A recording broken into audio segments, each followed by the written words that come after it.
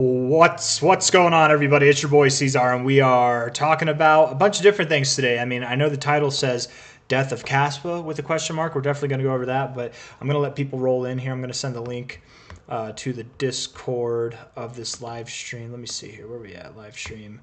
Let's share.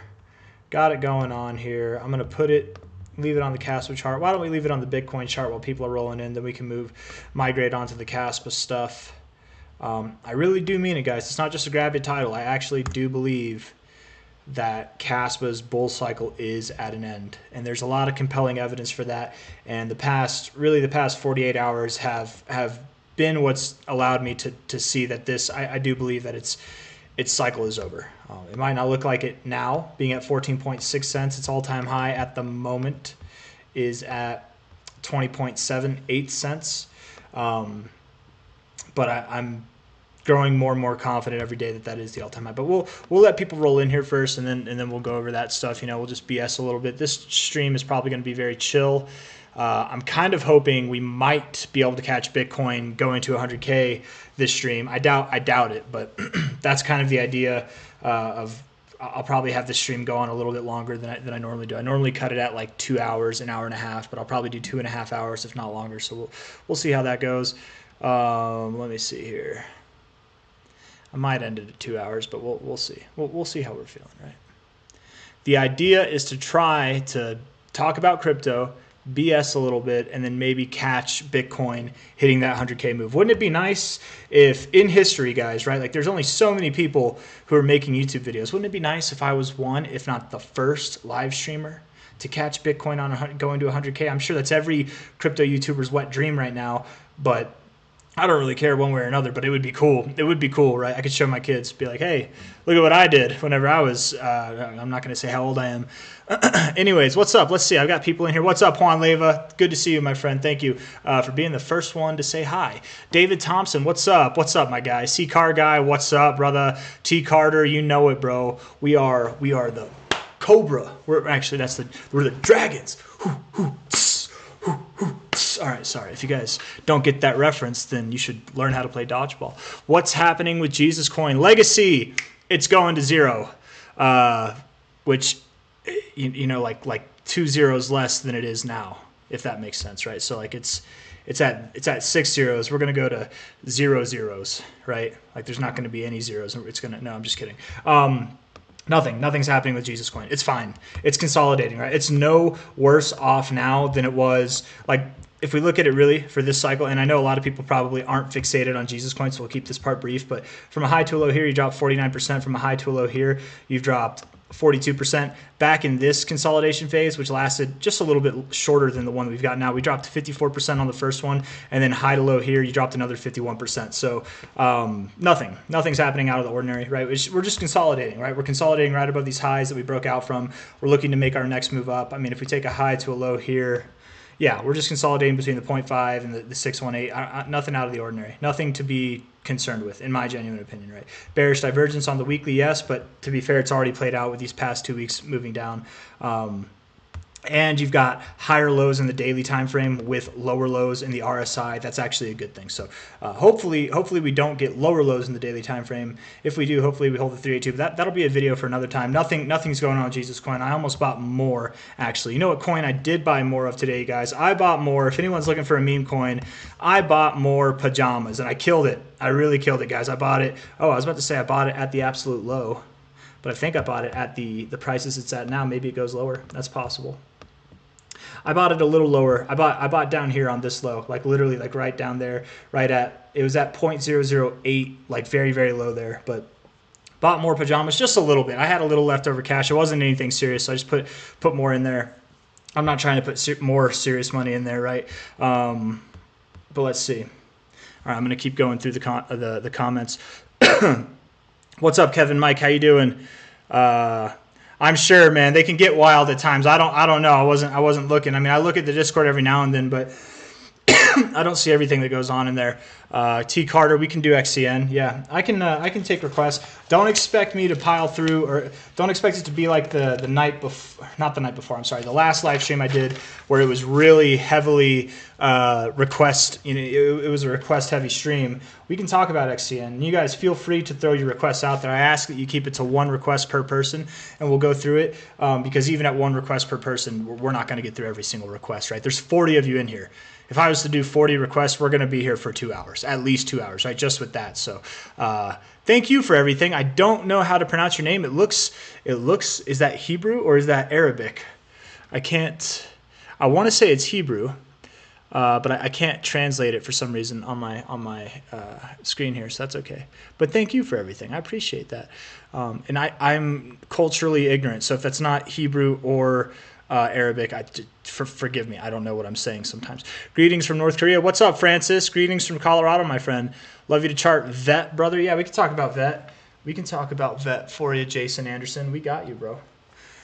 Man, I've never met a person with the last name Anderson who I didn't get along with. Every Anderson that I've ever met has been good. So you guys got a good family tree out there. Martin Weathers, what's up? I should probably send a link to one of the Andersons, actually. It's the death of everything. BTC running, everything else is complete shit. No. What's up, Martin, though? It's good to see you, bro. I don't think everything's shit. I think everything will be fine, right? Everything's just waiting. This happens every cycle, guys, where Bitcoin it's like Bitcoin is the only real crypto that's going to pump and everything else is shit. No, I mean, and don't get me wrong. We're going to sift through the fodder here. We're going to figure out what is shit and what isn't over the coming days, but even the shit will pump over the coming months. See Car Guy Christmas tree, you know it. You remember the good times, right? 100K T Carter, 100K inevitably, you know it. Let's go, Perma Bull Moon Man. Let's see, BCH and LTCN blessings. Let's see, we can do BCHG. Somebody requested LTCN in the Discord, so we can talk about that too. Pika in the Discord, in the Nostradamus. Yeah, Pika. There's a few Riley bastards in the Discord, but I like that, man. You gotta have personality. You gotta have a little attitude, right? What Discord that's worth any kind of time at all doesn't have a little attitude in it, I guess. I don't know. Shout out to Pika if you're seeing this too, by the way. Indian Kitchen, Bitcoin at 95K, my alts going down, including Jesus. Yeah, Jesus, don't worry about Jesus coin though, man. It does its own thing. Bitcoin could be moving down and then Jesus pumps. Bitcoin could move up and Jesus coin moves down. It does its own thing. BTC.D, yeah, we can talk about Bitcoin dominance. These are some good requests, guys. These are good requests. I like it. I like it. Really, other than XCN, but XCN is relevant to me and to anybody who's copy traded or invested in it on my notion that it was good. I thought about buying some more at these prices because I do think it's going to run here pretty soon, but I didn't buy any. I actually bought more pajamas instead. But what do I think about Bobo Legacy? I don't know anything about Bobo. There we go. Those are the requests I was expecting. Jesus was a Muslim. That's his name. I'm not saying that. That's just his name. Okay, so no offense to anybody. I don't know if he was a Muslim. I heard he was a Jew. I don't know. Has Ethan made any videos on Grayscale? I lost my kid's college fund because of him. Good thing he has a good security system. I don't understand. I don't like those words, but I don't know, man. I don't know if he's made any videos on Grayscale recently. I actually haven't checked out his I haven't watched a lot of YouTube videos recently, other than I watched Ivan on Tech's video today, and I watched one of Raoul Paul's videos yesterday, and Crypto Lark also. But I will say, without any offense driven to you at all, my friend, Ethan is not responsible for any loss of funds that you had, right? You're the one with the money.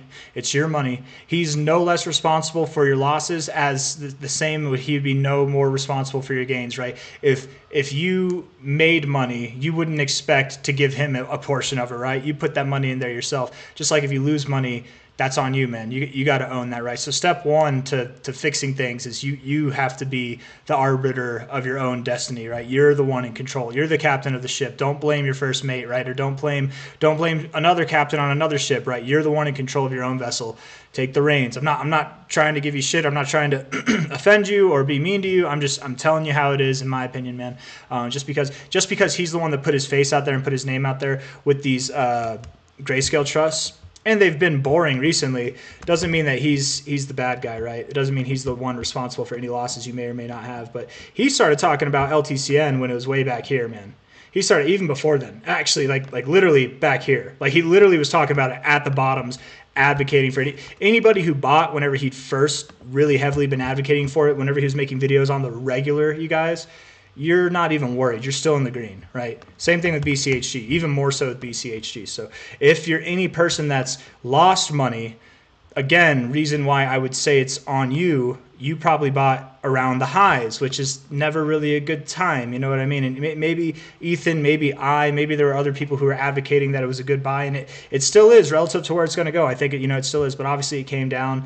You just didn't buy at a good time. It's not his fault. He'd been talking about it since down here, literally the lows and all the way through. You know what I mean? So, but enough. I'm not trying to cover for other people. I have a lot of respect for Ethan, and I have a lot of respect for other YouTubers. I get you're putting yourself out there, right? You're the one putting your face out there to be ridiculed.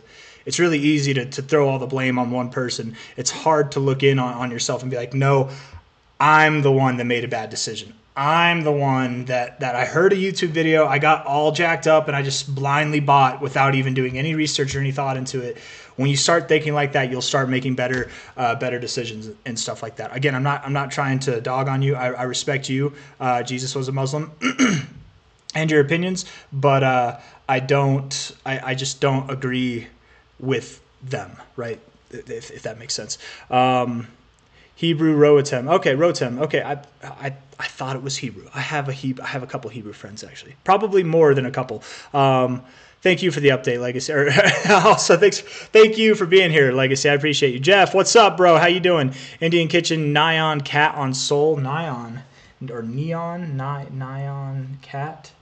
Talk about that, guys. How many people? And I really hope that anybody who's following my stuff on x.com, I hope you guys saw. I was telling you about this 2 or 3 days. I told you about it the day that Slum Doge Millionaire was posting it on X.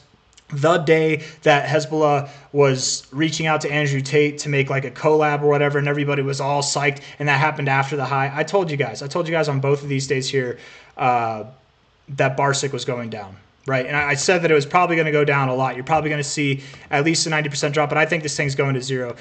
If you go on X and you follow Slum Doge Millionaire at all, he's still saying that it's a good buy and that it's the most memeable thing ever. I don't buy it, man. No offense to the guy. He might have millions of dollars in Dogecoin, but that's because he was lended like hundreds of thousands. He had a lot of capital to put into it to turn into it, right? He didn't get in at an early price with it, maybe earlier than it is now.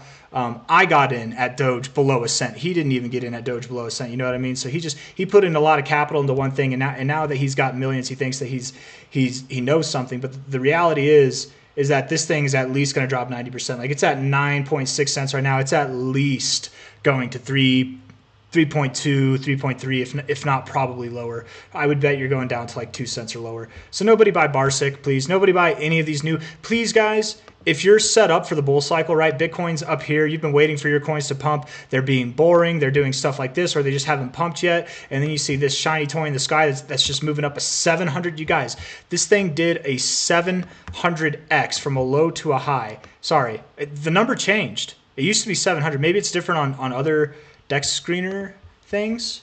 Barsic. Maybe I'm just looking at the wrong one.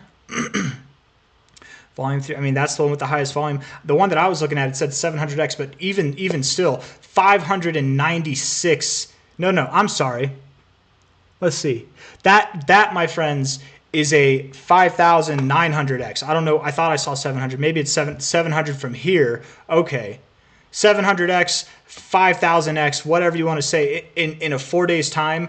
No, it's not going to keep going. It's not. It's dead. It's dead in the water. If you have any losses right now, rightfully so. You bought the top. It was a horrible idea. You have to eat those losses now and just rotate it into something that hasn't pumped yet, right? Because this thing's going to go a lot lower. If anybody's in that, I'm sorry to shit on your dreams, but there's that. Let's keep moving through the comments, because this really is going to be a kind of BSing video here, right? We're going to talk about Bitcoin and stuff, Kaspa. I do want to get into Kaspa first, and then we'll just kind of monitor Bitcoin here. You guys, I really do believe that by the end of this week, we'll be at 100K. We're at 3 days, 21 hours left in this week. It could be on this stream, and that's what I'm going for. I want this stream to last a little bit longer than normal. The 4-hour RSI looks so bullish, so poised. Like, look, you're getting overbought. You're not even going below the 50, and dude, you're just marching up here. You look so, you're about to erupt, right? What happened last time we got into the overbought zone, right? Whenever we weren't overbought and we came up, we got overbought. What happened the last time, which was over here? I want to see. Going all the way back down, baby. You know it. Wow. Look at that. That's what happened. Okay. In a 4-hour period, we moved up 7%. What would 7% do to us if, in the next 4-hour period, we moved up 7%? Let's see. Well, we'd be above 100K. It takes less than 6% to do that. So it could happen, guys. I'm just saying we're looking like we want to get overbought. And the shit of it is, I'm making this stream to educate people on why I think Kaspa is going to, why it's found its all-time high. I think it's going to enter a bear cycle. I think it already is in its bear cycle. I want to try to catch Bitcoin going to 100K, and likely it's not going to happen probably for another like 8 or 12 hours, but it has a solid chance of doing it today, you guys. Like, this 4-hour period would say today, within today or the next 3 days, like we're probably going to go there. And just because this time here that we got overbought, we moved up 7%, that doesn't mean we have to do it again, right? I mean, here we got overbought, and the biggest candle we had was 2%. But over 1, 2, 3, 4 4-hour candles, we moved up 5%, right? And I mean, really, from the low there, we moved up 5.6%. That would take us to 100K in itself. So that is still within a day's time frame, even at the smaller end of this stuff. And then we obviously continue to persist higher, right? You get a lot of these stronger moves when you're in the overbought zone. People misconstrue the RSI. They say, oh, you're overbought, it's time to sell. No. the party just gets started, guys. You just walk through the door. You're hearing the music. Your friends are saying, hey, look who's here, and putting drinks in your hand. That's what's happening when we get into the overbought zone, right? And we're not even there yet. We're not even there yet, and we're at new all-time highs already, right? We hit 95K today. At least I thought we did. Maybe not on the index, but maybe on a different chart. But anyways, I'm going to keep going through the comments here. Free Palestine. Jesus was a Muslim, says free Palestine. I really wish that everything that's going on over there would just stop. It sucks that people are dying, but there's atrocities being committed from both sides. So I don't know if anyone's guilty. No one's guilty of the blood on their hands at this point, but it needs to stop. There's innocent people dying. And that's really all I'm going to say on that, right? On both sides, right? There's been innocent people who have died on both sides, and that's terrible. So that has nothing to do with the bullshit that a lot of these horrible organizations are getting. But hey, I lost one person to the view there. That's probably somebody who didn't like that. But Pika in my Discord. Yeah, Kevin, Mike, Pika's in the Discord. BTC all-time high, everyone. You know it. Let's see. It is Hebrew. You're right. Thanks. Rotem. Is that your name? Rotem. Okay, Rotem. Nice to meet you, my friend. 1, 2, 3. Any thoughts on the Bitcoin dominance when you think it's going to go down? We'll talk about that in this video. He's my boy, Kevin Mike. Okay, yeah, Pika. Pika's cool, guys. I mean, I don't know. Everybody's got their own opinion. It seems like Pika picks fights with people, but like I've said, man, I like the spice of life. I like my spicy people, man. It's maybe that's why I like Latinos so much. I don't know. The harder you pull back, the further the slingshot fly. Exactly, Jimmy. That's normally true. In a bull market, yes. Hello, everyone from the UK. Jesus was a Muslim, says Pika is demand. Kevin, Mike, Pika, where you at, bro? Indian Kitchen. Let's see. I'm just going to read through some of these that aren't relevant to me. That way I don't just keep saying random words out loud. Let's see. Let's stay positive here. I agree. Let's stay positive here. How you doing, brother? What's up with Jesus? It's not looking too good. Cactus, I'm not worried. You came in a little bit late, but I actually already talked about that. I'm not worried about it at all. We're having higher lows on the daily, lower lows on the RSI. That's actually a good thing. We look at it on a weekly. We haven't even pulled back 50% either of these times. Last time that we consolidated after the initial pump, right? Initial pump, consolidation. Initial pump, consolidation. We pulled back 50% twice back here. We're just doing the same shit we did last time, but it's taking longer. So I'm really not worried about it at all. I think it's at a perfect area to buy. I was actually even considering buying more here. Indian Kitchen, we will talk about Nyan Cat. Let's see. BCHG at 30. Oh, hell yeah, I hope he gets there. I hope it gets. I do think it will get there, but just I hope he cashes out with some steady profits there. ZCSH, Zcash. Shoots, man. I don't know. We'll see. ZEC. We'll throw ZEC on there for you, Harry Williamson. We'll see if we can get to it, guys. Again, I'm not promising that I'll get to all these requests. Maybe. Yeah, Yeah, man, Jesus was a Muslim. He gets it. Can you talk about Bitcoin dominance? Yes, I will talk about Bitcoin dominance. Just bloody murder. Yeah. I don't know what you mean, Martin. Let's see. BTC is the only thing moving altered. Oh, yeah, I hear what you're saying. Well, I don't know. Maybe the only ones that are getting bloody murdered, Martin, are the ones like Barsic, right? Like these absolute piece of shit meme coins. I don't feel like any of my coins that I'm holding, they're getting murdered. I genuinely feel like they're being boring, right? And relative to this month, a lot of them are up actually, if not all of them. So, but I don't know. Pajamas for one is up a lot this month, right? Like Pajamas is killing it, guys. I bought more. I put a little bit more into Pajamas today. Not a significant amount, but it's down. I say that, and it's down, 30% over the last 24 hours. But this week it's up 42%. Last week it was up 175%. So I mean, I don't know. Not everything's dead, man. I don't know. And I think Pajamas is going to do more. I know it looks like a bearish candle right now, but we have a lot of week left, you guys. And truthfully, I think it does have I've been recommending people, even in the real world, to buy some Pajamas because I really do think it's going to keep going. Yeah, crypto investors the shit. Let's see. I'm playing C-Zar. I appreciate your candor. I appreciate yours too, my friend. I like to dog. Okay. I got you. I appreciate you, man. You're entitled to your own opinions, as am I. But you know I'm not. You know I'm going to say my mind, just like you'll say yours. Let's see. Maybe he's asleep, Kevin. Maybe crypto investors asleep. We'll talk about Doge. Skin Town Steelers. We'll talk about Doge for you. Yeah. I'm only going to do one request per person. That way, because I'm probably not even going to get through the list that I have already. I can do Mavia. Yes, T13. Mavia. Yeah. We're going to talk about it. Kaspa is dead. Comp for Andre Den Hartog. Comp. I'm going to start talking about stuff and stop taking down Indian Kitchen. I got you. Don't worry. You don't have to keep spamming the request, bro. I got you. You can keep doing it if you want to, but I already got fell into a trap with TikTok shitters, and I've dug myself such a big hole. Yeah, that's, dude, these meme coins. The thing is, you guys, because especially, and I'm not going to assume, but Francis, maybe this pertains to you. I would assume there's 97 of you in here. There's probably a lot of you the majority of you who are in your first Bitcoin cycle or your first crypto cycle, right? So if you are in your first crypto cycle, even if you're in your second one, but most likely in your first one, this really only will pertain to you. You are very, very encourageable. You're a very impressionable person. Even if you're not in the real world, this is your first crypto cycle, you are like a baby. You are the most impressionable person to get into these investments, right? So you'll just hear somebody, and I'm not making fun. I'm speaking. The only reason I know this is because this is how it was for me. So I'm sharing, when I say this, I'm basically telling you how I felt, how I was, right? You'll hear, when I say you'll hear, this is really me saying, this is how I was. And I'm assuming that I'm pretty average, just like everybody else. Like I don't think I'm special, right? I think that we all probably have a very similar story here.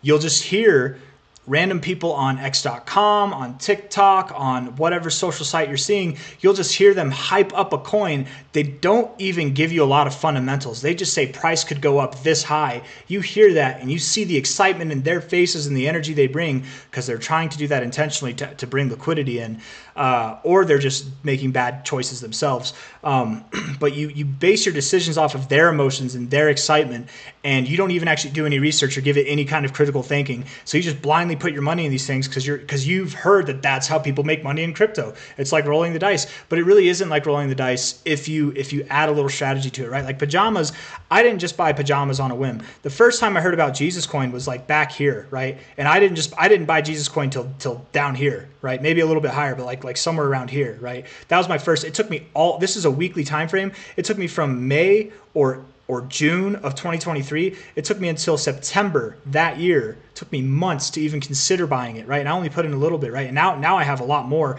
I'm a top 200 wallet holder in Jesus Coin, but it took a lot of time for me to see and kind of get my feelers in, feel out the community and see what the potential is for Jesus Coin. I saw it, right, come together, especially through this, guys. So much stuff. came together through this last bull phase, and so much stuff came together through this bear phase. It's not even funny, man. The community is so much stronger. There's a lot of strong holders in this, right? But beyond that, right, every crypto or every meme coin is going to tell you they have a strong community, right? You have to do the research, and it's going to take you more than just a day, right? It took me months. And sometimes you miss the boat on that, right? But it's probably good, right, that I didn't just blindly get excited that this thing was called Jesus Coin and that it would go to the moon. It's probably good that I had a little hesitation. Be hesitant with coins that have already pumped, right? I know Pajamas is one that's already pumped, but and again, I'm just a crypto YouTuber. I'm excited about it. Check your own emotions. Just because I'm saying something doesn't mean it has to be true. But I've done technical analysis for 8 years, over 8 years now. And I genuinely believe this. I wouldn't say something if I didn't mean it. I genuinely believe it will see new all-time highs, okay? From the current price, the minimum target would be about a 10x from here, right? So that's the minimum target, a 10x, and that really could happen by the end of this year for Pajamas. If you want to get into a good meme coin, I think Pajamas is a good one. But I say that, don't just randomly buy it, right? Don't go against the advice that I was just saying, which is you don't just hear stuff like that, you hear price go up and then buy it. You need to figure out the fundamentals, what's behind it. Is it just a dumb meme coin? Am I really just rolling the dice? Or is there some sustenance to it, right? Just like Jesus Coin, there's some sustenance to it. It took me time to figure that out. With Pajamas, I got lucky. I was in a space, an X space, and the creators of Pajamas were talking about it. I heard some things. I looked it up, and there's actually more depth to this than I would have thought, right? It's the first YouTube cat video, right? The Pajamas is the first YouTube cat, that's not like that significant in the history of things, but for the cat community, for the meme community, it is significant, right? Somebody said it. I forget who it was. I'd give him a shout out, but somebody on X said it where NFTs for CryptoPunks or for certain, there were certain NFTs last cycle that they had more value just because of their age, just because they were some of the first NFTs of a certain variety, right? Pajamas, with that same idea, I think has value because it represents the very first cat meme that ever existed on YouTube. It literally is the first cat video. That's what this represents, right? So there's a history to it. Not only that, the guy that owns the video, the guy that made the video, is one of the co-founders, the former CTO of YouTube. He made YouTube, Steve Chen, and this is about his cat. He owns 3% of the supply. He bought in. He didn't make this coin, but he loved it. He talked to the devs. He talked to the people that were behind it. He thought it was a decent project. This guy's got a lot of money, right? And he created YouTube. He's got a lot of connections too, right? He bought into it, and he's probably the reason why it pumped so hard. And somewhere around here, he said he's been putting 60 to 80 hours a week into this project. He calls it a project. He says he hasn't been excited about a project like this since he started YouTube.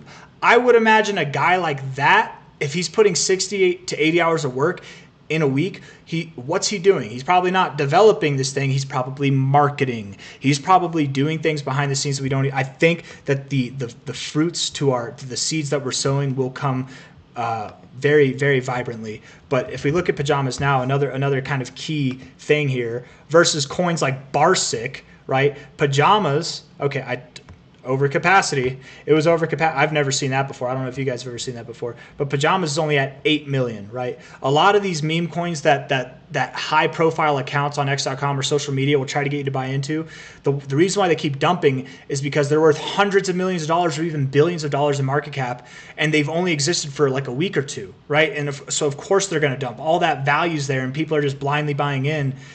They're going to make a killing. So I don't know. I hope that there's some information. I hope there's some knowledge right there that I just passed on. I hope it wasn't just the ravings of a madman. It's a little bit less chill than I thought it would be. I kind of went off there, but I hope that makes sense, right? And I'm advocating Pajamas, but that's buy whatever, man. There's plenty of good meme coins. There's probably meme coins that'll perform better than Pajamas for the rest of the cycle, but I do think big things are coming for this, right? And I am, full disclosure, I am a top 100 wallet. I checked after today's purchase, I'm a top 80 wallet holder. So top 200 wallet here, top 80 wallet here. So I've definitely got my bags, or my I don't know what to call these, fingers in the bag of Pajamas, right? I own 0.24 of the Pajamas supply. 0.24%. All right, let's talk about Kaspa. I want to appreciate you, Dane Lieby. I appreciate you, my friend. Thank you. Let me see. OG Bob, all-time high. He does. Martin Weathers, he does. Let's see. I feel like we're going to top out soon. What are we going to top out soon? On Bitcoin? I don't think so, bro. I don't think so. Maybe, but I don't think so. We can do Mavia. Yeah, I'll do Mavia. I got you, Logan Svenny. Let's see. RGS update. I got you on RGS. Yep, I'll go through these comments and try. Let's see. What's up, C? How you doing? Nutcoin. Nutcoin, okay. Nutcoin. Talk about some Nutcoin. Do I watch the Trading Fraternity live stream on YouTube, Market Open to Close? No, I don't watch him. I've actually never heard of him, but maybe I'll check him out. I'll write that down, Trading Fraternity, yeah. Right. And that's the thing, too, man. A lot of people don't like whenever other people like recommend, and even if they don't delete a comment, they'll read it, but they won't shout it out because they don't want to direct traffic to someone else's channel. Dude, if this Trading Fraternity live stream channel on YouTube, I'm saying it so many times so that maybe other people check it out too, if they're good enough that they help you guys, I hope you watch them. I hope you do. Bring it back to me. Tell me what's good. You know what I mean? Like, and if it's shit, well, we're all going to figure that out in the next day or so. So, like, what's the harm in that, right? I would hope we all have the ability to critically think and judge something for what it's worth. Ethereum Classic. Alex, we can talk about ETH. Yeah, we can talk about ETH for you.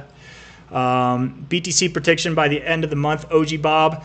120K, and I'm not shitting you. I genuinely mean it. Let's refine it. Let's give it a range. 110 to 123. Okay. T13, I got you. Don't worry. Mana's going sideways. Yeah, it's been going sideways for a while. You know it is. What's up, BBL? Show us the path, C-Zar. I will try, Davey Lance. I will try. We're gonna try to do that a little bit here. Okay, man. Right. I feel like I'm turned up a notch. I really want to bring this down a notch. I want to kind of chill, but there's just so much to talk about. In one Jesus video, you did like, ahaha, that got me rolling on the floor. I don't know what I did, but I can be funny sometimes, right? Sometimes, just sometimes. Uni meme on Solana. Uni Solana meme. Okay. Not like Uniswap. I'll check that out for you there. John Faust. Very true, Jeff. First crypto cycle. Thanks for your words of wisdom. Appreciate you, Sakar guy. Dude, you know, I'm impressed that this is your first crypto cycle. Maybe I knew that and I just forgot, but I feel like you've been very patient and not emotional from what I've gathered anytime that we've communicated, I've seen you talk. So good for you, man. Good. At least you seem like you have a level head on your shoulders, so that's good. You want that. You want that any market, especially your first one where things are just crazy, right? Only 20 likes. Come on, C-Zar gang. Yeah, guys, come on. We need at least 21. Come on. 20 for 90 people in here. That's actually a good rating. I check it out, guys. Most people on YouTube, they get like anywhere from a 5 to a 10% like rating. 10 is like on the high end. Very rarely do you see higher like ratings than that, like out of the views. I feel like I get 10% or more a good bit of the time. There's times where I get less than 10, but that's because of you guys. That's because I have such a great community. I appreciate that, right? I might not have the most views, I might not have the most subscribers, but for the per capita that I have, you guys really do engage. I'm grateful for it. Like you guys are doing your part. Even if it's not everybody, there's a lot of you who do. I really appreciate all of you, and even the people who don't like the videos. You're watching it. That's all I can ask. Thank you for being here. You know what I mean? Pac-Man, what's up? How you doing, my man? Sending you and your family lots of love and prayers. I hope you're all doing well. Keep it up. Every little effort makes a difference. You know it, man. Staying warm. Wishes from Pakistan. Hell yeah, bro.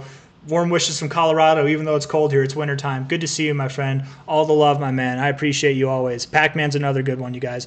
Rodney Smith, XCN, we got that on the list. No, we didn't talk about BCH yet, Muhammad Arafa. You actually are the first to request it. I'm writing it down, but you guys, we're probably going to bump BCH up because it's my biggest bag that I hold. So, let's see, BTC at 95K. Oh, boys and girls. Oh, my goodness. This might be the stream where we catch. That's the goal, right? That's really why I wanted to go live, is that I feel like we could catch Bitcoin going to 100 grand on this stream. I just didn't post it in the title because it could be tomorrow or the next day too, right? I don't want to burn it on my first attempt, but hey, man, if we get to 100K on this stream, and I don't have it in the title, I'm okay with that too, guys. We're all watching it right now. We'll leave it on there. Talk about BCH. I got you, Armand B. Correction, Uni, dog meme on Sui. On Sui, not Solana. Okay, Sui. Appreciate the game, bro. Appreciate you, Francis. What's going on with LTC? We're about to go super parabolic. You know it, Harry Williamson. Harry Williamson said that. What's going on with LTC? It's just chilling. It's biding its time. It'll move up. LTC is kind of a precursor to the alt markets. When LTC starts moving up, that'll probably be when dominance starts to drop a good bit, right? LTC and BCH. Let's see here. I don't know about news though. Where's Crypto Investor and Pika? You know what I heard actually, as far as news goes, for first name, last name, for news on LTC, I heard that there's like some kind of merge mining going on with LTC and Dogecoin, and people are spinning it off like it's a bad thing. Look at this, guys. We're at new all-time highs right now, 95K, 95.3K, basically. Hell yeah. Fuck yeah, we're doing it. And people are saying it's leeching. Dogecoin's leeching the mining power off of Litecoin, so that's diminishing its value. If Dogecoin is more valuable than Litecoin in market cap valuation, and it depends on Litecoin's mining power, to me, that's going to add value to Litecoin. So anybody saying that that's a negative thing, I think it's just a matter of time before reality slaps them in the face and is like, wait, this is adding value to the top meme coin, one of the top 10 coins in crypto. That gives it some kind of connection to it, like how MicroStrategy is connected to Bitcoin to some degree, right? When Dogecoin moves up, maybe Litecoin moves up, or like stuff like that, right? Because if Litecoin goes to dust and Dogecoin is siphoning Litecoin's mining power, at least this is some stuff I read. I don't know how much sense this makes at all, but they've got like merge mining. I was looking into it a little bit, right? And they were spinning it like it was a bad thing for Litecoin. And maybe it is to some degree, maybe it isn't. Maybe it's bad for the network.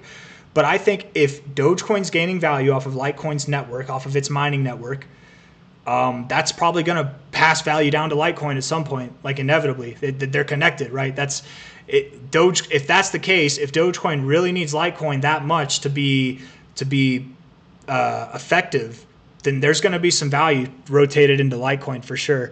I don't know. BTC will retrace a bit soon. No, Afir Costa, dude. Bitcoin's not retracing, guys. It's not. It's not. This, you guys, this right here was the retrace. High to low. That was it. 7.2%. I'm not kidding. That was it, right? Like literally that was it. You guys, every time we break out from, so this was our high before the halving, right? I'm not going to go through every example, but every time we have a high before the halving, our pre-halving high, and we break out of it, we move up like it's nobody's business, and we don't stop for at least 4 weeks, if not more weeks, right? And oftentimes it is more weeks. We are on, this is the first week we broke out, 1, 2, 3 weeks. We have 3 days, 21. We have over half a week left in this week, and then we have the full next week for it to be a full 4 weeks. You guys, we're not going to correct until Bitcoin's above 100K.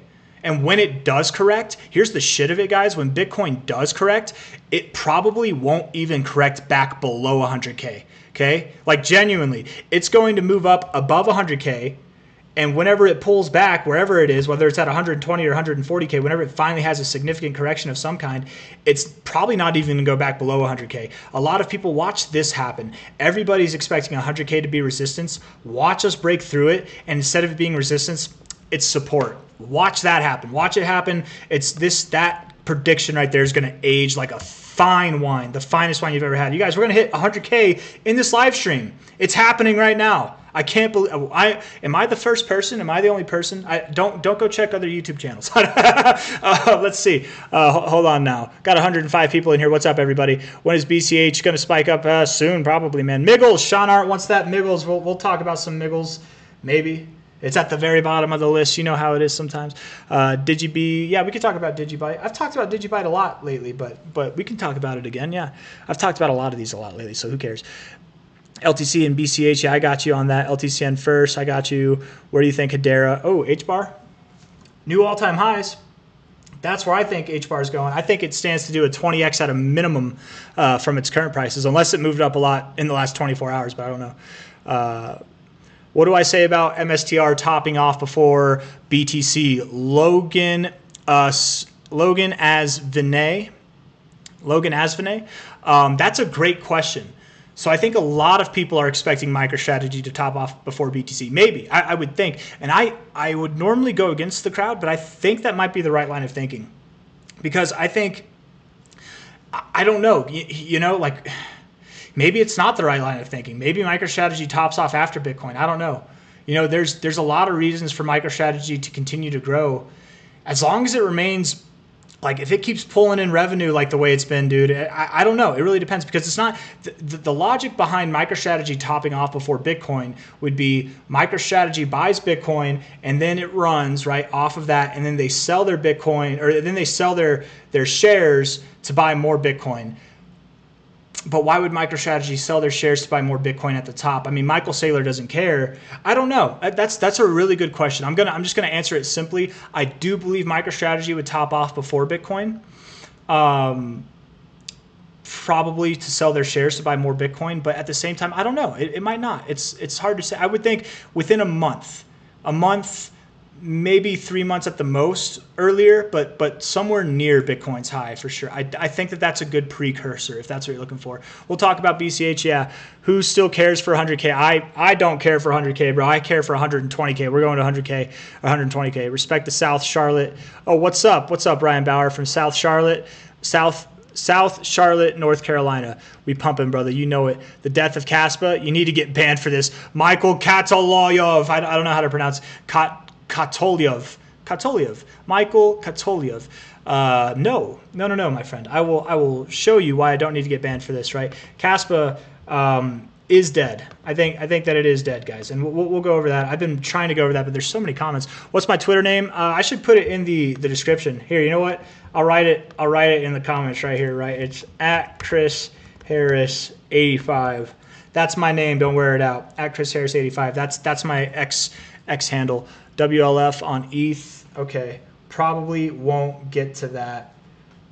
I'm going to stop taking requests. I'm going to take 5 more requests. I don't know who's next, but this way I can get through the comments because I'm trying to catch up, guys, and I can't. It's not Kaspa FUD, I promise you. I've actually been trying to be very realistic with Kaspa this whole time, guys, and we'll go over it. We'll go over it, right? I do want to make that a good part of this video, right? But we're going to keep it on Bitcoin for now. Three Sons Auto. What's up, man? Any chance you could check out Jeff on ETH? Yeah, we can check out Jeff on ETH. Jeff. Hi, my name is Jeff. If that was the meme, I would actually probably buy that. That's hilarious. BTC running hard. No, there's no resistance here, bro. Ain't no resistance. Ain't no resistance at all. Are you going to talk about LTCN? Yeah, I will, Wealth Chaser. It's going to be a second. It's not going to be probably even within the next 20 minutes at this rate, but I will talk about it tonight, yeah. Hit the like, you guys. Thank you, Messi. I get the feeling that once it breaks 100K, the profit taking occurs, the time from 100K to 120. Yeah, no, bro, yes, I agree. Snarky guy, I really do think that's the case, dude. I think we will break to 105K. People are going to be like, there's going to be a stillness. There's going to be that calm before the storm, and then we're just going to rock it right up to it. I really do believe by the end of this month, at least 110K, but 123K. We might even be above 123K by the end of this month, you guys. This could be on track to be the fastest 4 weeks that we've ever experienced after a Bitcoin halving. But we don't know. We don't know yet, right? The minimum target after breaking above a Bitcoin halving, a pre-Bitcoin halving high, after breaking above that high, from the high, we normally grow anywhere, or every time, we've only grown from 36%, which would be right at 100K, to 56%, right? That was the most that we've grown in a 4-week time frame. 2 out of the 3 times that we've referenced with this, 2 out of the 3 times continue to grow after that 4-week period. Only once did it stop, and that was when it grew 46%. So 56% in a 4-week period would put us at 115,000, right, at the maximum by that perspective, and that would be 4 weeks. So 1, 2, 3. The next week is the 4th week. So by the end of the month, right? So yeah, things are definitely, you guys, this shit's getting exciting, right? We're overbought right now in the 4-hour. We have 25 minutes, 32 seconds left in this 4-hour. Look at the volume, above average volume. Look at our candle. We're going places. We are going right now, right? It's like, it's literally happening. It's happening before our eyes. We're probably, if we don't catch 100K on this live stream, we're going to catch it in our sleep, or at least I am. Can I check out ORDI? Yeah, I can. ORDI, yeah. ORDI. And I'm not going to check out WorldCoin just because I want to do 1 request per person.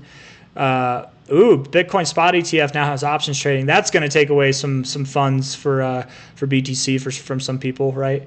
Can you give us some predictions for Miro? Yeah, I can try, Jeff. I can try. Jeff, haven't you already requested one? Jeff, haven't you already slid one in there? Also, you should probably change the title to Bitcoin pumping to 100K. I can. We'll change it. I just don't know. I don't want to put that if it doesn't go to 100K.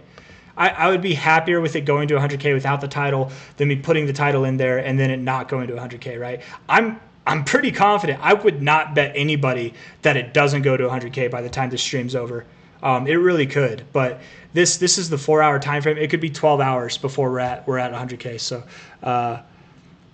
Anthony, dude, why is Bitcoin going up and our alts are bleeding out? What the F, Dragon? They're not bleeding out, bro. They're not.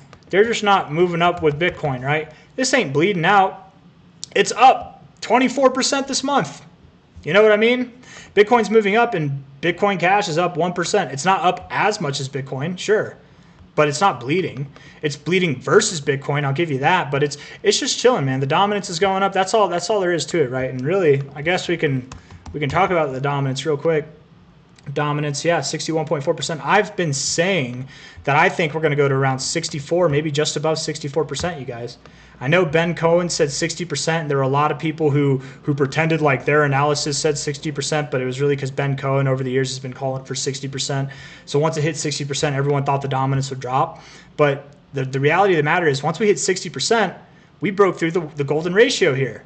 And I've been saying that we probably don't stop at 60%. We probably continue up to 64%. That's my genuine prerogative there, my genuine perspective. I absolutely believe we're going to move up to 64%. And it seems not that significant. We're at 61.5% now, but 61.5% to 64.5% or 64.3%, that actually is very significant, you guys, right? That's why Bitcoin's going to rise and your altcoins are not. We're going to catch it. We're going to catch it.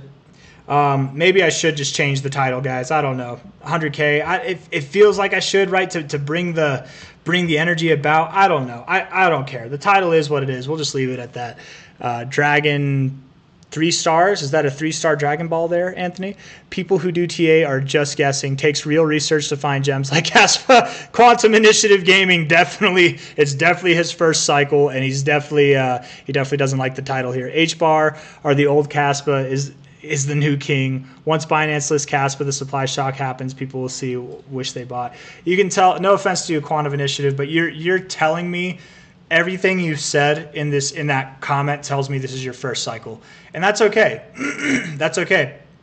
It tells me that you bought the promises that Kaspa makes and you've never actually witnessed a loss on something that had really good promise, that had really good results, that had really good fundamentals, and yet it still went down and it didn't perform. Because it doesn't matter, man. It really doesn't matter. Nothing moves up in a straight line forever. We're gonna go over it. We're gonna if you don't like my comments, just wait. We can go over the TA that people are guessing. But I've been doing TA for a while now, guys, for over 8 years.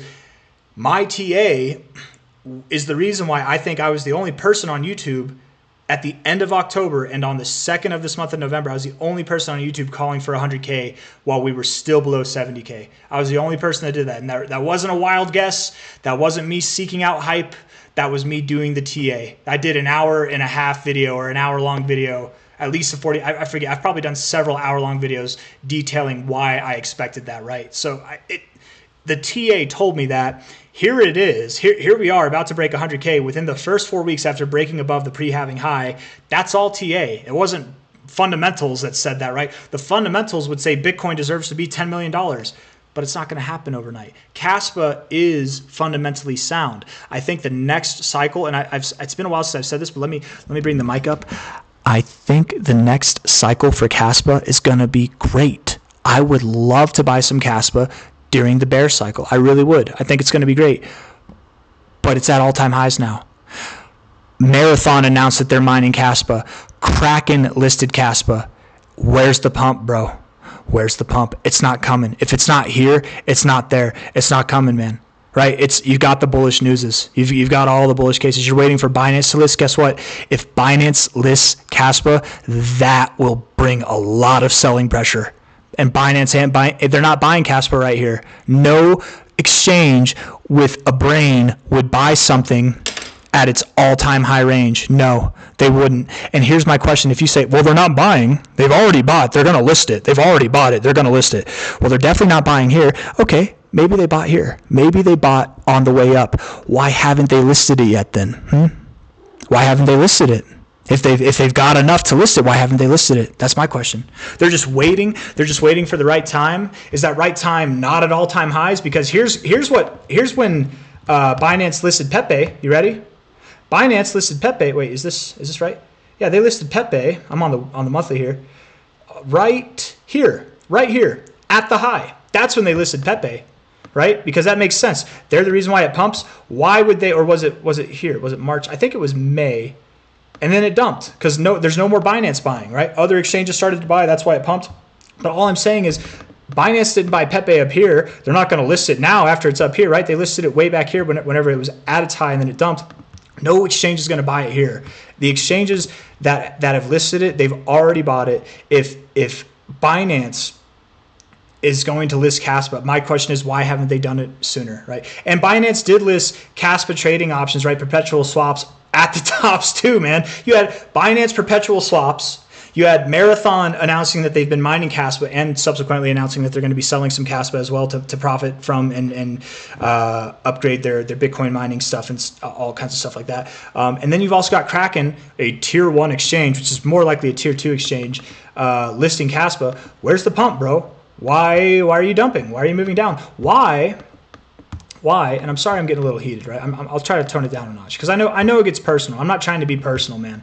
I wish I was wrong. I wish you were right. I wish this thing went to $1, but the reality is, man, it's not going to, and we'll make more sense of that in a second, okay? But look, you broke your trend line. You broke out of it. You broke out of your trend, and this was it. That was it. That doesn't make sense to me. You broke out of your trend. You back tested it, and that was no, dude, right? Like look at this, right? Uptrend here. What did you do? You broke out of it? Was that it? No, you back tested it and then higher you went. Yes, you did, right? You broke out of it. Is that it? You back tested it, lower you go. It's just the name of the game, bro. You're seeing the weakest readings you've ever seen in your weekly RSI, okay? The weekly RSI is in a downward sloping channel. It looks poised right now. If we take the high here to the highs here, right, you're basically at the top of this channel, okay, from the low here to the lows over here. Try to make it a little bit more parallel. I don't know, something like that. You're at the high. Your next move down would take you to the oversold zone. You guys, Kaspa's done. It's done. Your next price, the place you're going to bounce from, is going to be below 6 cents. No offense. I'm going to scoop some up. I'm excited to buy some Kaspa. The reason why people like Quantum Initiative Gaming are saying personally emotional comments like this is because they're heavily invested in Kaspa. This was supposed to retire them this cycle. They put all their money in at the top. And now they're going to bag hold. And it scares them. Anybody that defies their logic of retiring in the next year is dumb to them. And I get it. I've been that guy. It was my first cycle at 1.2. I'm not trying to poke fun at you, man. I'm really trying to help you. I'm saying all this brassly, flat like this, because I mean it. I mean it. And it's not emotional. It really isn't. Like this, I have no personal vendetta against you or anybody in the Kaspa community. I hope I'm wrong. I hope it goes above $1. I hope it does all the things you want it to.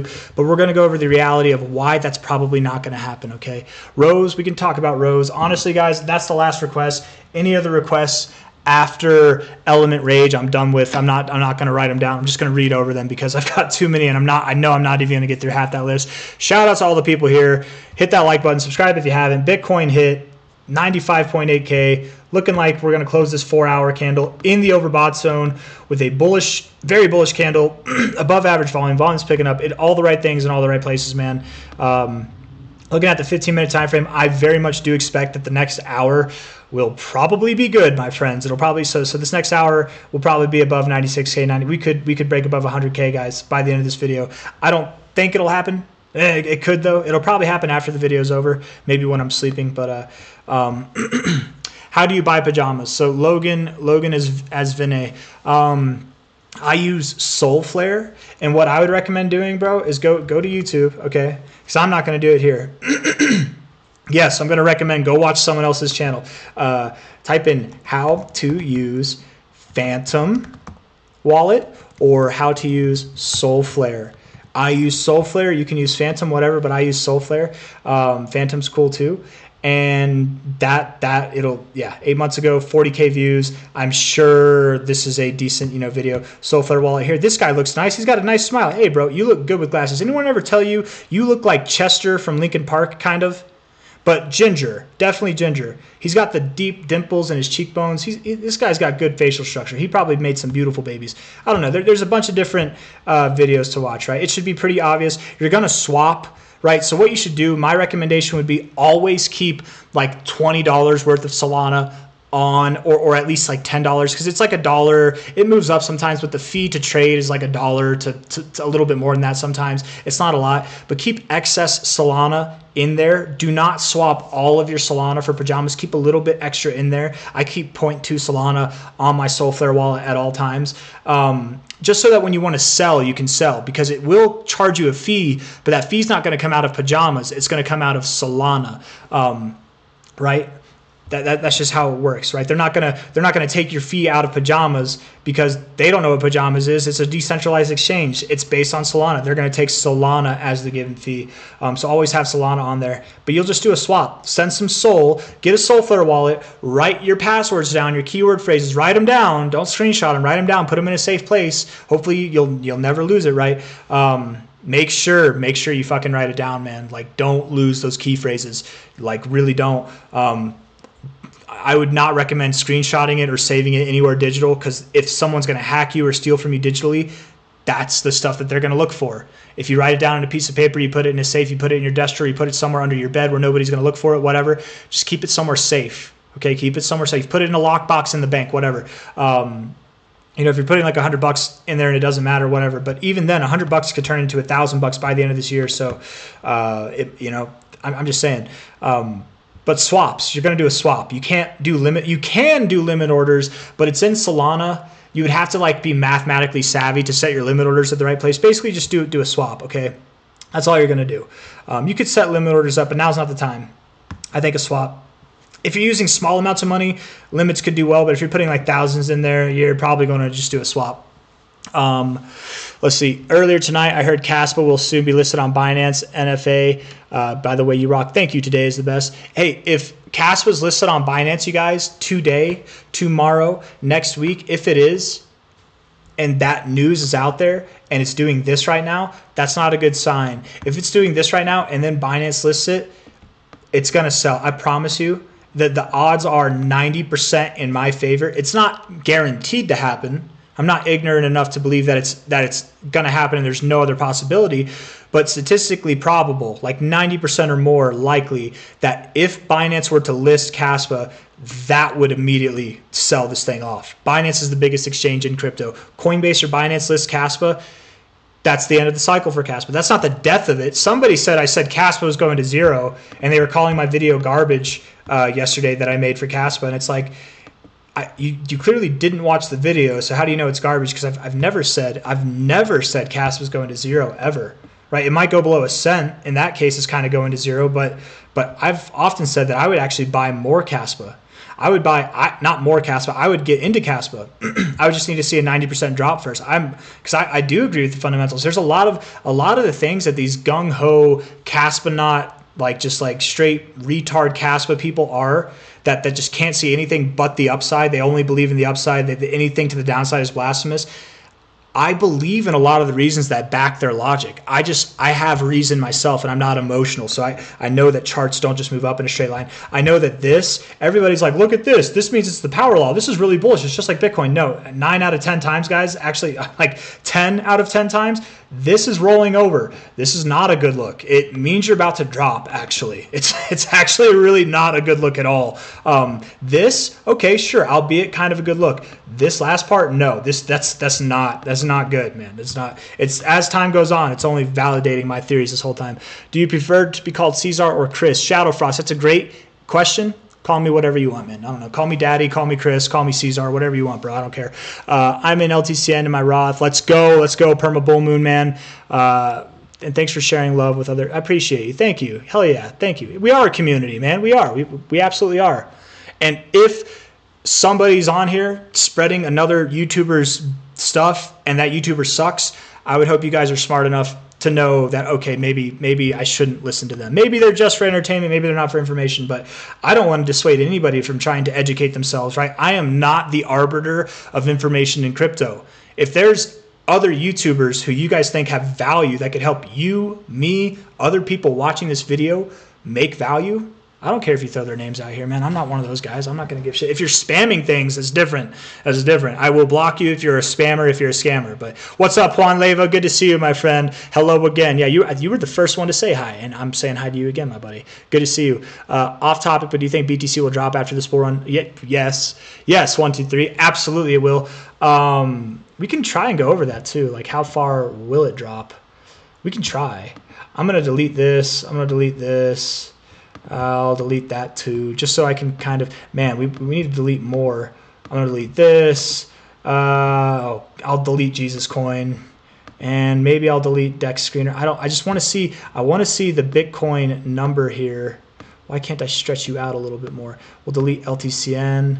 Is that just as big as it gets? Okay, there we go. Boom. I wanted that. That's what I wanted. There we go. Now we can all see that, right? Bitcoin, we're tracking the number up there. Although I'm a little lagged behind, so hopefully you guys are also tracking it, right? So like by the time you hear the words that I'm saying now, it's been like 30 seconds or 10 seconds, right? So anyways, let's talk about Kaspa though. Okay, let's talk about Kaspa real quick, right? Because that's the name of the stream, right? The death of Kaspa. Let's go over my reasoning why. Okay, so first and foremost, let's talk about Bitcoin. Let's actually talk about Bitcoin. We're on the all-time history index, BTC USD, all-time history index. There's no denying, right? Absolutely no denying. You'd have to be some form of autistic or emotional, right? Which is and like probably very emotional if you wanted to say that this was not the most bullish chart in crypto, right? Sure, right now it is not the most bullish chart because there are things that are pumping more than it, sure, right? 36% this month. That's not a lot compared to some coins, right? Pajamas, for example, and other meme coins are up a lot. But overall, its whole history, this amount of time, this is the most bullish chart. You guys, you're never going to see a chart like this again, right? Like it's insane, okay? This coin, the Mac Daddy crypto, the first Bitcoin, the first crypto that ever existed. This coin, its first bull cycle, I think it's very debatable as to when it started. Did it start here? Did it start here? I'm going to say it started here on this month. Its first bull cycle lasted 17 months.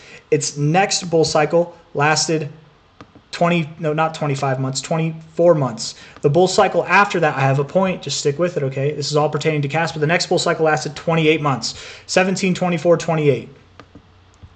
Kaspa, if we go back here, if we look at Kaspa on CoinGecko,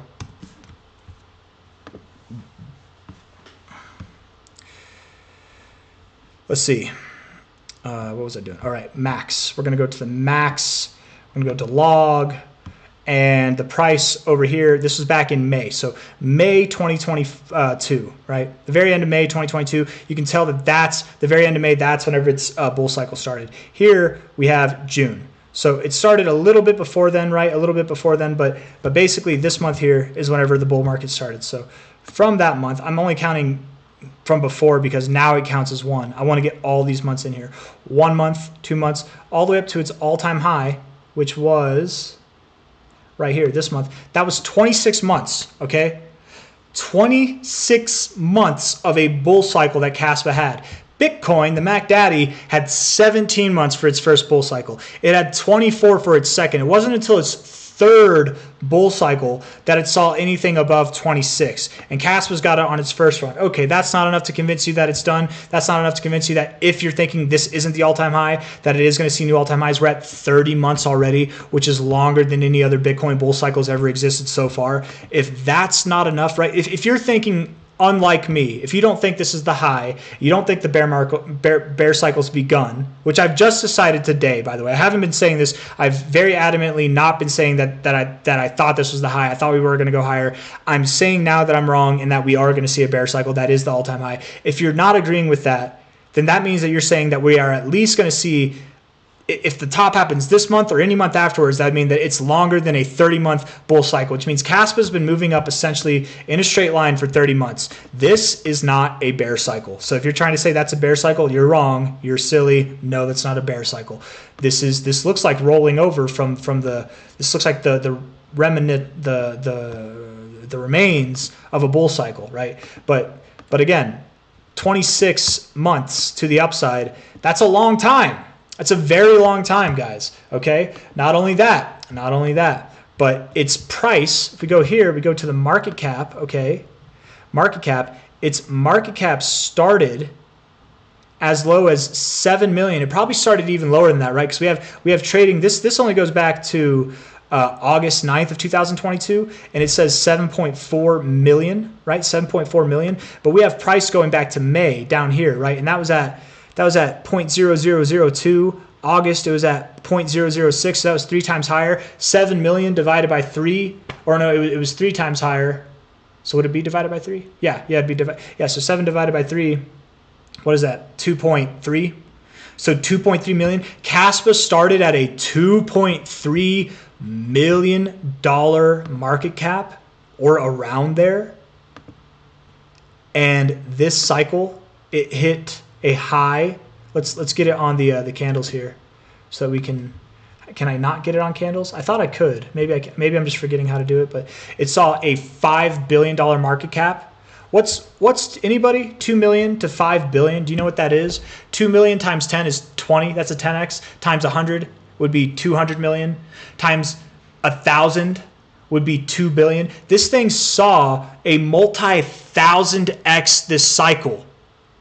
It's one of the top coins that's in the crypto cycle. It started its bull cycle in June of 2022. Bitcoin didn't start its bull cycle this time until January of 2023, a whole half year later.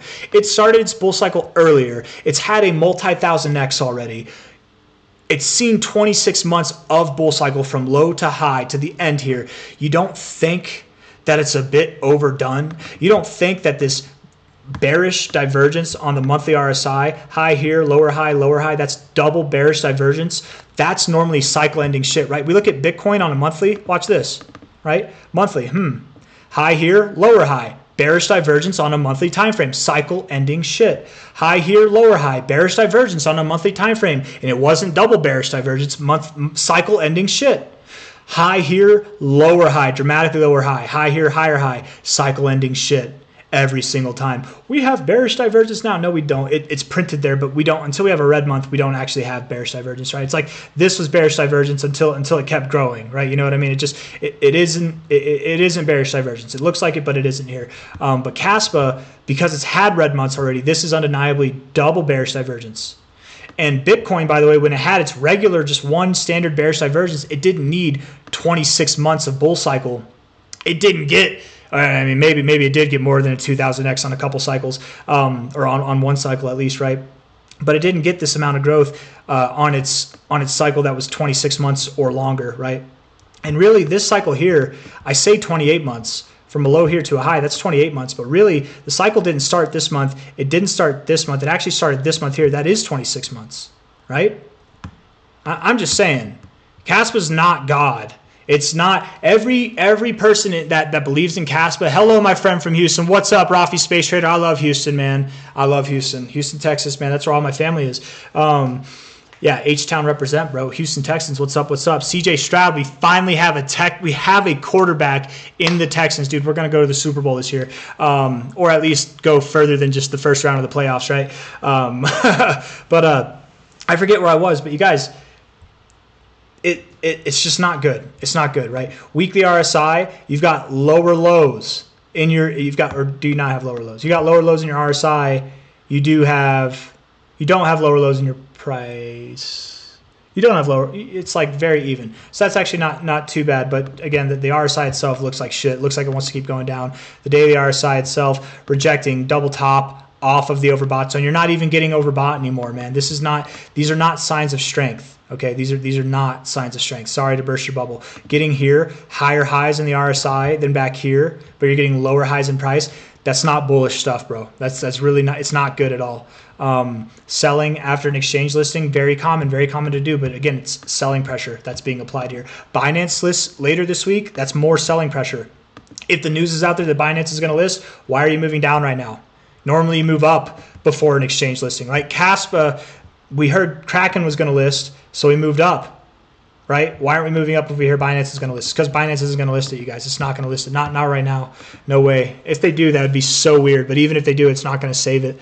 No offense. But there's all that, right? There's all that. I don't know how else to like put it, how else to make it make sense for you guys. But you know, obviously showing weaker signs in your weekly. This is your whole bull cycle. This is what you look like. Now you're finding resistance on the overbought zone. Now you're getting weaker readings than you've ever seen. It's different. Things are different. You broke this trend here, right? I said this earlier, but for all the new people in here, from a low point to a low point there, you broke your trend. Not only that, you back tested it for resistance.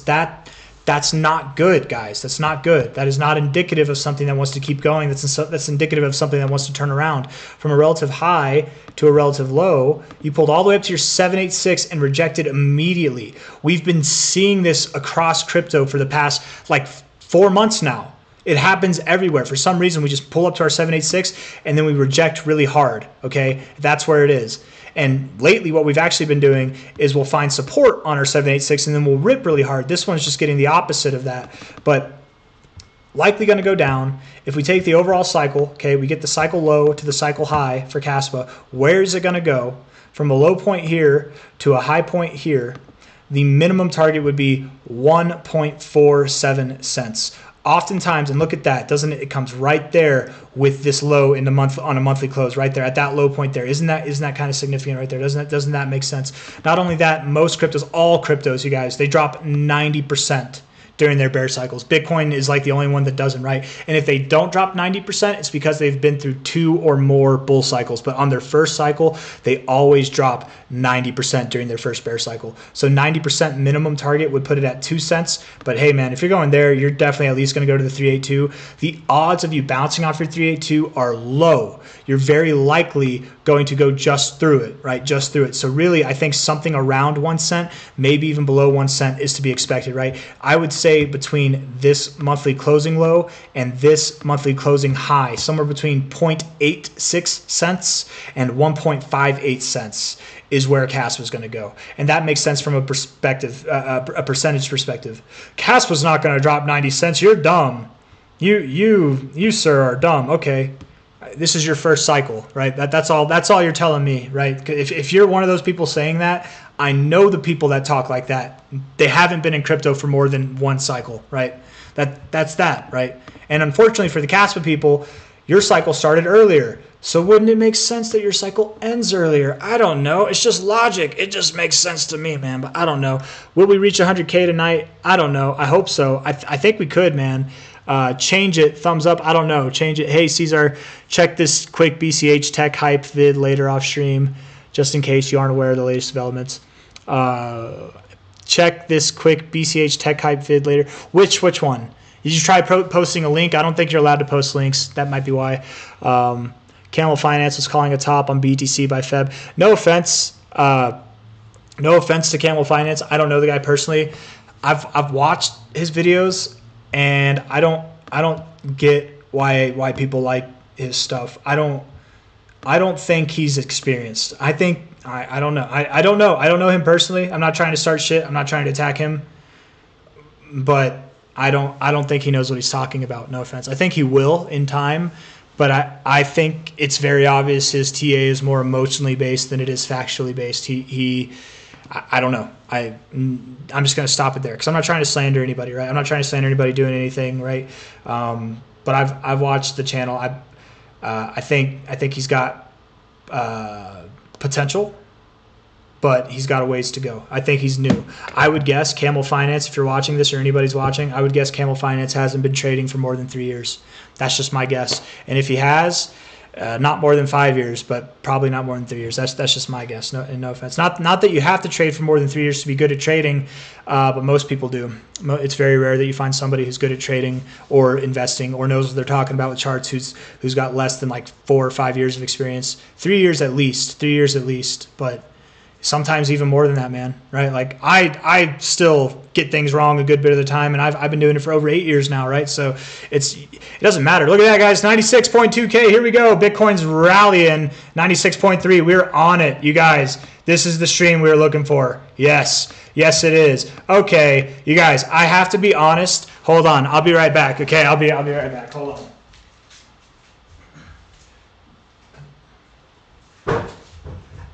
I gotta be honest. Okay, I made a preemptive move literally yesterday because I knew it was coming. I bought some champagne. I would be honored to pop this bottle with all of you right now, okay? Grab your champagne bottles, have them on standby. We might not be popping them open. I don't care if it's 1 in the morning. We're getting wasted, or we're getting tasty. We're gonna taste it. We're just gonna give a little sampler. Oh my God, dude, we're gonna break above 100K. We're doing it right now. Maybe not. I don't know. Watch us just dive all the way. I hope, I actually hope we dive back below 95K so I can go to bed. Because you guys, if we're at 98K, 99K, I'm not going to bed until the thing is done. And then I have to drink this. So like I'm not getting any sleep. It's like I'm living in my early 20s again. Oh my God. Those were some good times, guys. Oh my goodness. Let's see. He was calling the top on BTC by Feb with MicroStrategy topping before that as an indicator. What are my thoughts on that? Logan, my thoughts are Bitcoin's not topping until this time next year, not February. I think Bitcoin could top off in February, probably late January is what I'm thinking. I think it will top off. That's when we'll see like a correction. But I don't think it'll be the cycle high top off. Like it might be a momentary top off, right? Yeah. No, I didn't sneak another prediction. I just said okay, cool. I remember interacting with you the first time, Jeff, so I didn't know. Let's see. Help me cash. Hey, C-Zar, quick. Check this BCH tech hype vid. I just don't know what you mean by that. Maybe you posted a link and I don't know. Change it with the thumbs up. I don't know what you mean by that. Maybe you're saying change the title. Great, more BTC moving up and out the alts becoming more and more shit. Hey, bro, thanks for doing a live. Dennis Rizzo Surfing, what's up, bro? I always love doing a live, man, especially when we're pumping. You guys, if your favorite coin, not Kaspa, no offense to Kaspa, if your favorite coin isn't pumping right now, don't be worried, right? We look at the past 24 hours, I mean, really the past 1 hour, Bitcoin Cash is up the most. The past hour, Bitcoin Cash is up the most. What are we talking about? What do you mean? Where's Bitcoin? Bitcoin's pumping right now. Why isn't? Oh, Bitcoin's all the way down here. Litecoin's pumped more during this move, barely, right? Like, maybe not from the days open, but I'm just saying, like, there's plenty of coins. And the thing is, guys, chill on the Bitcoin moving up. The rest of crypto's not moving up stuff. You know, it's okay. I get it. It makes you wonder if you made the right choice. But let me tell you a little story about myself. Okay, let me tell you a little story about myself. During one of my first bull markets, Bitcoin was doing exactly what it's doing now, which it does every cycle, by the way. Since altcoins have been a thing, it does it every cycle. It will run, and then it chills, and then altcoins catch up. It will run, and then it chills, and then altcoins catch up. And when we have an altcoin season, it doesn't matter what's running. Altcoins just go ballistic. You don't have. It's great. It's insane. It's great. I think we're going to see an altcoin season that blows away what we saw last cycle. It'll be something on the lines of like 2017 cycle, but it's not going to be for every coin. It's only going to be coins that are relevant for the cycle. So you have to keep your head on a swivel. Make sure that you're aware of which coins those are. Don't put your money in random trash or things that are dead or have the potential to be dead. Right? Not that Kaspa's trash, but I don't think it's dead.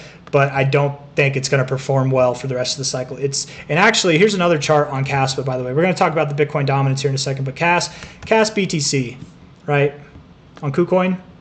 No, it doesn't have enough historical data. So we'll do Kas USD, crypto, and then we will do then we'll do BTC USD on the index, Kas USD, crypto. This is the Kaspa versus Bitcoin chart, okay?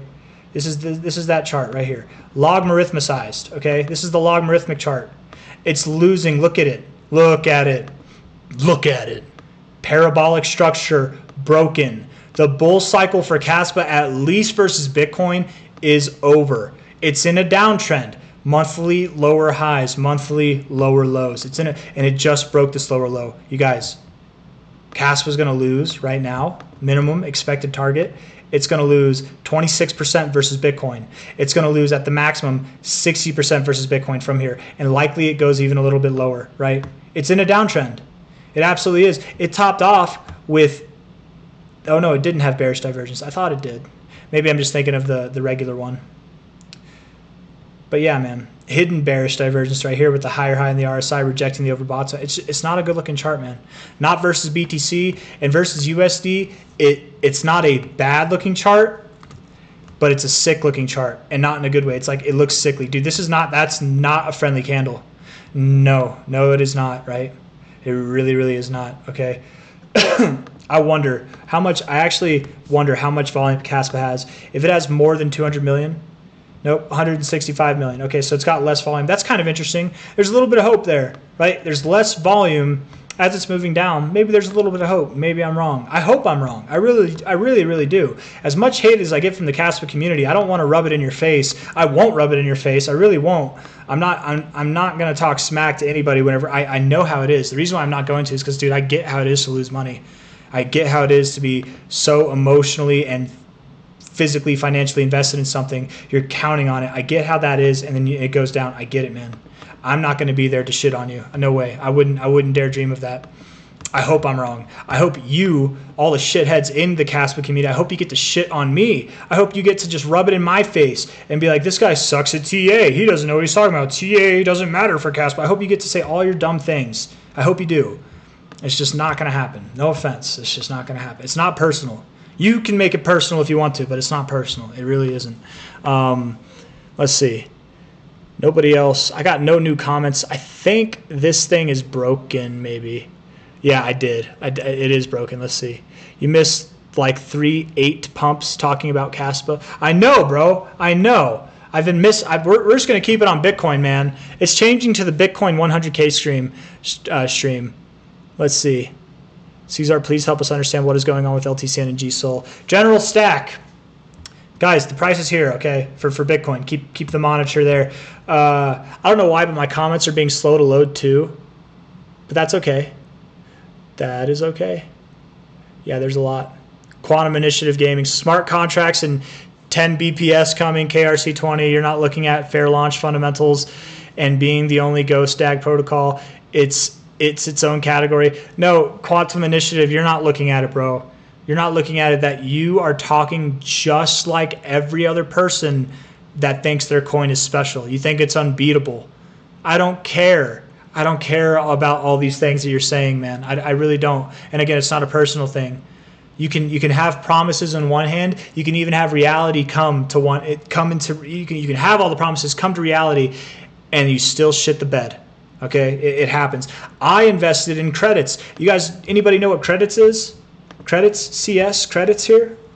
Let's see. They don't even exist anymore. Credits, let me see. Credits. Let's see. Do they exist? Credits right here. Credits.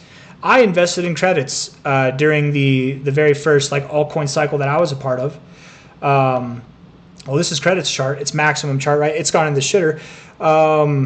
I remember buying it at like 18 cents. And then I remember buying it again at like 8 cents, 2 cents down here. You guys, they had the fastest, they were, I think, the first blockchain or the first crypto to publicly prove that they had 1 million transactions per second. The first in the history of humankind to do this. Have you ever heard of credits? Do you know? They're partnered with IBM. They're partnered with like 100 different companies. Have you ever heard of credits? Your fundamental shit goes out the window, right? It doesn't matter. Sometimes it matters, but I'm telling you, it's more of a story to get you to buy is what it is than it is actual value. And that's not always true. Again, with Kaspa specifically, I think all these things, Quantum Initiative Gaming, I think what you're saying will add value to the network. I think that value will show in time. I just don't think it's right now. I think in time is going to be like next cycle, next year, maybe a year. What's cool about Kaspa and what I actually think about Kaspa is if it started its bull cycle early and it started its bear cycle early and throughout its whole cycle, it kind of has done its own thing regardless of what Bitcoin's done. It'll move down when Bitcoin moves up. It'll move up when Bitcoin moves down. It doesn't care. It'll do its own thing. That kind of gives me, and it is unique. It is very unique. I'm not sugarcoating. I'm not trying to shit on Kaspa at all. I think it is unique. I really do. And it is fair launch. All these things are good for the future. What gives me hope about it is that it might have its bull cycle start early again. While most coins are still moving down, Kaspa could be a good early investment for the coming next bull cycle, right? It really could be. And I do plan on buying some. I'm just not going to buy here. I can't imagine anybody with a sizable amount of money looking at this chart right now and being like licking their chops. If I was in, I would be shitting my pants right now. I'd be praying that I see something above 15 cents tomorrow, like very soon. You guys are about to break 97K. Here we go. Come on. Let's do it. We'll talk about LTCN in a second, guys. I'm sorry, but we got to break 97K first, okay? And I'm thirsty, so we need to break 100K so C-Zar can get a drink. Because damn it, I'm thirsty. Let's go. 97K, baby. 96.9. Here we go. 96.9. Do I got a 96.9 and a half? 96.9 and a half. Hey, no. All right, sold to 96.9K. All right, we'll come again in like 5 minutes for the next round of bidding. LTCN. What's going on with LTCN and BCHG? Nothing's going on, man. They're getting higher lows and higher highs, relatively speaking. LTCN, what's going on with it? It's broken out of its downtrend. That's what's going on with it, right? It broke out of its downtrend here.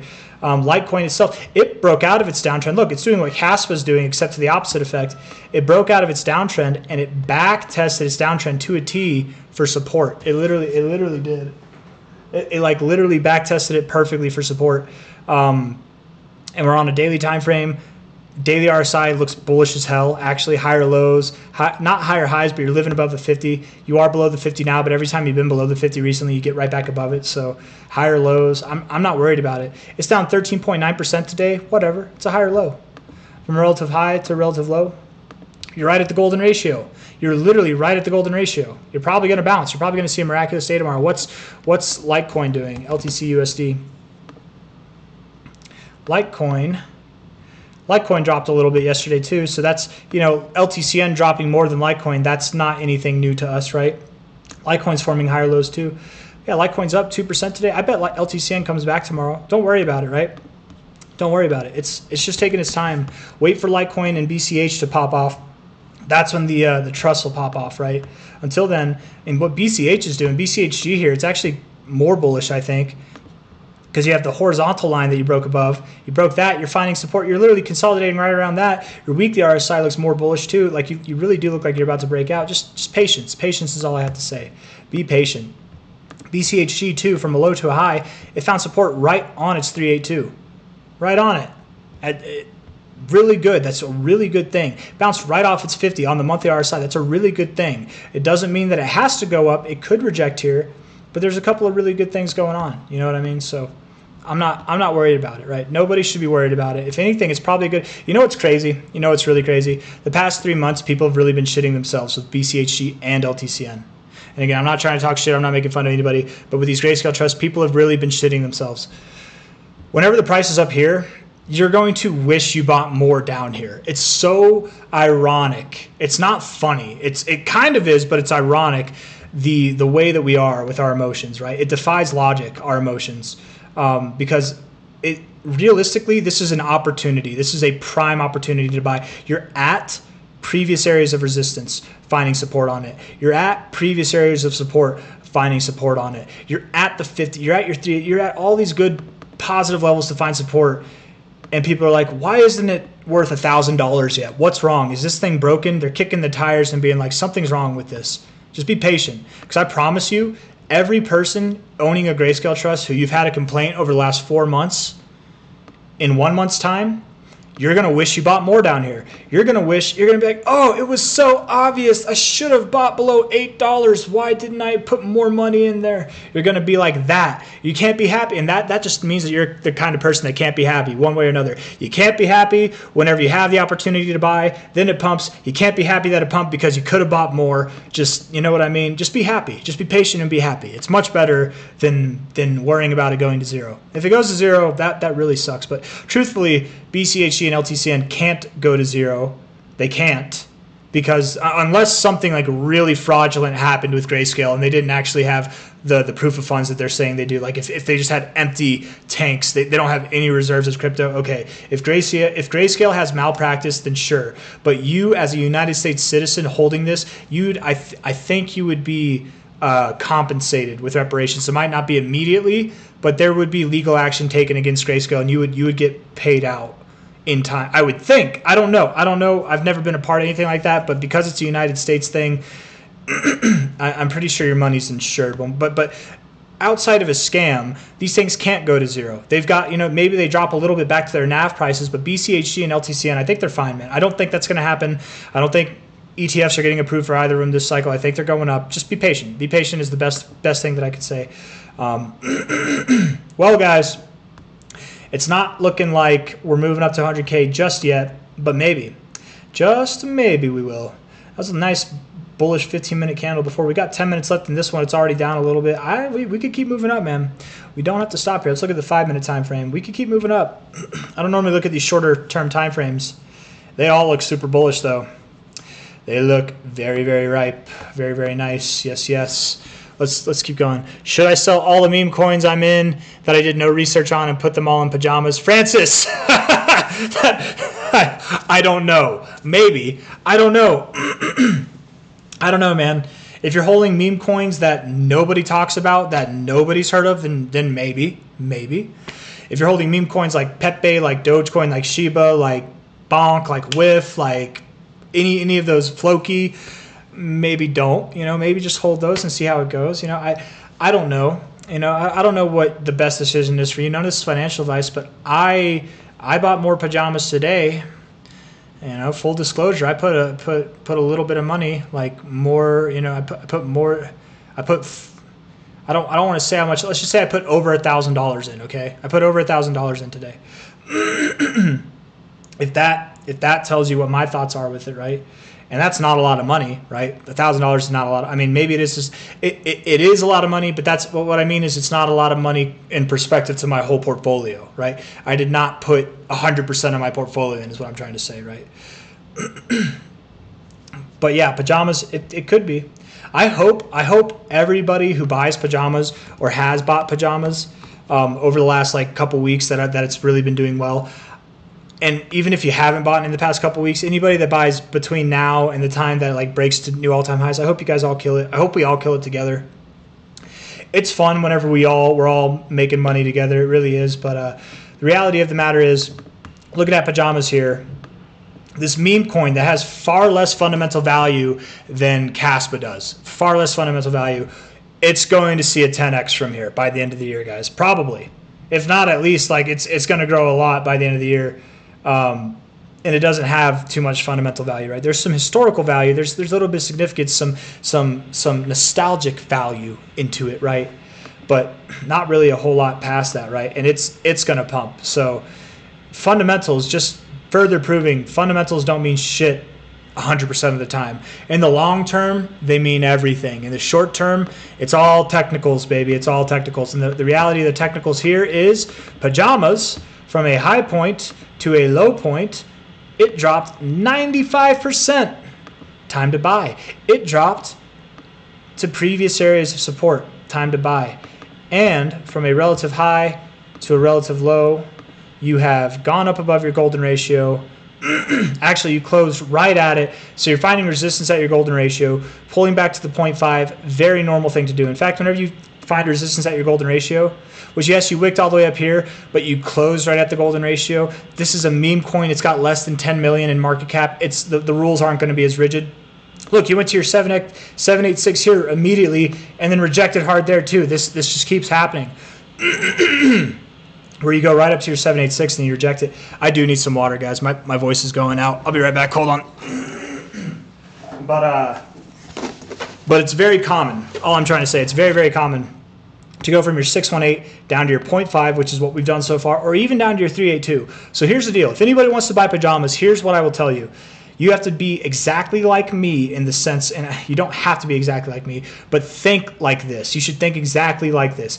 If I buy here, I have to be okay with it dropping 32%.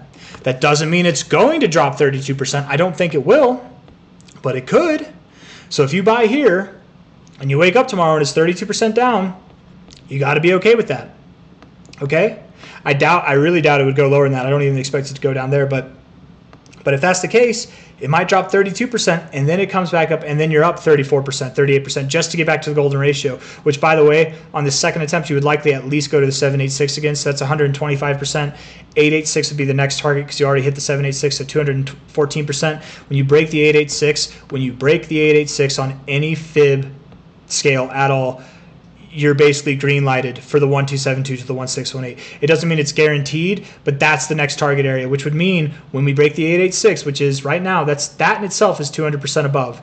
We break that, we're good for a 10x to potentially a 28x, and I do expect that we will be above all-time highs by the end of this year.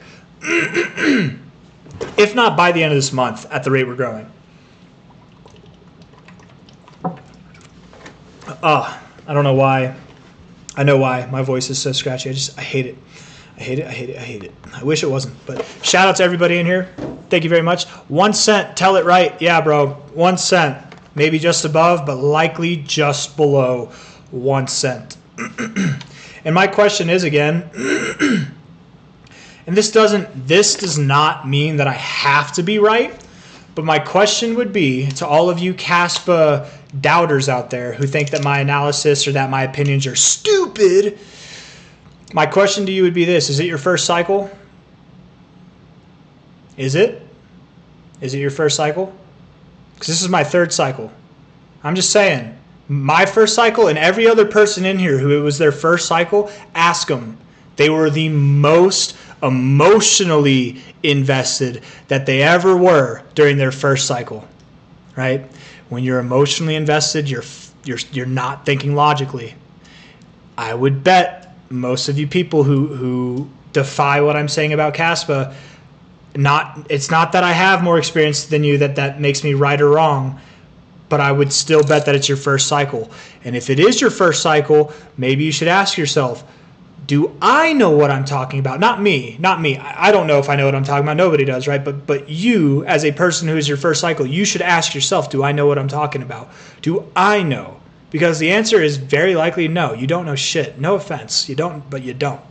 Nobody does. You can't be ignorant enough to think you know everything. You can read all your little things, all your little details that every single other person who's investing in Kaspa for their very first bull cycle, they all know the same stuff. And you can be in your bird box and all think that you're going to the moon together because somebody else who it's their first cycle said the same thing as somebody else it's their first cycle. They're all saying the same thing. You can all think that together, and that's nice for a time. But reality hits, man. Gravity hits. It overcomes. And the reality is newcomers are more susceptible to buying all-time highs than people who have experience. People who have experience are more likely to see something for what it is at its all-time highs and be like, it's not at a good time to buy. It might come down. I'm just saying, man. I don't know. My genuine guess would be, tell it right. This is your first cycle, right? Probably your first cycle. Because if it wasn't your first cycle, you would know every crypto drops 90% or more during the bear cycle. They all do. They really all do, man. 96K is fine. Yeah, I agree. It's totally fine, Ralphie Space Trader. It's fine, but it's not champagne ready, okay? BCH, CT, we'll talk about it, yeah. I don't even know why I wrote down a list because we're not even going to go. We're not even going to be doing these requests, guys. It's crazy. Let's fucking go, Matt Mosher. FLG, baby. FLG. Let's do it.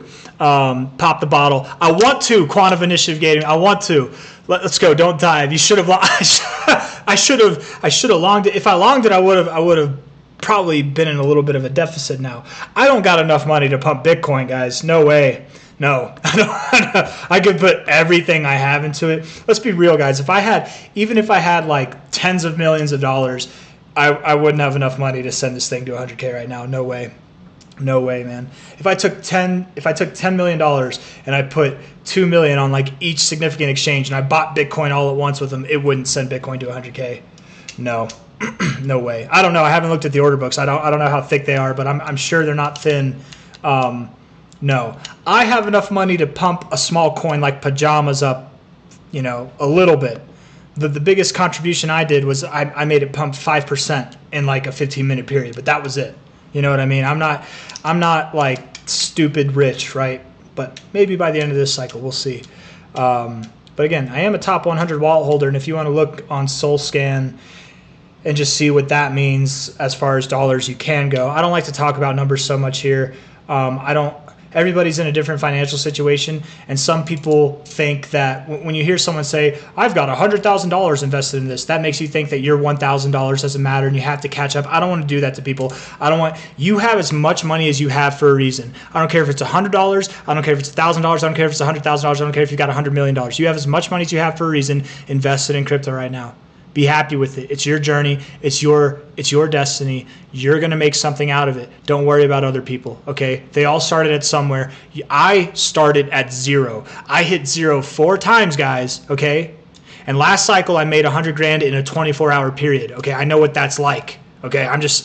I'm just saying, you don't have to start with a lot of money to know what it's like to make a lot of money, okay? And the 100 grand I made was off of Dogecoin. I wasn't even leverage trading, right? By the way, on that note, don't fucking leverage trade. Stop it. If you're losing money this cycle, I'm gonna guess you're either degen trading meme coins or you're leverage trading, which is exactly the same thing. Don't leverage trade. It's very addictive. It's very fun. You want to think you're special. We all do, but you're not, right? Some people are, and most of us need the shit beat out of us before we realize we're not special. But the reality is, the best thing to do is just let crypto do the work. You don't have to do any work. You don't have to time things. You don't have to monitor the markets. Just buy a crypto and wait a year. It's that simple. At least it sounds that simple. That's actually, what's crazy is that's actually harder to do than you would think it is, right? The hardest thing to do is to put your money in and just trust that it'll do its thing. Put your hands behind your back and don't touch it. That's actually harder to do, I think, than it is to like time a proper leverage trade. Like in practice, in theory, it's way easier, but in practice, it's way harder because we are emotional beings. We are condemned to our own psychologies and our own emotional tendencies. BTC has to correct for an extended alt season. It doesn't have to correct. It doesn't have to. Consolidate, and it's tomato, right? With the consolidating thing, but if it like, if Bitcoin did something like this, that would not be good for alt season. But if it did something like this periodically, like what we did here, you guys remember when we started to consolidate, it was like this day, I think the 13th, altcoins went nuts, right? Everything in the market just seemed to go nuts, except for Bitcoin. Right? When Bitcoin moves up and then it chills, that's when it does, right? So it doesn't need to like correct. It just needs to consolidate, really. And I would go back and do the homework to validate that, but I know that that's the case. I've been a part of it. I've seen it happen throughout the last 2 cycles, 3 cycles if we're including this one. Like, right, we've already seen it happen this cycle with that, but I don't know. I don't think it needs to correct. I would rather not see Bitcoin correct too hard. If Bitcoin were to correct, like seriously correct during an alt season, I think that might be bad for alt season, honestly. You want Bitcoin to just chill. You want it to chill. You want it to consolidate, not move too dramatically to the downside, right? You want it to chill. But I don't know. Maybe it does correct, and maybe altcoins do move up. I mean, I don't know. Nobody knows. Weird things can happen, man. 96.5. I'm seeing H bar XRP. Yeah. Let's see. Oh my God, there's so many comments, guys. Am I a millionaire yet, Hussein? We're getting there, buddy. We're getting there. This cycle, I don't know. I've told my wife that I think we will be by the end of this year. If not by the end of this year, definitely next year. But no is the right answer for that. No, I'm not. But it all depends, right? Like, what's your crypto valued at, right? If you know what its value is, but it just hasn't reached that value yet, then maybe. I don't know. But no, I'm not. I am not a millionaire. No, I'm not. But I've definitely got my life savings in this thing. I've made some money, and we'll get there. We'll get there, man. C-Zar probably is. Armand B. No, I'm not. Nutcoin C-Zar. Okay, we'll talk about Nutcoin. Let's see.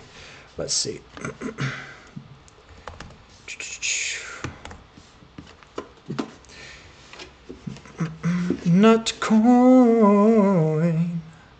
Probably this one.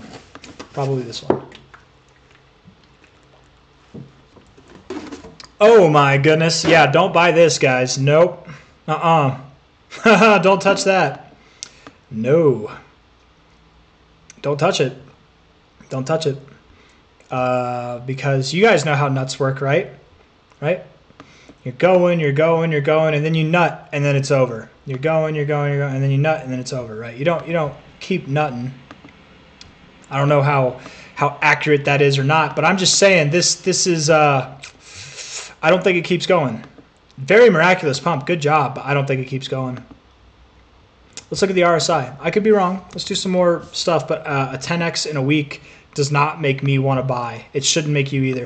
Look at that, 4-hour bearish divergence, but You do have volume increasing. So what I would expect is this. I don't think that's your high yet. You could grow maybe another 100% or so from here. Maybe, maybe not.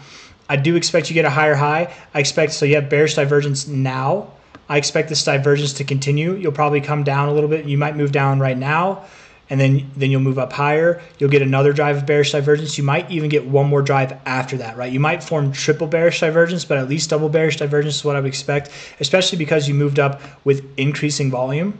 But again, right now, relatively speaking, I would expect you pull back a little bit. But you might be able to make money if you buy the pullback and then you get out really fast. You might be able to. But I wouldn't want to touch this, man. I wouldn't want to touch this at all personally, because it's a very, probably a low cap meme coin, low liquidity. It can defy technical analysis. It doesn't need to. It could just do that. You know what I mean? And who knows, maybe it does this. But if it does that, I'm happy for all the nutters out there. I'm happy for all the people who got their nut. I'm just not going to be that person today, right? I don't need that. I'm not feeling it, right? I'm just not in the mood for nut coin, if you catch my drift, right? But the volume's there. It does look good, but just based off of this thing's very, very, very short existence of a life that it's had, I would think you sell off soon. I do think you go up a little bit more. And actually, if we look at the high to the low here, is that the low? That's the low. You've got a little bit more. That makes sense. Look at that. Reaching for your 2272 or 1272. 60315. You're at 6025. You'll at least hit 60315. You might even go all the way up to 60s, like 5-ish, I think, somewhere around there. Maybe all the way up to 6078. Maybe. But that would be the highest that I think you go. Beyond that, I don't think you go higher. What'd you do the first time? From this high to this low. Nope, that's not it. This, would it be that low? That maybe that low, yeah. All the way up to your 1618. Look at that. Let's see if there's any corresponding fibs. Let's see if we can overlay this, right? Sometimes with these coins you do get that. Not really. 1618 doesn't line up anywhere. I don't know. I like it. Maybe you do go up to 6078. I mean, you went to your 1618 last time. Maybe you go to your 1618 this time. But again, based off the 4 hour right now, I kind of would expect you pull back a little bit. Yeah, the 1 hour volume's dying off, bearish divergence. Yeah, you probably pull back a little bit. You're at 6025. I bet you pull back around 6015 to 6011. Somewhere in there, maybe lower. It's a low liquidity coin, low market cap coin. The rules are not rigid. They're flexible, right? You can go backwards in time for all I care. But I don't think this is the end of it. I do think you continue to go higher. If not, this is what would happen, okay? If you don't go higher, if I'm wrong and you don't go higher, this is what would happen, okay? You're going to move down, likely, to this area, right? If you go a little bit lower, you could hold support at the 618. I don't think you do, but you could go to 7058, 7057, something like the 55, whatever. You could, I suppose, but I doubt you do. Likely, so this is what's going to happen. If you don't see a higher high than this price here, you're going to go down to one of these price areas around here, okay? Probably this one here, the shaded area, right? And then you'll come up. You'll either have a lower high and then reject and get back below this 100 level, which is at 60153. You do that, okay, you're dead probably. Or more likely what you would do is you would go down, you'd come up, you'd get a slightly higher high with the closing high on your 1 hour, your 4 hour, your daily, whatever. You tip this, you get your bearish divergence, and then you drop, right? If you do that, if you do something like that, and not only that, this move that promotes the drop, you would get less volume too. You would see less volume than this. If you moved up like here and you only had a reading of volume that was like this high, it wasn't as high as these readings, you're probably going to sell off. So look for that, right? If not, and I don't expect that to happen, but it can happen. If not, what I would more expect is that you do move up higher, but first down and then higher, okay? If it's not up this high, again, look for that volume. Look for the volume. You do not have to build volume as you're moving up, but when you break out of this high, when you get above this high, you do need to build volume, okay? When I say you need to build volume, that doesn't mean it has to be bigger than this volume, but probably bigger than this. It needs to be building. It needs to be building, right? So you need something that's like if you're going to move up above this, you need something that's at least higher than this, right? And hopefully a little bit higher. It doesn't need to be higher than that, but something in that range. It's a little bit easier said than done. All right, I hope you do well with that. I don't know. Let's see. BCH to 500 tonight, maybe. Let's go, BCH 474. We're ripping. See what I mean? Just be patient, y'all.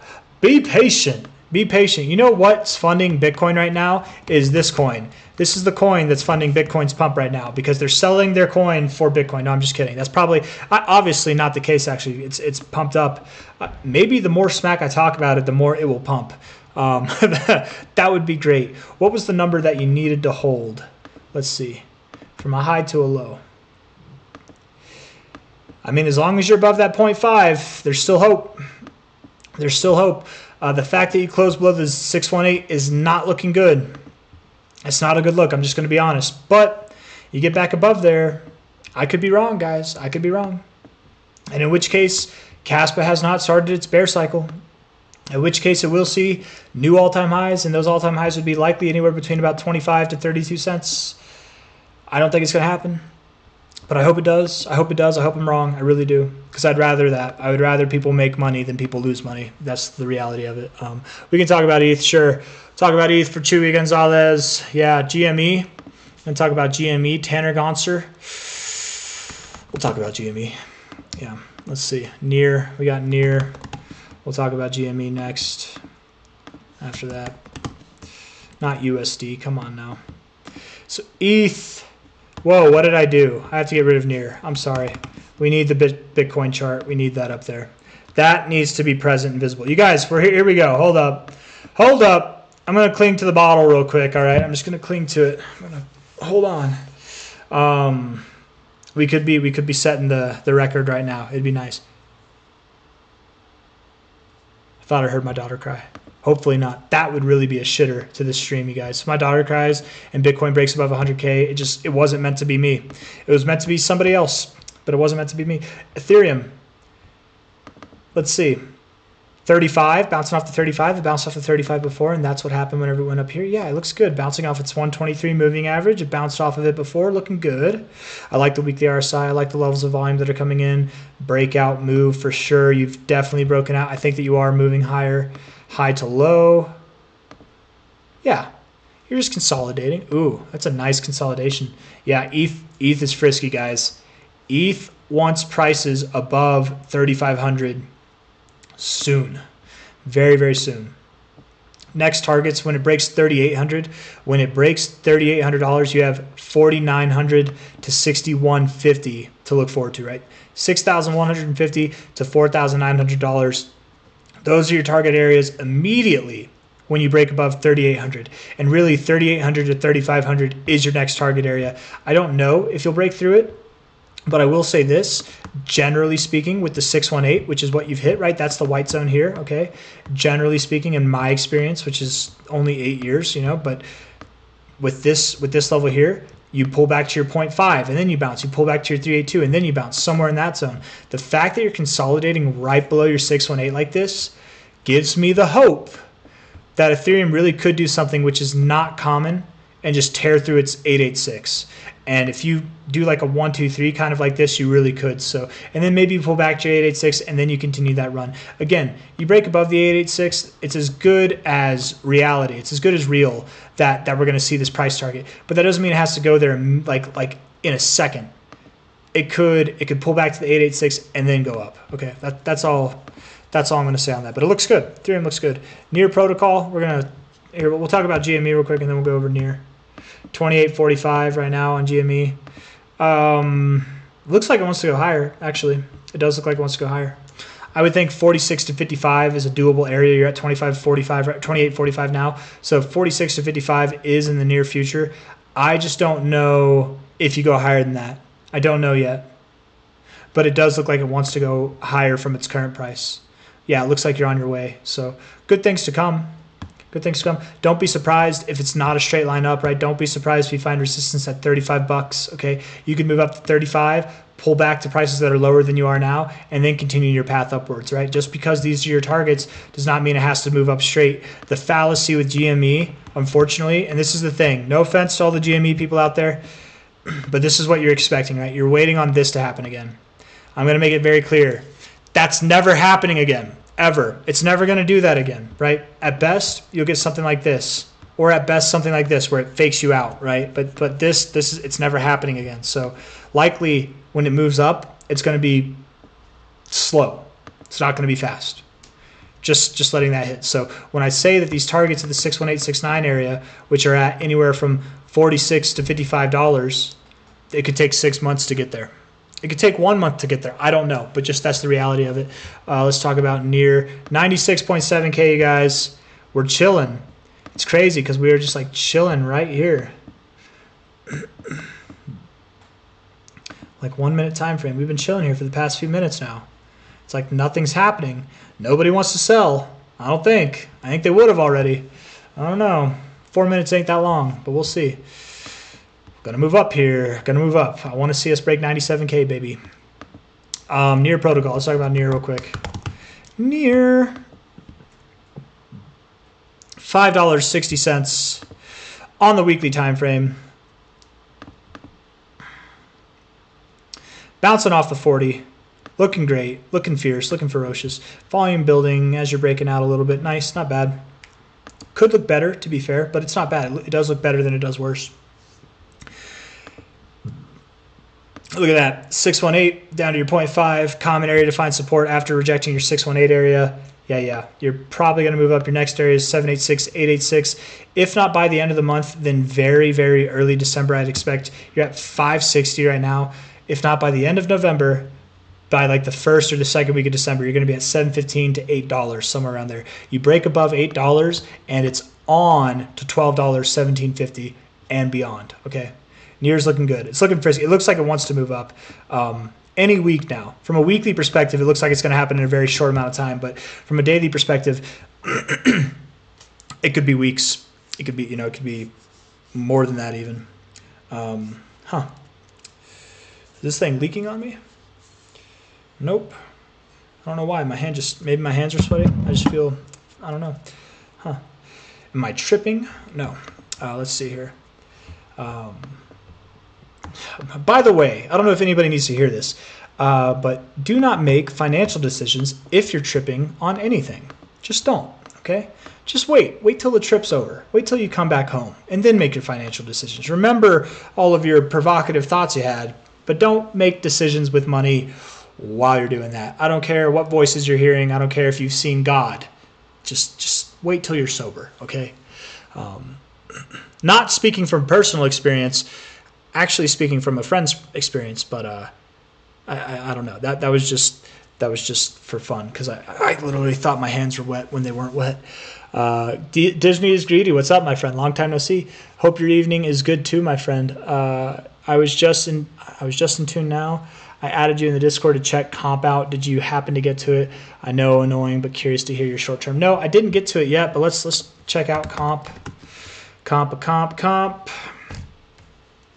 $53. Yeah, it is annoying because it's not doing anything, but it's not annoying. Like whatever, we're checking on it. It went up to $60. It's down to $53. Don't be discouraged, you guys. Things are starting to actually look exciting for Compound. I really do believe that, dude. By the end of this month, if not certainly by the end of the year, I would expect her back around $100. I would love it if by the end of the year we were broken out, but we're not going to know until it happens. So it really doesn't have to happen. Like it could be next year. It could be January that this thing breaks out, but I would expect between now and January, like the end of January, Compound would be at like $230 or higher, right? Those are still the targets from its all-time high to its low, not its all-time low, but this low here, not the fake out low, but the low of this move. The next target area would be the 618 to the 69, 235 to 304. You really could. It's not uncommon to see tears through the 618 and moves like this. You could go up to 427 or even up to 610, somewhere in that area, but at least 235. So you're at $53 now. When this move happens, it's going to be very fast. It really is. It's going to take like a month to achieve, maybe 2 months to achieve. So it could start any day now. We're just waiting, right? Weekly RSI is starting to look fierce. Daily RSI is starting to look bullish too. Volume's coming in. Hey, it's coming in. It's starting to get above average. I'm just saying. It's not there yet. No reason to get totally excited, but soon enough, my friends, we will be there. Okay, let's see. Are we making a run for it now? Are we doing it now? 97K. Here we cometh. Heareth we cometh. 97th K. Come on, baby. You know you want to. Let's see the 15-minute time frame. I would think it, yeah. I think it's going to happen. Looking at the 15-minute, it's making me wonder if we do see 100K by the end of this stream. I don't think we will. But that's okay. You guys, how sad? It's not going to be sad. I'll be glad that Bitcoin's above 100K, but at this rate, I'm expecting that 8 hours from now, 12 hours from now, that's when Bitcoin's going to be above 100K. If not later, right? At the earliest, but if not later. Hippo, Sudang. Sudang? I don't know what that is. What's Hippo? Hippo. Oh, Sudang. Oh, like Mudang and then Sudang. Okay. Volume here. Huh. On a 1 hour chart, that actually kind of looked like a good area to buy. 1.575 cents. Daily chart, it actually looks like a good area to buy too. From a low here to a high there. Right at your 382. Bro, it's a good area to buy. I would buy this thing just from a strictly speculative perspective, from a technical analysis perspective. I would buy here. Yeah. I think I would buy here. It looks good, man. The volume's there, right? What is this thing? Hold on. Let's look it up real quick.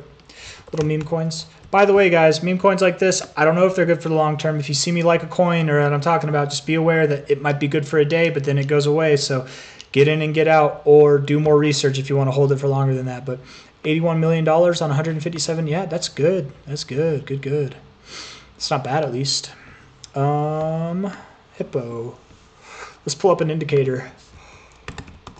Right. We could pull up the MACD too, just for funsies. Let's see.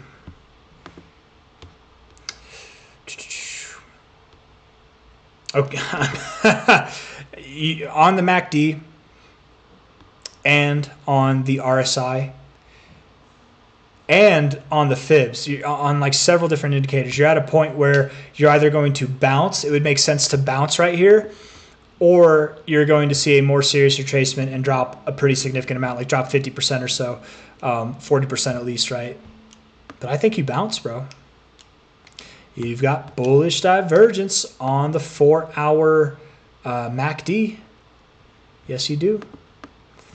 You're bouncing off of the oversold zone right there. And I really like that 382 bounce from the overall low to high here. What about this? What about this here? Not to there. Maybe you go a little bit lower, maybe, but you don't have to. I bet you bounce from here, man. I like it. I don't know enough about it. From a speculative perspective, I think it's got a good, I would give it the green light to get in right here. But if, again, just like with Pajamas, if I was to buy here, I would have a conversation with myself. If I buy here, I have to accept that it could drop 38% from here or more, 38 to like 45, 47% from here. As long as I'm okay with that, then yeah, I think, truthfully, this thing wants to see new all-time highs. Its all-time high is like 93% away. I think it wants to see new all-time highs. Where's its all-time high going to be? From a high to a low? Between 3.7 cents, 3.69 very literally, and 4.7 cents, maybe even more. Yeah. Let's look at what it's doing on a more macro, or it's not macro, but this more significant fib. Oh, you look so good, dude. You really do.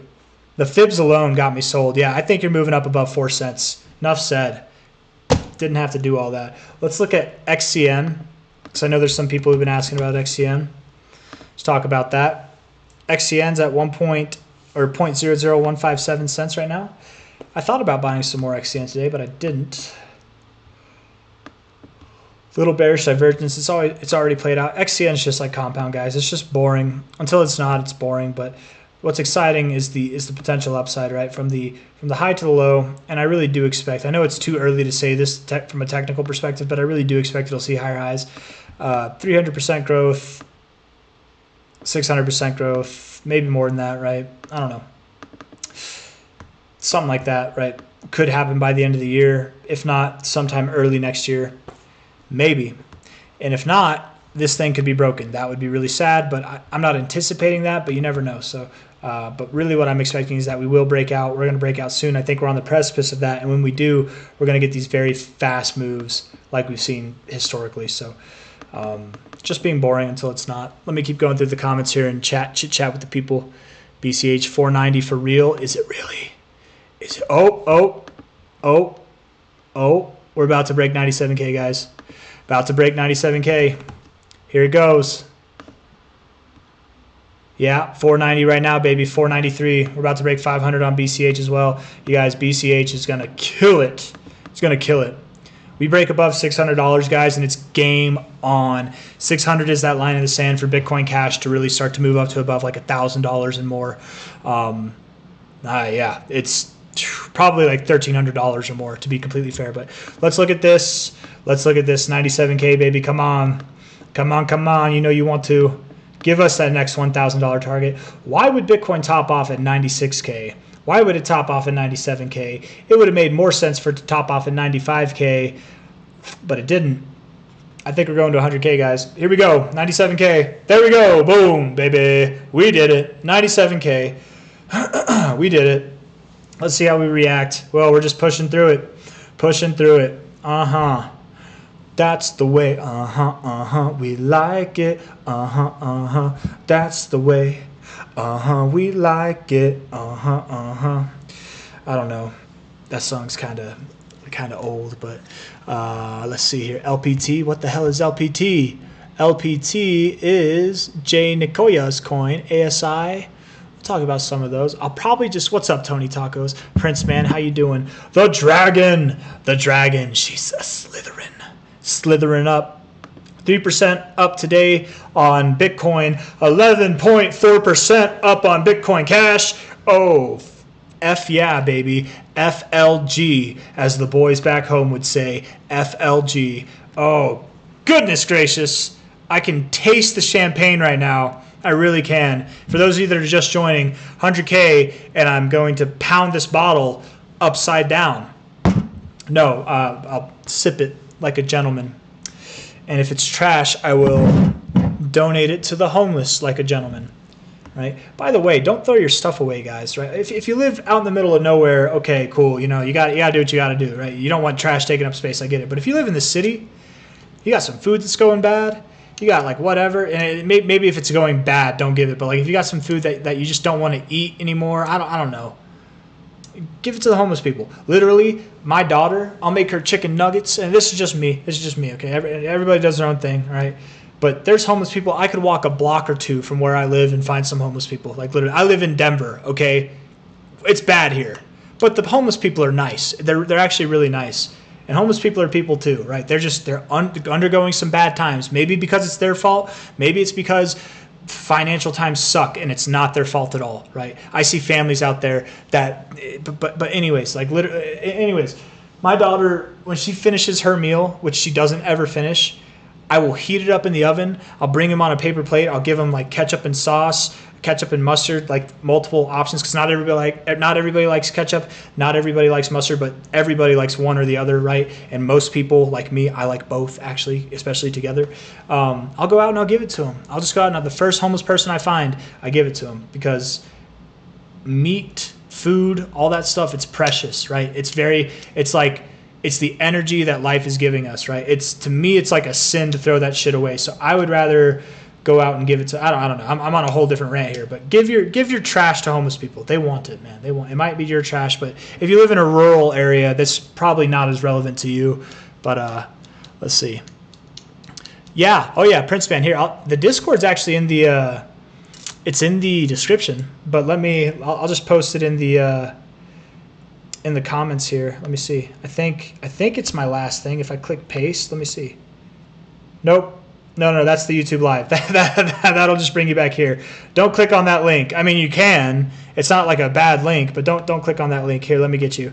Copied. Let's see. Come on here. I swear, if Bitcoin's at 100K and I'm doing this right now, that's the Discord link. Let's see. Have you talked about any grayscale yet? Saul Garcia. Yes, I did. I basically, all I said was just wait, just be patient, right? Everything's fine with grayscale, guys. I'm not worried about it at all. That's basically all I said, right? No reason to be worried, in my opinion. We didn't talk about GSOL, though. Bitcoin Cash, baby. We got the BCH and the BTC price here. I'm not used to having this few of tabs, so we don't normally get to see the full price like this, but I'm glad we are.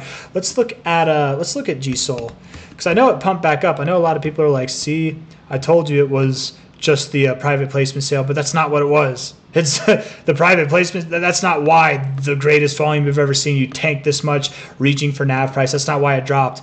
The reason why you bounced is because nothing moves down in a straight line forever. It's just a standard bounce, dead cat bounce, whatever you want to call it. But look at what you're doing now, right? You're going lower. It's crazy, isn't it? It's crazy that this is down 22%, and so I'm not changing the Bitcoin chart. And Solana, sorry BCH, you're more exciting today, but BTC is more prevalent to everybody. Solana only moved down, didn't even move down 1% yesterday, and GSOL moved down 22%. You know what I mean? Like, it unfortunately for the people that are holding out hopes for GSOL, and again, I'm not trying to shit on you. I'm not trying to talk smack or hurt your feelings. I'm just not trying to lie to you. I'm trying to tell you the exact truth that I see happening, right? It's going back to NAV price, which I don't know what NAV price is now. Last I checked, it was at 73. Solana's up higher now, so it's probably at like 75 or 80 something, but probably lower than this price. Until it hits NAV price, it's not done going lower. This was a blessing. This was a blessing for anybody that wanted to get out before that happened. And I said it back when we were at like 130, 138 or something like that. We were down here, like literally right down here. I said I would sell happily here. I would get out because it's going to go back to NAV price, which is at 73 bucks, and it did continue to drop the next day. And then it bounced. But I did say if I sold, I would have to just like if I bought Hippo, or I bought Pajamas, or I bought any kind of meme coin or whatever, right, that could potentially go down, right? You'd have to have that conversation that it could go down. If I sold this, I said, have a conversation with yourself. It might bounce back up. It might go back up to like 280, right where this low was. It might, and then it'll correct, right? Don't get excited and buy back there. Don't sell here and then buy back there. So I hope nobody did that. But this exact thing happened. It just back tested previous areas of support for resistance. It's not a good thing. That was not good, guys. GSOL is going to NAV price. And unfortunately, if you don't see it now, if it's not obvious to you, if it wasn't obvious to you here and it's not obvious to you now, it's just not going to be obvious to you until it happens, is all that it is. But whatever. It's okay. Sometimes that happens. And the reality of it is, too, when it does return to NAV price, which it's going to do, it's going to increase. It'll probably see prices back above $400 before the end of the cycle because the NAV price will raise that high alone, right? The ETF NAV price will drive Solana's price that high to make the NAV price that high. So even if you just wait, even if you did fudge it all, if you just wait, you'll make your money back in time, right? But that's my thoughts. Look at Bitcoin Cash. Okay. Are we above 500, guys? You better not be pulling my leg. We did. Oh, we're not. But we're looking so close. We're looking so good, baby. The Green Dragon. That's why you guys hit it up with the Green Dragon in the comments. Let them know who we are. Disco, what's up? Armand B, Hawk Dark, how's it going? Hit them up with them Green Dragons, baby. Let's see here. You think Litecoin can go to at least 100? Oh, well, like today, maybe. By the end of this cycle, Litecoin I think is going to go to like at least 2,500, at least 2,500. 500 here on Coinbase, 500 on Coinbase, baby. We did it, boys. We did it, boys and girls. Shout out to Stana if she's in here. Stana used to watch. She used to be the first person to watch every video. I miss Stana. I think all the boys, all the let's just say the boys in the Discord might have scared her away. I don't know, though. She doesn't seem like the type to scare. And she does sit in the background quietly sometimes. But let's see. Piotr Gulbicki, 500. You know it, bro.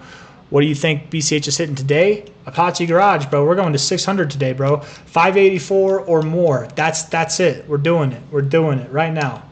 Right now, baby. 505. Boom. We just moved up another 10%. Or no, is 10, 5, yeah, 5 would be 1%. Sorry, 1%. not 10% of 500 there. 97.2K on Bitcoin here, baby. Here we go. Hit the high of 97.6K. Oh, I really want to drink that champagne, man. I really do. Should I put it on ice? Should I put it on ice? I'm going to go put it on ice. Let's go put it on ice real quick. And if I have to,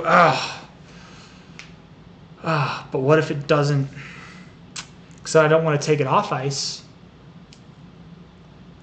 It's cold enough in here. I'll just stop holding it. Whatever, it's okay.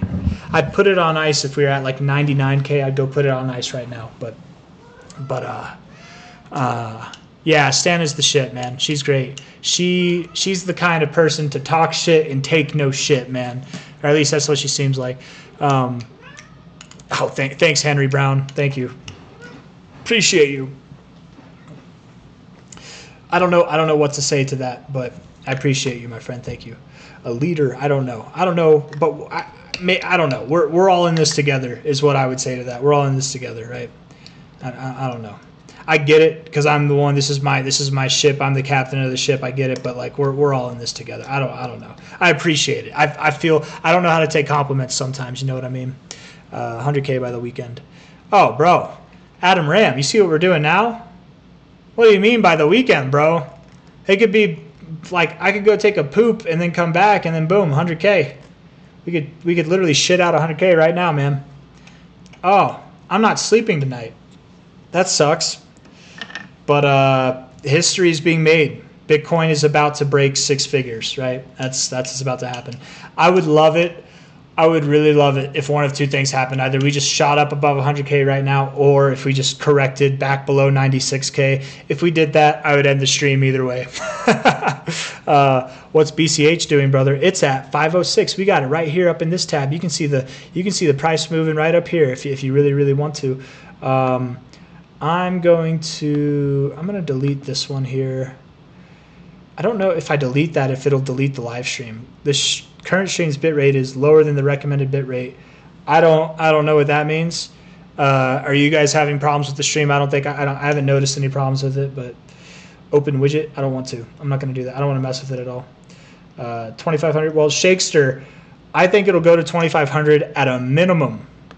Right? So if 2,500 is a wow to you, that's the minimum target. And anybody who's shitting themselves that I'm not looking at Bitcoin Cash or BTC right now, here's the price. You can just look at it right there. Okay, it's moving right there. But I want to talk about this real quick. I want to go to LTC. Okay, LTC USD Coinbase. For those of you out there that are like, haha, Litecoin's a dead coin. It's in the gutter.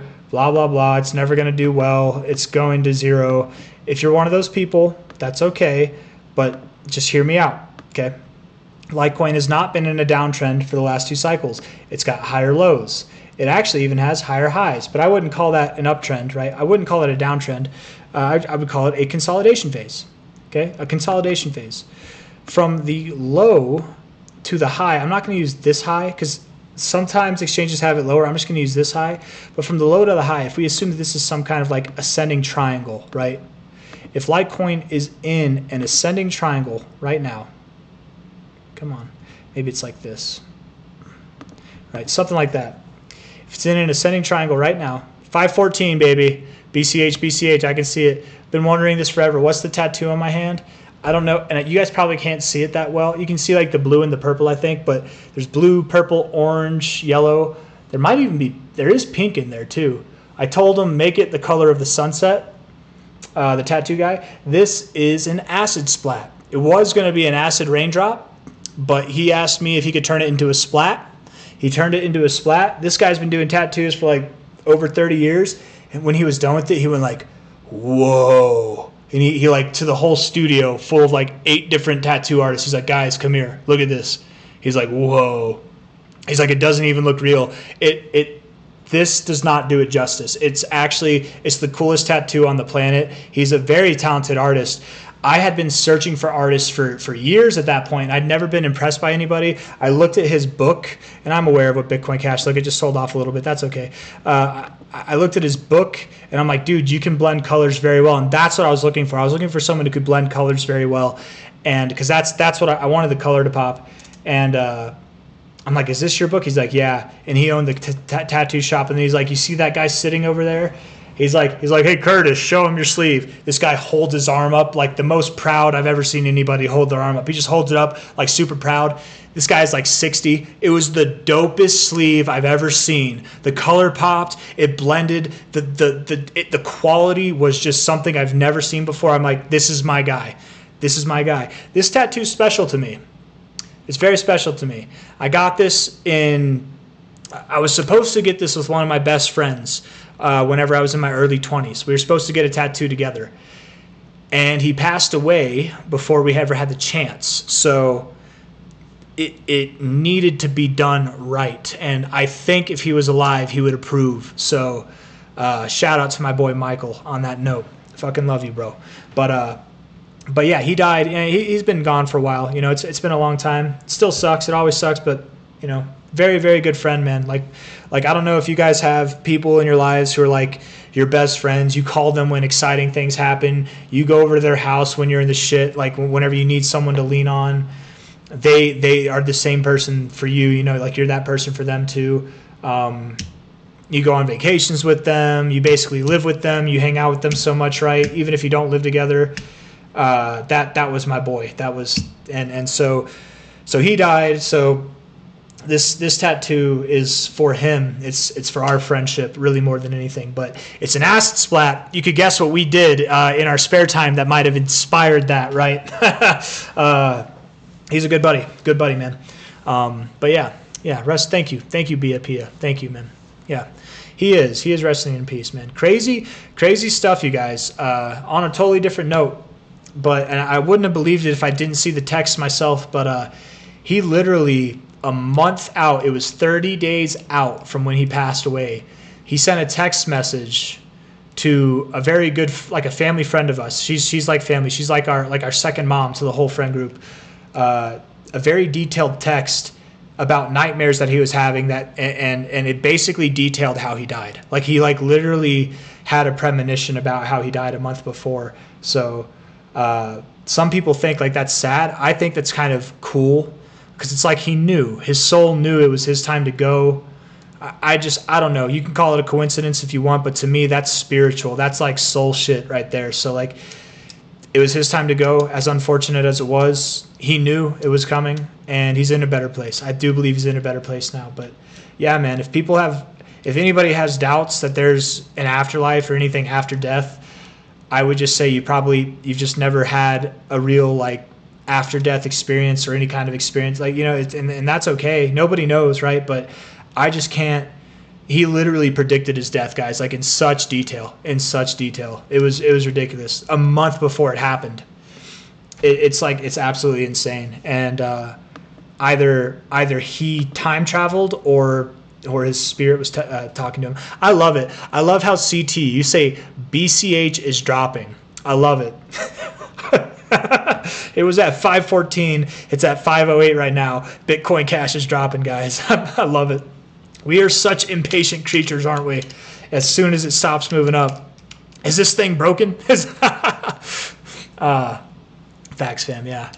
Yeah, dude, no, seriously, CT. It's crazy. It really is crazy, man. Like he was part Native American too. I believe that the natives, are more connected to that spiritual side. I'm part Native American, so maybe I'm biased.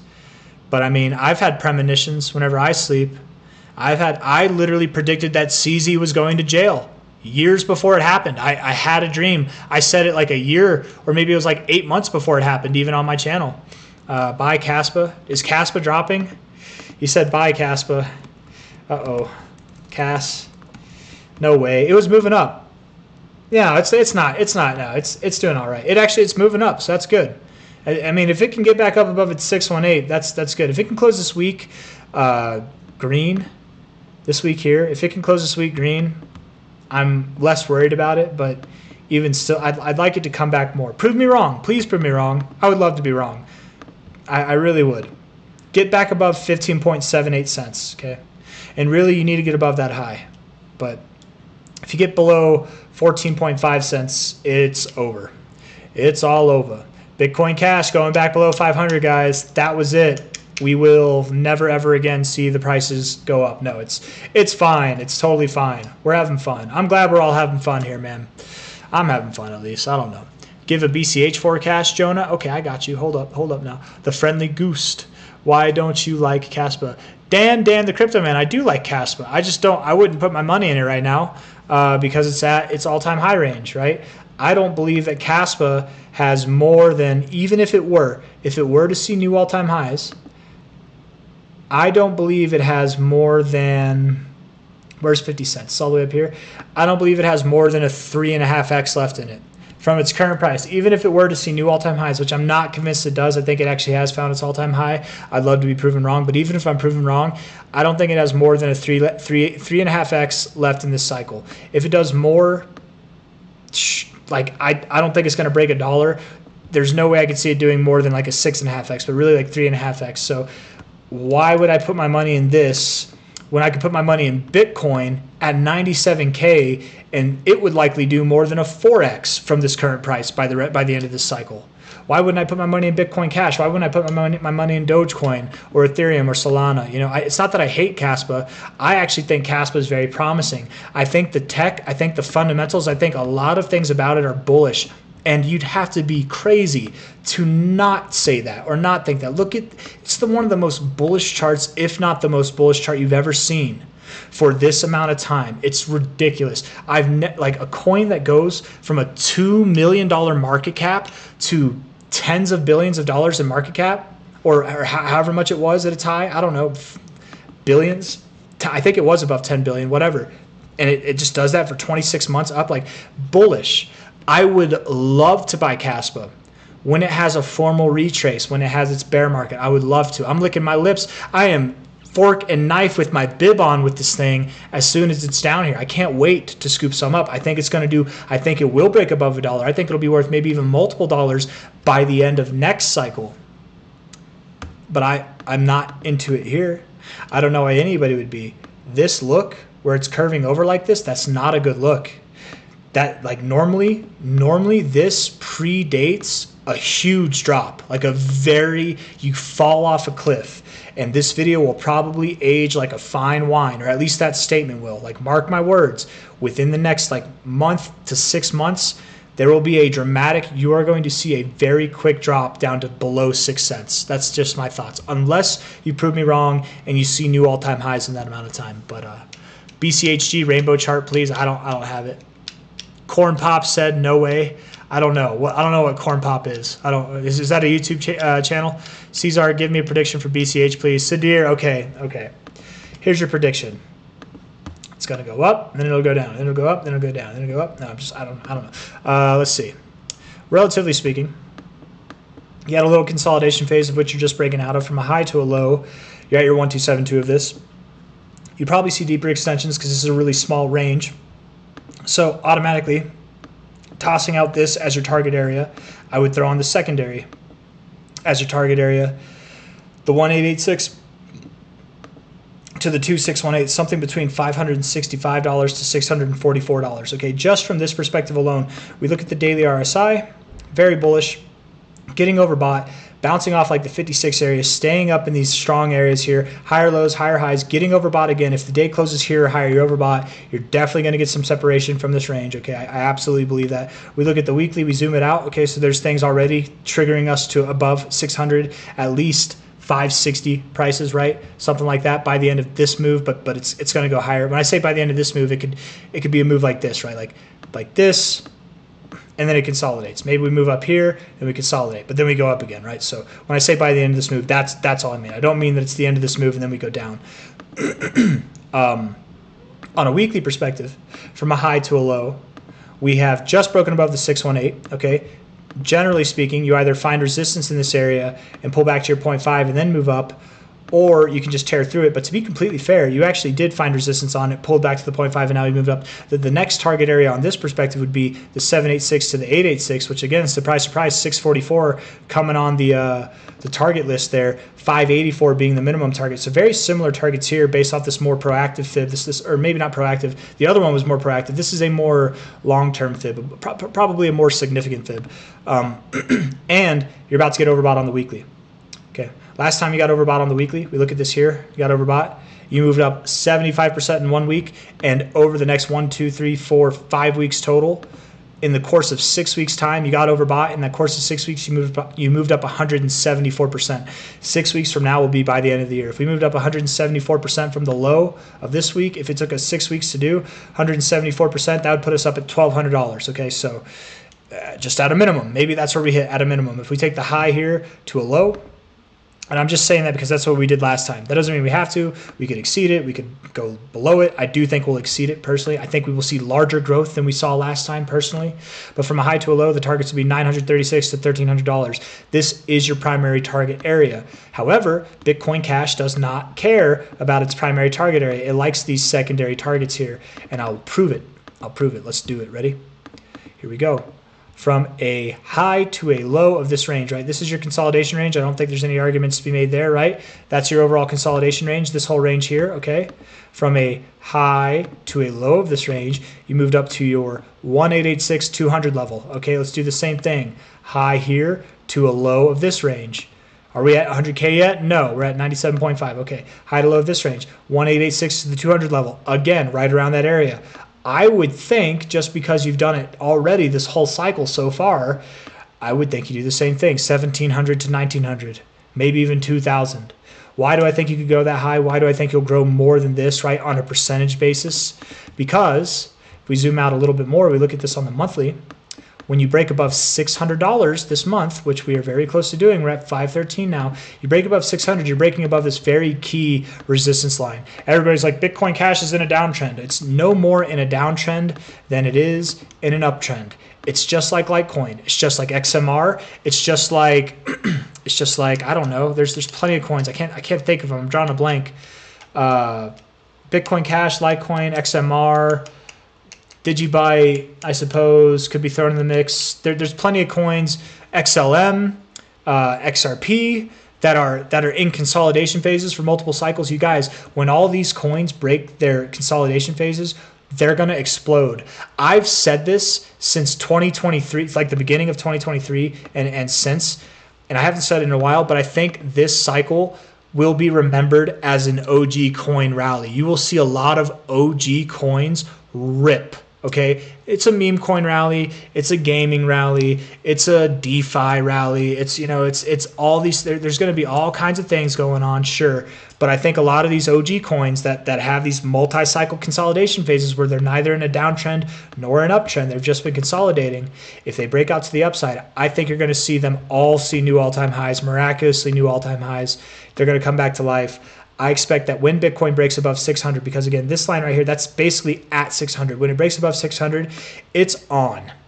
It's on.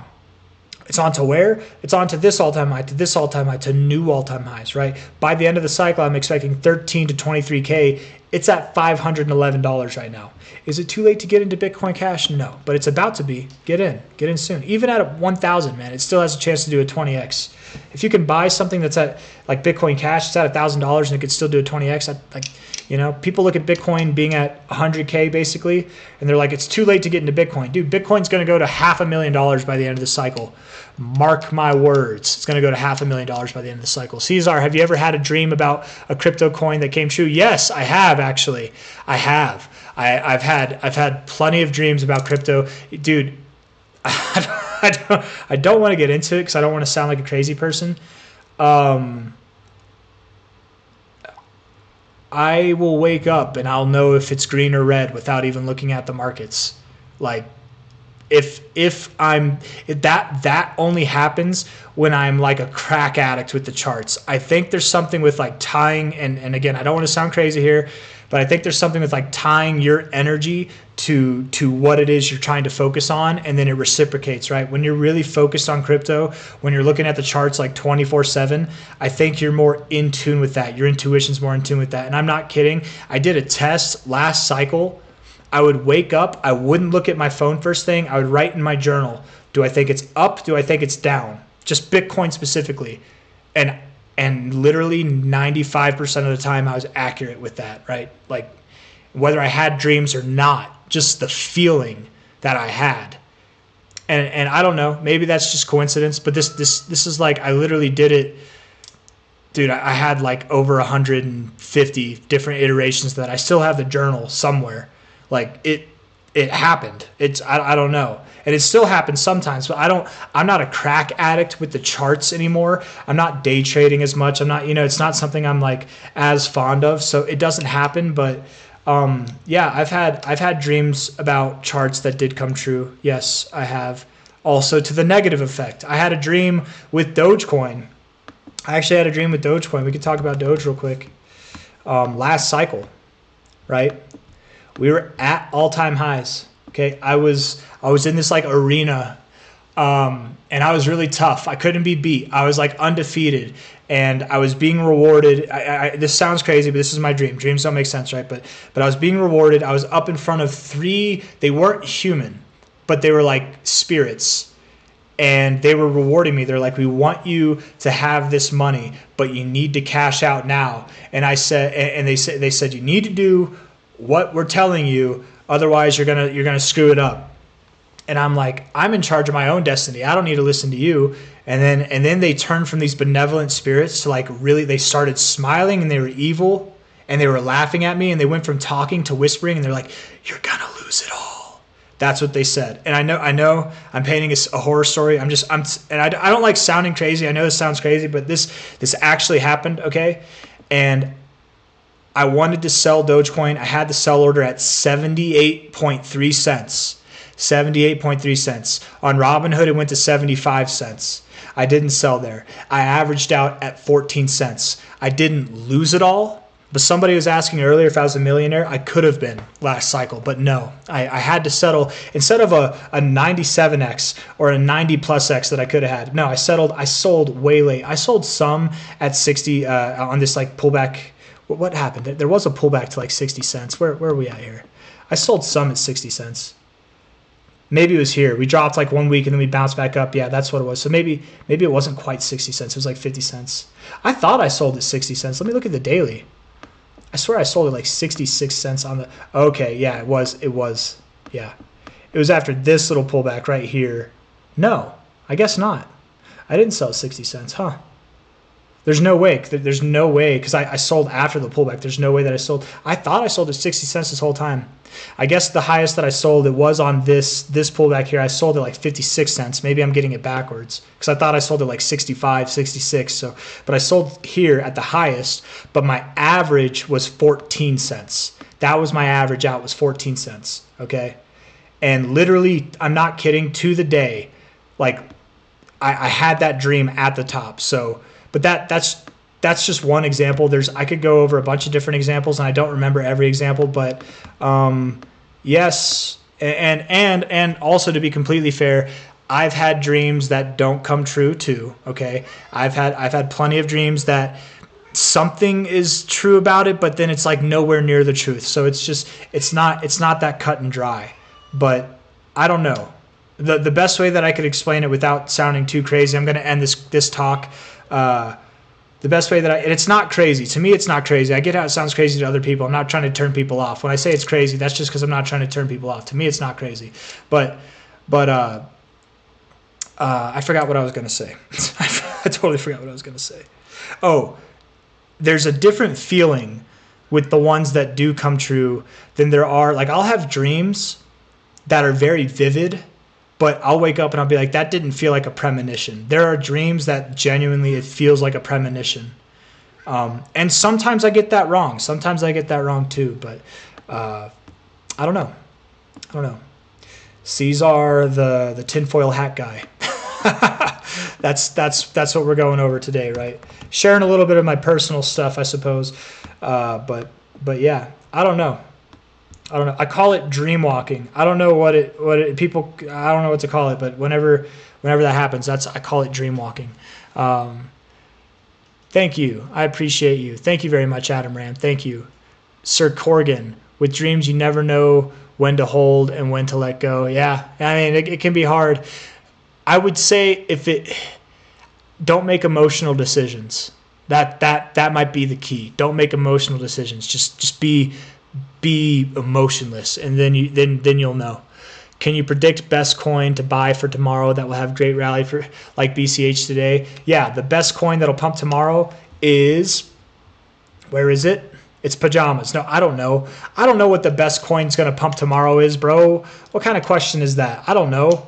I'm not, I know, I know I just said I have dreams sometimes to come true, but I'm not a prophet. I can't see the future. I literally, after talking about having premonitions, right? Wow, Bitcoin Cash, you guys, 24-hour period. It's at the top of the list. I'll bet you all right now. I'll bet you all 160 of you in here.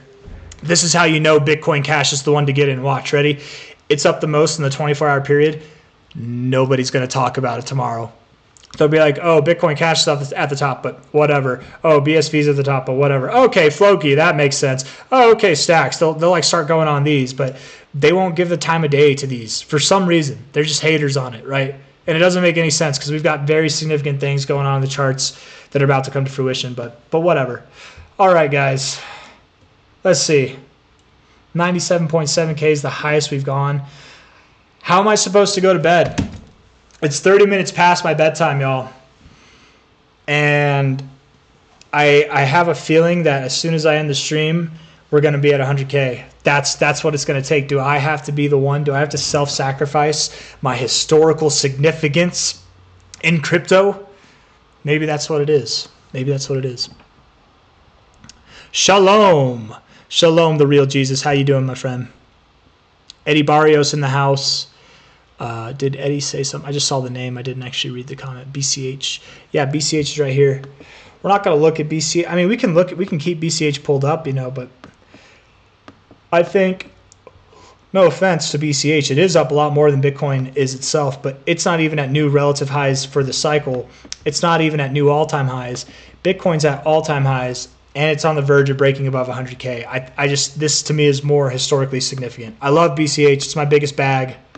That could change if Pajamas keeps going at the rate it's going or Jesus Coin takes off. But which one's going to pump the hardest? I don't know. My best guess to answer that question too is probably not going to be whatever's pumping the hardest now. Probably look at the ones that aren't, right? Popcat, right? Might be a good one to buy. Render might be a good one to buy, right? Sui might be a good one to buy. Maybe even Pepe or Uniswap, yeah.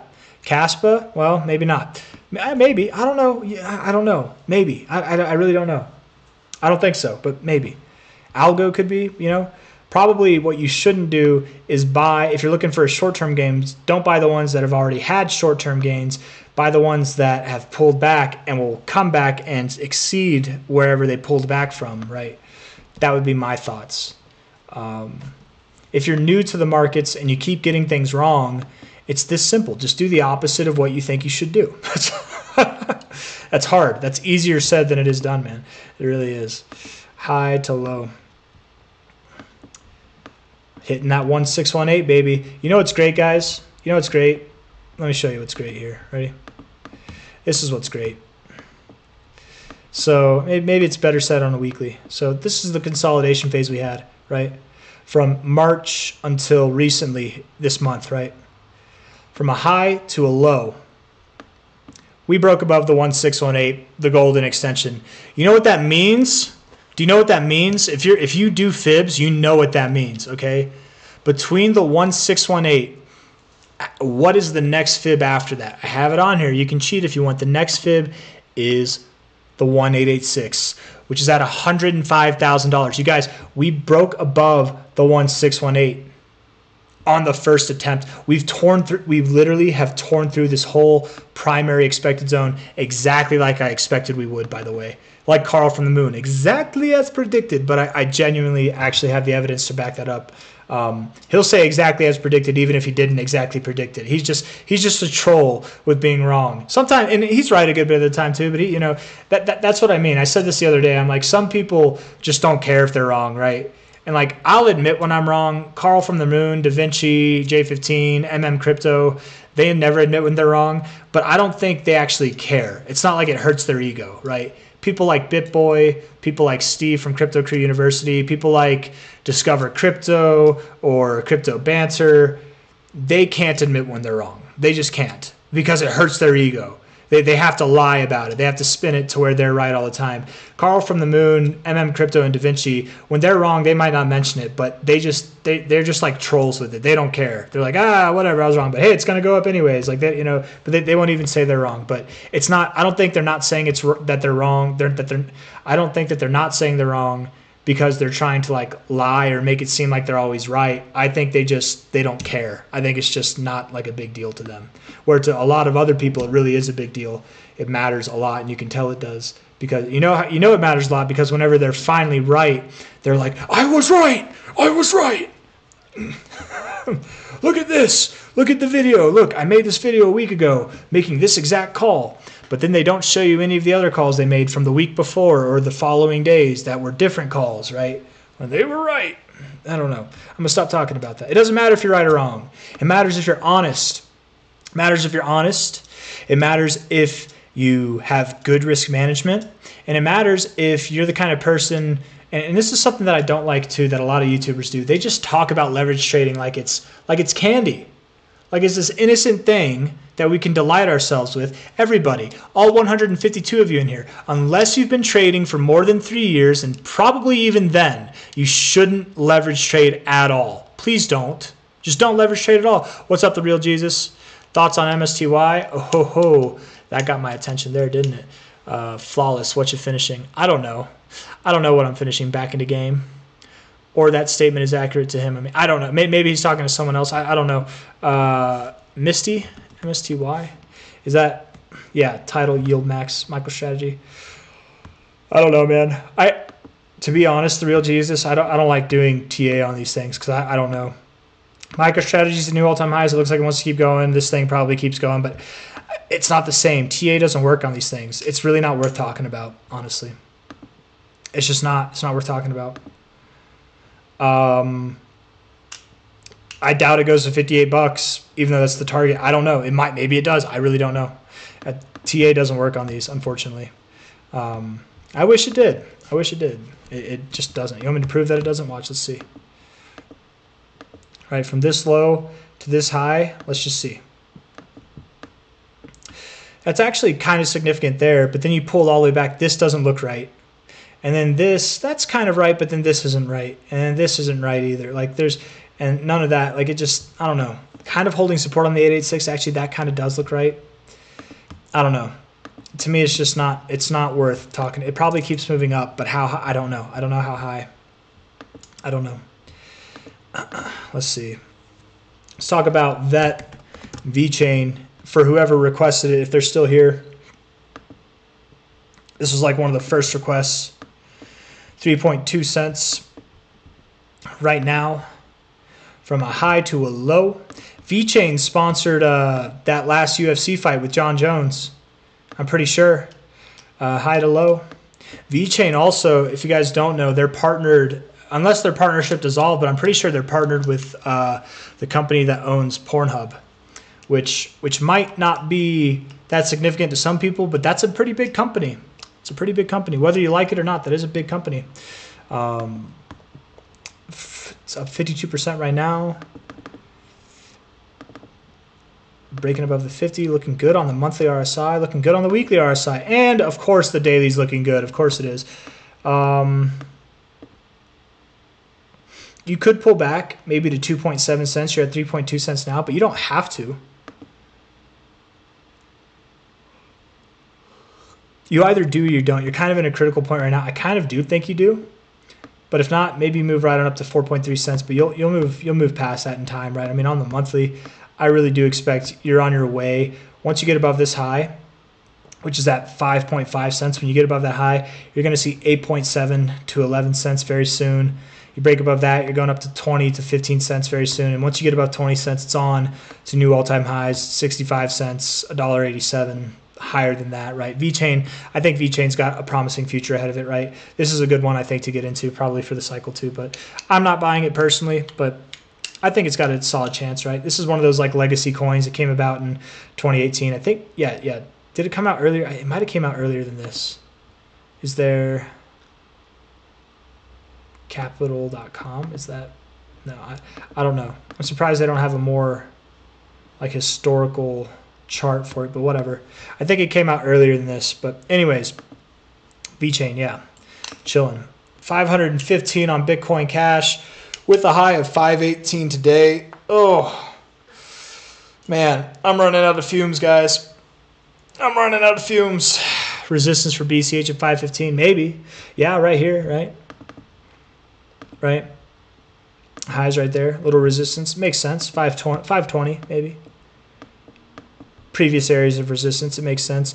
On a weekly closing basis right here, right? 484. But we already found resistance on that. We're up now. I bet we keep going. Maybe if it is resistance, it's only temporary. And like not even a day's worth of temporariness. Maybe not even a 4-hour candle's worth of temporariness. We could pull back and find support on 515 though, 520. I think so. MSTX. What's MSTX? Mystics. Is it this? Definance daily target 2x long MSTR ETF. Wow. Is that what it is? It's an ETF, but it's like a leveraged ETF. For those of you that aren't aware, right, these things exist all over the place where you can buy something, right? Like JNUG, right? Like gold, like there's plenty of things for gold and silver that do this, but you can basically, it's like buying MicroStrategy, but now the gains are twice as big, but so are the losses, right? That's how it is. I mean, yeah, really what you'd want would be analysis on MicroStrategy is what you'd want, right? That's what you'd want. 473, man. It's just phenomenal. I really expected you would have found resistance at 305, and you didn't. You just kept going. 476, you probably continue upwards to 600 bucks, man. MicroStrategy might be worth over $1,000 by the end of this cycle, guys. But it's very hot right now on the RSI. It's getting to those really hot areas that it tops off in, historically speaking, right? It does stand to go a little bit higher, but you're in an area where any day, any week now, you could top off. MicroStrategy did break out of its all-time highs before Bitcoin did. It topped off at the same time. Maybe it tops off at the same time as Bitcoin. I don't know, but it's completely possible this could have been your high, this relative high here, and then you might pull back down to like 305, maybe lower. You really could, and then you go up higher. Maybe you keep going higher. Maybe you go up to 604. I doubt you break above 600, or at least too much above 600 before seeing some kind of significant pullback. But I don't know, man. Bitcoin's in its moon phase. MicroStrategy is strapped onto that rocket, so anything can happen. But yeah, like look at this. MSTR is up 39% this week.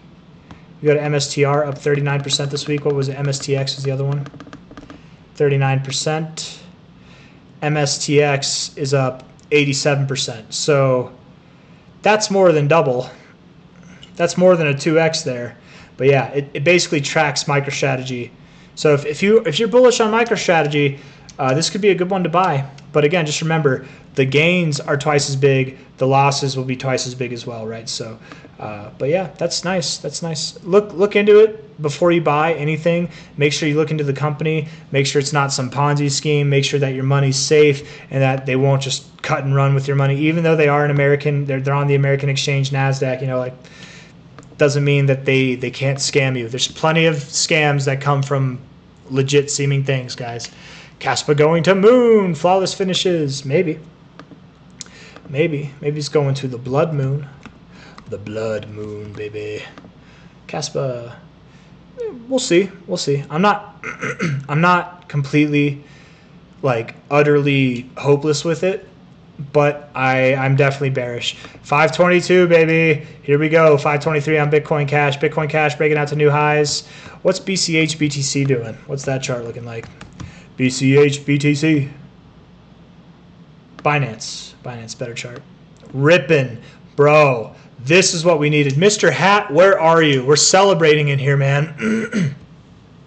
Muhammad Arafa, we have the same mentality, my man. We literally twins. We thought at the same time, my friend. Harry Williamson, I'll get Zcash after this, I promise. I'm sorry I forgot. Yeah, buddy. Kind of like a double bottom.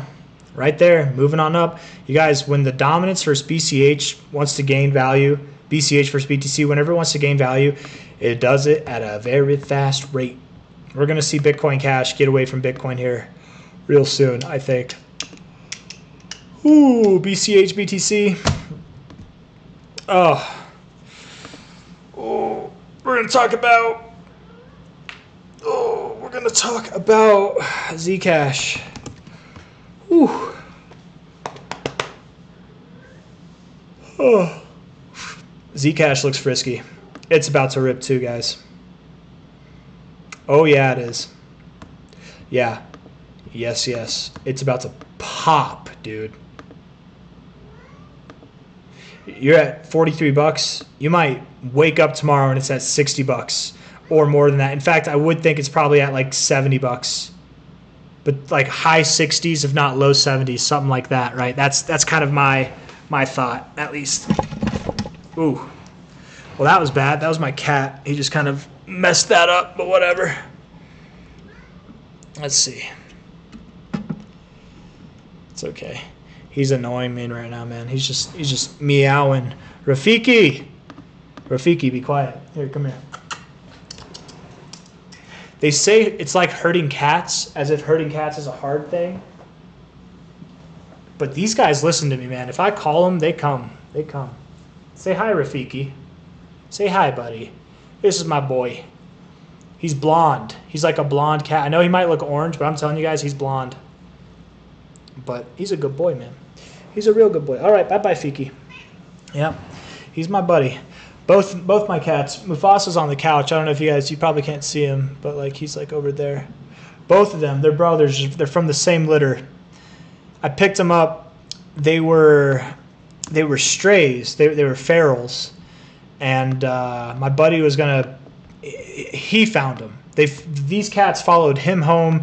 He didn't want them. He was gonna give them to a shelter, and I was like, dude, don't give them to shelter. They'll get separated. They're brothers. He's like, well, then you take them. I'm like, I don't want them. He's like, well, take one. I'm like, if I take one, I'll have to take both. And long story short, I got both of them. Ah, thanks, thank you. Still waiting to meet Mufasa's boyfriend. It's Rafiki that has the boyfriend, I think.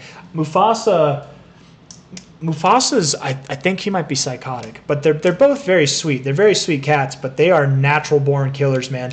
People who say, and I'm a dog person. I love dogs. I really do. But I love my cats. I love animals, just all in all, right? I was vegan for 6 years. You can't be vegan and not love animals. Just so you know, in case anybody wants to leave, because I said I'm vegan. I was never a preachy vegan. I never tried to act like I was better than everybody because I was vegan.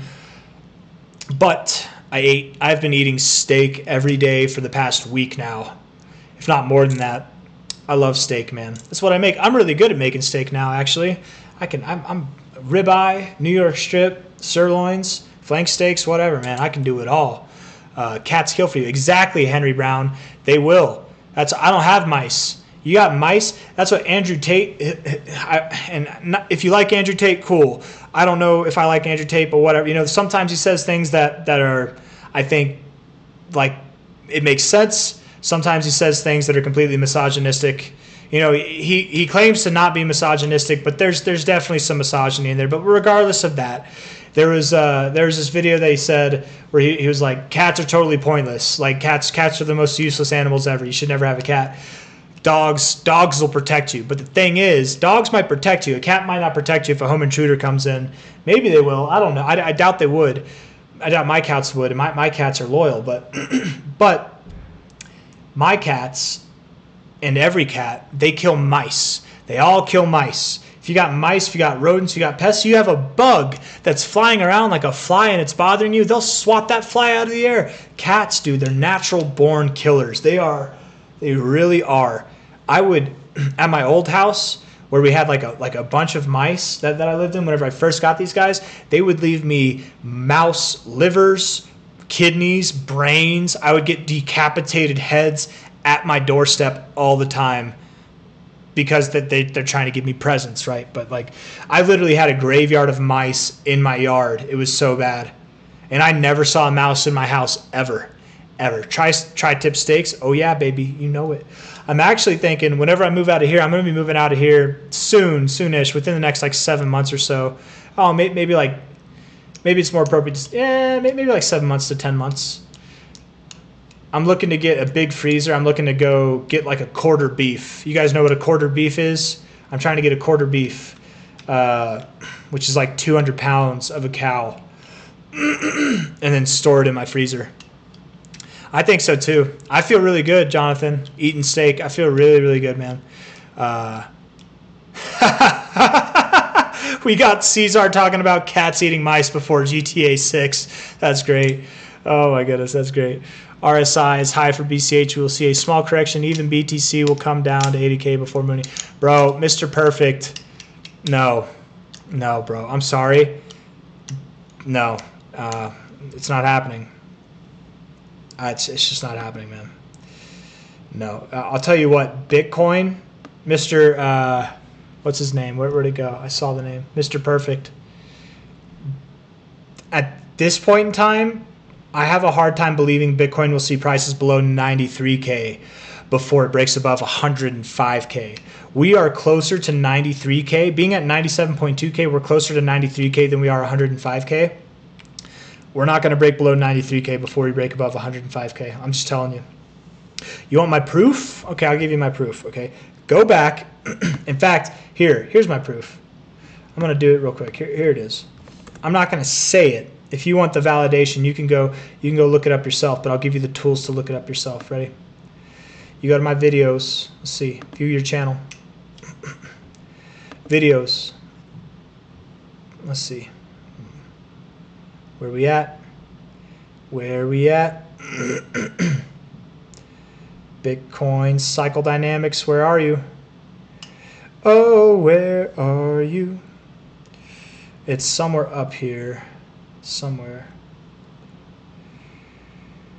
Bitcoin cycle dynamics. This one. I'm going to copy it. I'm going to share this link. Copy it. And I will post it in the description. If it's not there, video link. I think I did this in the last one too. But if it's not there, just exit out, refresh, and it should be there. Paste. Watch that video, and it will explain why we will see nothing more from where we are right now. We will see nothing more. Okay, to be completely fair, I guess we could see more than that. We would see, technically by that, we would see nothing more than an 87K price, right? A 10% correction. But very likely we're probably just going to continue to move up. Technically, this video that I just posted would actually validate the idea that you could go lower. But the fact that we just consolidated and we're moving up, we're not. Here's the deal, right? We consolidated for what, from the 11th of November until basically the 19th of November. So for 8 days, for about a week, we consolidated for a week. How many people sold thinking we were going to pull back? How many people were like, okay, I missed out on this move. I didn't get in on this move, but it's okay. Bitcoin will pull back to like 70K and then I'll be able to get in. How many people were like that? Now it's pressing 100K. It's not going to give you the opportunity again. Bitcoin's not forgiving. It likes max pain. And as odd as it might sound to some people, you're not going to get max pain by dropping price. You're going to get max pain by rising price because not enough people are involved in Bitcoin right now. There's too many people on the sidelines. More people are going to feel pain from it going up than they will from it going down. There's a bunch of people who are hoping it goes down. Ergo, max pain is to the upside. It's inevitable. It's inevitable. All right, my friends. It's looking like, we got 2 hours left in this 4-hour stream. I'm not going to be awake for another 2 hours. I can't be. We're pulling back a little bit. 6 minutes left in this hour. Overbought on the 1 hour. Looking like we want to come out of the overbought zone. Let's look at the 15-minute time frame. You guys, I'm going to be so sad. I'm really going to be so sad if I wake up tomorrow, if it's like 10 hours from now, 8 hours from now, and we're above 100K. I'm going to be so sad, man, because I really wanted to catch it on this stream, but I don't think it's going to happen. At least I don't think it's going to happen within the next doable hour or two. I do think you're going to pull back a little bit from here. Maybe you pull back to 95K, but you're not going to pull back too much lower than that. Do not hope for the pullback. Do not expect the pullback, right? I'm going to end it with this. For everybody who's wondering if it's a good time to get in, it's a great time to get in. I said it here, I said it here, I said it here, I said it here. Every single time it's been accurate. It's a great time to get in. Okay? It's no different here. It's at a lot higher price, but it's no different here. It's a great time to get in. I promise you it's a great time to get in. Okay? If you're waiting on a pullback, you're going to keep waiting. All the people here that were waiting for lower prices, how did that work out for you? All the people here that were waiting for lower prices, how did that work out for you? Insanity is defined by doing the same thing over and over again and expecting different results. Don't be insane. Keep it simple. Keep it simple, okay? I would love to wake up to the moon money. Chunkin', yeah, you know it. LTC rebound tomorrow? Yes. J Villain, yeah. Villain, J Villain, yeah. LTCN and BCHG. You can't have any pudding if you don't eat your meat. That's right. That's right. After I eat my meat, I eat a bunch of, not pudding, but I'll have my desserts. I'll eat like a muffin or a cookie or something, like whatever. Why not? Oh my goodness, we're back at 97K. Okay, so maybe the stream's not dead. Maybe I have to stay here.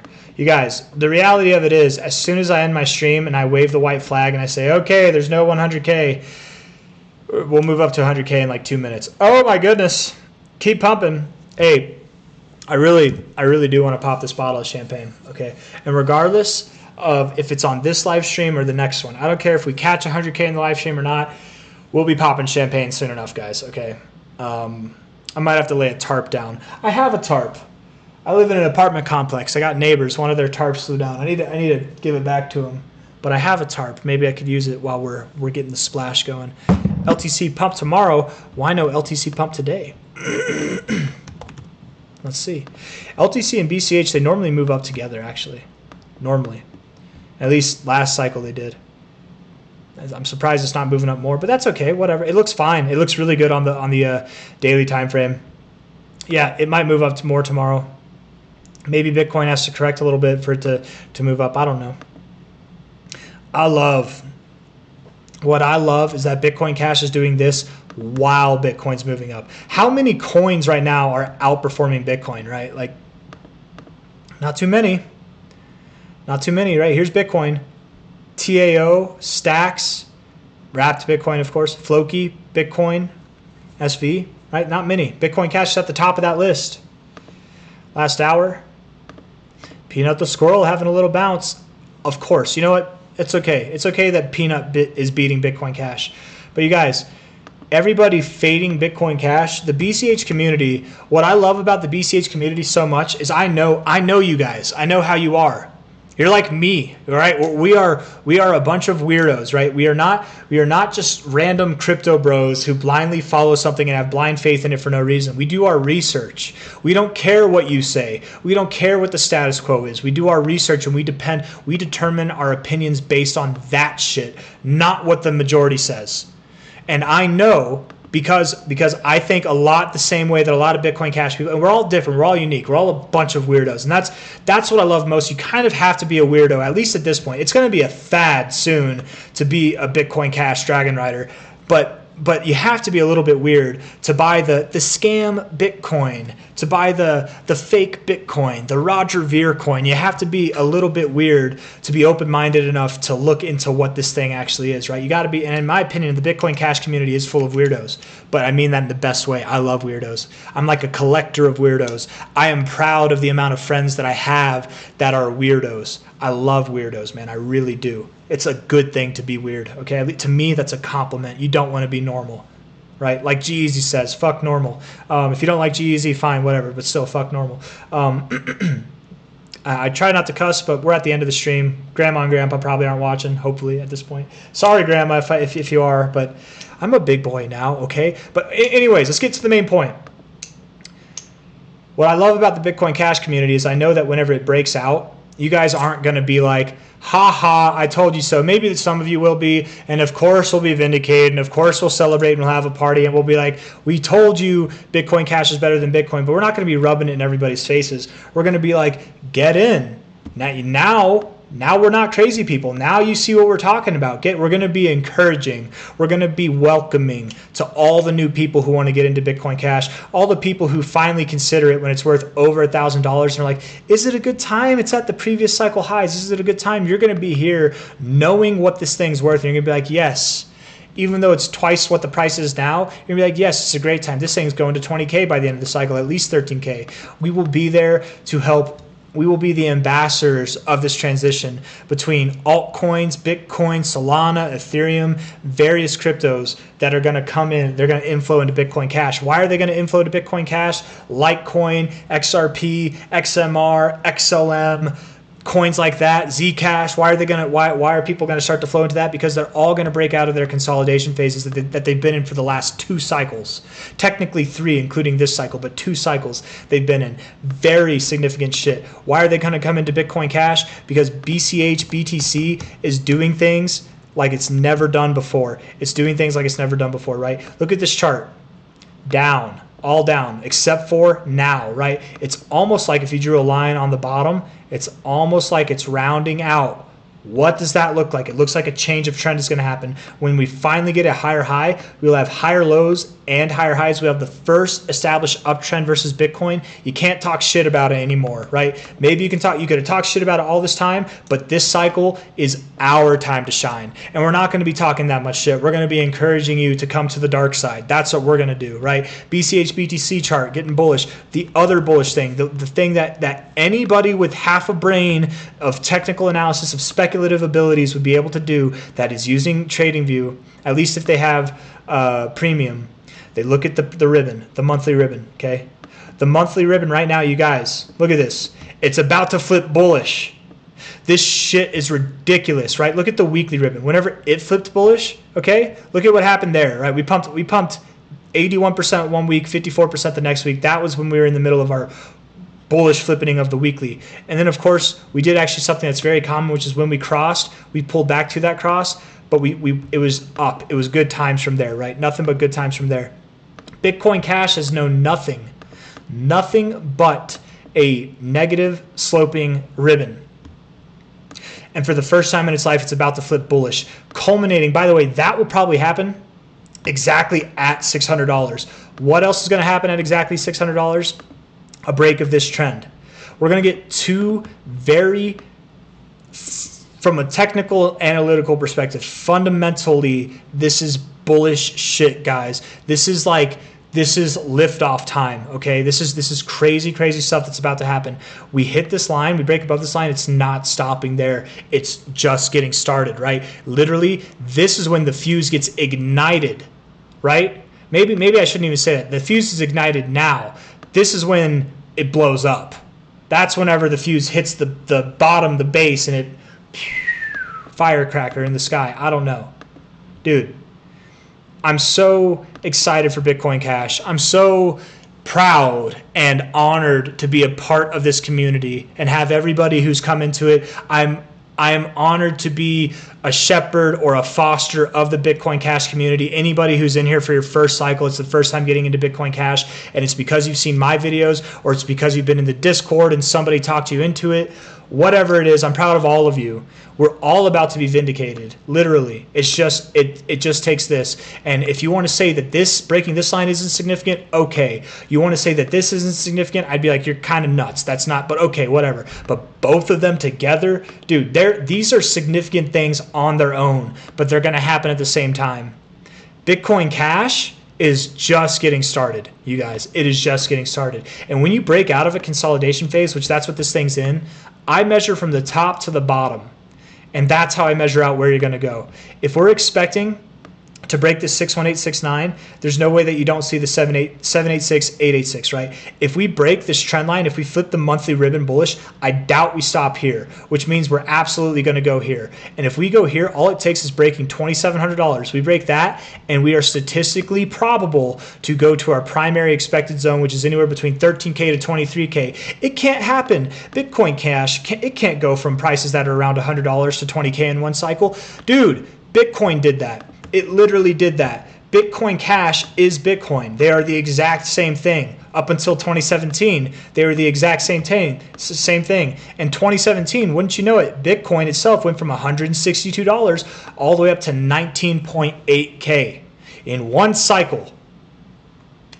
In one cycle. And this thing with the exact same fundamentals that Bitcoin itself has, except it's better. Can't do the same. It can't do the exact same. It can't do more. You know what I mean? You guys, we're going to be, oh my God. Oh, okay. I thought it said 97.9K. I thought we were about to break through 98K. I was like, oh my God, we're doing it. It's going to be great. It's going to be really great. Pessimist, geez, sounds like you're losing hope. Back into game. I love you, bro. I love it. That's good stuff. Y'all want to watch BTC reverse? I'll buy some tomorrow. Guaranteed it tanks. Believer, you should buy some today, buddy. You should buy some today.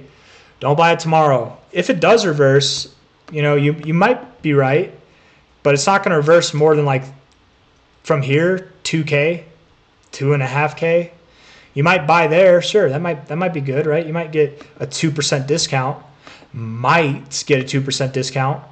But if it goes up to 105K, which is the next fib target, you're missing out on an 8% gain. The risk versus reward isn't there to wait, in my opinion. It's more there. That's how crazy it is. That's how crazy bullish Bitcoin is right now, you guys. It's more safe to buy it than it is to not buy it. That's literally the facts, man. That is literally the facts. Here's what I want you to do. Any person and every person who thinks that they should wait to buy Bitcoin, I want you to do this, okay? We have 3 days and 18 hours left in this week. I want you to go back in time. Okay? Let's go back in time together. I'll do it with you. I'll do it for you. Let's do it right now, okay? The first halving that ever happened was here. It was in November 28th, 2012. This week here. We had a high right here before the halving, okay? What we did after we broke above that high, right, is we moved up a lot. We moved up a lot in a very short amount of time. We moved weekly time frame, moved up a lot. But when we broke above that high, 1 week, 2 weeks, 3 weeks, 4 weeks. 4 weeks time, we were up 56.56% in 4 weeks time. Did we move down at all during? No, we did not. We didn't move down. We just moved up, okay? We just moved up. If we moved down, it was very insignificant. We just moved up, 56. That was the first halving. Let's go to the next halving, which was July 9th, 2016. July 9th was here. Here is your pre-halving high, okay? When you broke this high, when you finally broke this high, and let's zoom in here. It was actually this week, I believe. Yeah, it was. It was 0.3% higher, but it was this week. So we'll count it 1, 2, 3, 4 weeks later. And look at that. On the fourth week, you did pull back. But 4 weeks, you moved up 46.7%. The first one was 56.56. This one's 46.7. After breaking your pre-halving high. You go to the next cycle. Okay? Your halving this cycle was in May 11th, 2020, right here. Your pre-halving high is here. Okay, we're on the weekly time frame. When you break above your pre-halving high, which is over here this week, right here, you barely broke above it, 1.6%. 1 week, 2 weeks, 3 weeks, 4 weeks, and you continued to grow after that. The biggest drop you had actually in that time was right here, from a high to a low, 14% down. 14% down. That's the biggest drop you had. 4 weeks later, you were up 36.8%. So 36.8, 46.7, 56.56. That's what you've done historically in a 4-week time frame. Our halving this year was April 20th. Our pre-halving high was right here. We broke out of it. We broke above it finally this week. 1 week, 2 weeks, 3 weeks, 4 weeks. 2 out of the 3 examples I gave you, we continued to grow at unprecedented rates with a maximum drop of 14%. Maximum drop of 14%, okay? One of them, we had a big correction, but that was the 2017 market, and we had that was the last parabolic market we had. It was a phenomenal rally, so who cares? But still, that one was up 46%. We are up right now 32.6% after the halving in a 3-week time frame. Most of the time, every time we've done it, we've done 4 weeks. Okay, so 4 weeks would be November 25th, the week of November 25th. The minimum growth we've seen was 36.6%. 36.8%, basically here. That would put us just above 100K, okay? Just above 100K, which, by the way, I don't think we stopped there because from a high to a low, the 1886 is right there. We break above the 1618, there's no way we don't go right above the 1886. And I'm not going to lie, guys, I don't want to get you too excited. Okay, I'll bring this back in a second, but when you tear through the 1618, when you do this kind of stuff, you actually oftentimes don't stop until the 2272, if not the 2618. The 2618 is a very real target right now before we see any kind of significant correction again. Genuinely. I'm not just saying that to say that. I mean it 100%, okay? 4 weeks time from the high. Okay, we're at 3 weeks now. The minimum was 36.8, which would be basically at $100,800. That was the minimum. The minimum in a 4-week time frame. The maximum was 56.6. 56.6 right here, baby. Basically there. I got 115K. 115, that's 55.9, whatever. Right? The median was 46.7. And that's at 108K, okay? There's no scenario, however you want to pronounce it, where we don't at least see 105K before any kind of somewhat significant pullback. By the way, if we stopped at 105K, the most you're getting is a 10.5% drop and then up again. But I have a different theory.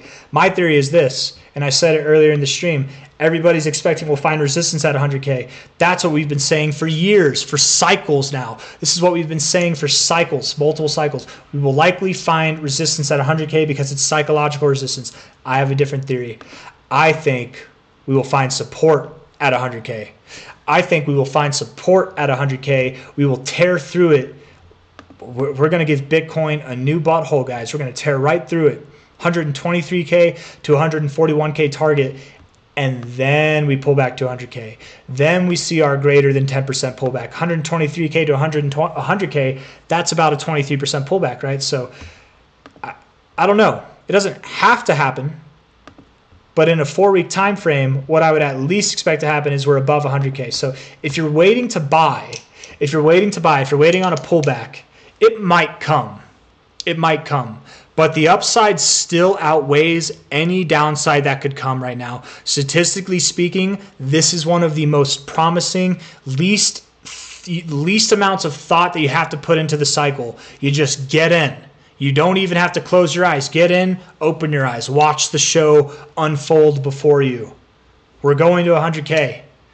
Pullback has become a meme. Smooth Operator gets it. Yes. Yes. John Beakey, what's up? Smooth Operator's in the house. Now it's a party. John Beakey's in the house too. What's up, people? Pac-Man. Thank you, man. Thank you, bro. I appreciate you. You know it, man. Yeah, you know it. Pac-Man. Hell yeah, bro. We're going to. That's the BCH spirit, man. That really is the BCH spirit, I think. Let me guess. Yeah. Yeah. Smooth Operator. They've already shorted 95K, bro. What they're going to do is they're going to have to close their shorts, right? They're going to get liquidated. They're going to go to the bank, get a loan. They're going to call their moms, get a loan. They're going to have to sell their house, use that money. They're going to put up a mortgage. They're going to make poor decisions. Rest in peace, Bears. Please, LPT. Okay, we can talk about LPT. What is LPT? Is it love past tense? Love premonitions tomorrow. LPT. Live peer. Oh, I knew live peer. Yeah, I've heard of this. Low to high. Right off the 618. Beautiful. Up to the 236. Yeah, I have the utmost confidence you're going to see new all-time highs by the end of the cycle. High to low. High to low. 618. You really love that 618, don't you? Let's look at the weekly. Weekly RSI looks kind of sad, not going to lie. But what I will say, what's nice about it is you've been rejecting this 50 a lot, time and time again, and you haven't gone to the oversold zone. So that's actually a sign of strength, in my opinion. Just like if you were to find support on the 50 but not get overbought, that'd be a bad thing. But you did get overbought, so that's okay. Right, like right here, you rejected the 50, straight to the oversold zone, right? You rejected the 50, straight to the oversold zone, right? Here, you're rejecting it time and time again. You haven't gone there. I think you will move up. I think it's actually a bullish look. So it's kind of in like this bearish triangle, right? Descending triangle right now. They're statistically probable to break out to the downside, but I think you're going to go to the upside, okay? Really, I think your next target area is probably at least about 50 bucks to 67 bucks, 47 to 67, somewhere in that range. When you break above $67, when you close any given day or week above 67, it's on to 245, 788, and it doesn't have to stop there. It could go higher. Those are your targets. There you go. I hope you're happy. Oh, I can't shake this feeling, guys. I just can't shake this feeling. There's magic in the air, and I can't fight this feeling anymore. We've forgotten what it feels like to be poor. We're knocking on 100K's door. We're going to explore. We're not going to stop there evermore. And I can't fight this feeling anymore. I've forgotten what it feels like to be poor. Right? Sing it with me. Feels like Cosmos looks very bullish. Okay, let's look at Cosmos. I like Cosmos. I actually really do like Cosmos. That was a big letdown for me last cycle. But I really do like Cosmos a lot. I like the fundamentals, man. Another thing, right? Like this is like it has all the right things to go up, and it did go up, but what did it do? From a low to a high. Okay.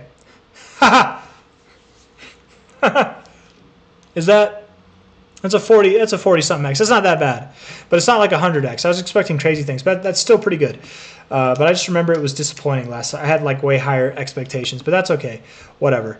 I think I got in like around here, like right before it broke those highs. But Cosmos is looking bullish. I like Cosmos. I like Cosmos a lot. Right? I hope that didn't off throw it from a low point here to a high point there. Down to the golden ratio and up, baby. Yeah, you're looking good. I don't like the monthly RSI, but that's okay. Hopefully that changes. Weekly RSI does look bullish, yes. Daily RSI looks very bullish, yes. Yes, my friend. I think the next target would be probably above 10 bucks, probably even above 11 bucks. I bet you go up to like 14 bucks here pretty soon. You're at 620, so nice. You get above 1862, I think it's safe to say you'll see new all-time highs. Cosmos is looking frisky. But damn, man. This stream, how long has this stream gone on for? 8, 9, 10? It's been 3 hours. More than 3 hours, guys. Oh my goodness. C-Zar, if no one hates the coin, it won't be a good performer is my theory. I agree. No, I 100% agree. Yeah, yes. No, take notes, people. That is facts right there. That is how it is any cycle, right? And just because your coin is loved doesn't mean it's going to do bad by that logic. But just because it's hated, definitely, most of the time it's the coins that everybody knows of, but they just don't want to see it succeed. Those are the coins that do the best. Those really are the coins that do the best. Stacks. Atom is whatever. I think it's cool, but I mean, yeah, kind of. STX, stacks. Oh, I've heard mixed things about stacks. Maybe I'm thinking about Stronghold. I'm thinking about something else. I am thinking about something else, I think. Low to high. Very bullish. Very, very bullish. 382, bounce. Bullish as hell, bro. Bouncing off of previous areas of resistance, stair-stepping like this, bullish as hell. Last time, from a high to a low, you went up to your 1886. This time, and look at that, actually. 1886 resistance, 886 support. I love the symmetry, right? This time, high to low here. 546, $12. Probably if you hit the 1886 last time, I think these deeper extensions are to be expected. So I'd say 855 to maybe 20 bucks is your potential target. You're at $1.89 now. And it don't have to stop there, right? That's just the end of the next move. End of the cycle, I bet it goes higher. But yeah, Stack's looking frisky. Looking real frisky, buddy. Looking good. Okay, yeah. Oh, I really gave it the college try, guys. I really did, but I think I need to end it maybe. We'll let it sit for a second. What's up? Muhammad Al-Mensi? When is BTC dominance topping? Here's my theory. And I said it earlier, but we can go over it again. I don't care. All these crypto YouTubers too, guys. And I there's certain times where I'm like this, but only if I've like just talked about it, right? If it's been some time, like everybody, they'll be like, I talked about it earlier. You can go back and watch the stream if you want that. Like it's been an hour since I talked about it. Let's talk about it. Whatever. Who cares? We can look at it again, right? You're at 61.5% from a high to a low. You're probably going to go up to 64%, 64.3%. And then finally, with the Bitcoin dominance is at 65.4 to 64.3, somewhere in that range. When it's up there, then it's time for alt season, my friends. Then it's time for the great dropping to commence and the great rising to commence. As Bitcoin grows ever lower by the end of this 4-hour candle, we have an hour and 40 minutes left. I can't help but think it does look like it wants to take a momentary pause. Probably not for like a day, probably not for even like 12 hours, but maybe for 4 hours, maybe for 8 hours. We might take a pause here, my friends. We might. I don't know. It's too early to say, to be completely fair. It could just, there's 40 minutes left in this hour. It could just as easily rip. Oh. Bearish divergence on the 15-minute time frame. Volume dying down. I don't know. I don't know. But again, any downside from here, you guys, it's going to be very insignificant. You would be lucky. You would be incredibly lucky if from a high point to where it drops, if it dropped 5%. Not 5% or more, just 5%. You'd be lucky, okay? Lucky if it drops 5%. You're not going to be lucky at all when it goes up 7.5%, because 105K is the minimum target. The minimum target, right? You'd be lucky if it drops 5%.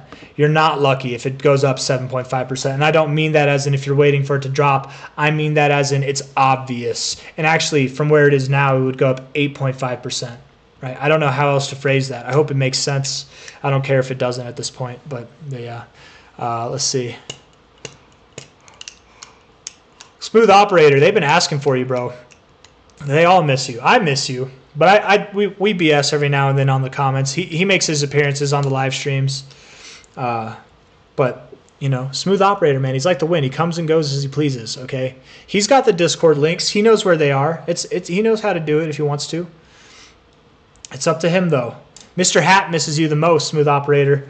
But yeah, always welcome. Always welcome, my friend. Smooth Operator, I think it's been following me since I had... You've been a subscriber, right, for a while, haven't you? Like, has it been... How long ago was it? How many subscribers did I have? I feel like it was before I had 1,000. It might have been when I had like 500 or something like that, or less. I can't remember. Back when you went as Legenda, right? Or Legend A, whatever. He's always been Smooth Operator in the Discord, though. Always. Because he's a smooth operator. My voice is gone. Smooth operator. Smooth. Look at that. Tipping the 1618. Tipping this very insignificant 1618. Loving it. Loving it. You probably, yeah. If you're finding significance here, what I would expect is the lowest you would go is 92.6K. So let's see how accurate my 5% is. Yeah. You'd be lucky. You'd be lucky. That's the lowest I see it going. The fact that you just tore right up to your 1618 does leave the door open to find support at the 1272. Sometimes before pressing higher, you do consolidate in the 1618, 1272 area, right? Hi, Rafiki. Hi, buddy. Hi. Hi. Oh, he's a good one. Yeah, he's a good boy. Yeah, he's a good boy. Oh, yeah. He's like, dude, give me wet food. Oh, no. I don't have any wet food. Bro, I forgot to buy it. Oh, he's going to be upset. He's going to be so sad. Oh, this is the only reason why he's doing this. He wants wet food. I love you too. I love you too. I normally give it to him when I'm done making videos. It's like an hour past when I normally am done making videos. I don't like it when he puts his butthole on me. Oh, you're my boy. You're my boy, Blue. I love you. Yeah. Yep. Okay. All right. Well, there's a little butthole on the back of my head, so I think we're done with that. I think we're done with that for now. All right. Are we going to? Hi, Mufasa. Mufasa's getting jealous over here. Hi, buddy. They got I moved their cat tower because the Christmas tree had to go up. I didn't move it. My wife did. She's the interior designer around these parts. Rafiki, chill, bro. Chill. Chill, dog. Chill, yeah? Chill. Oh, such a needy guy.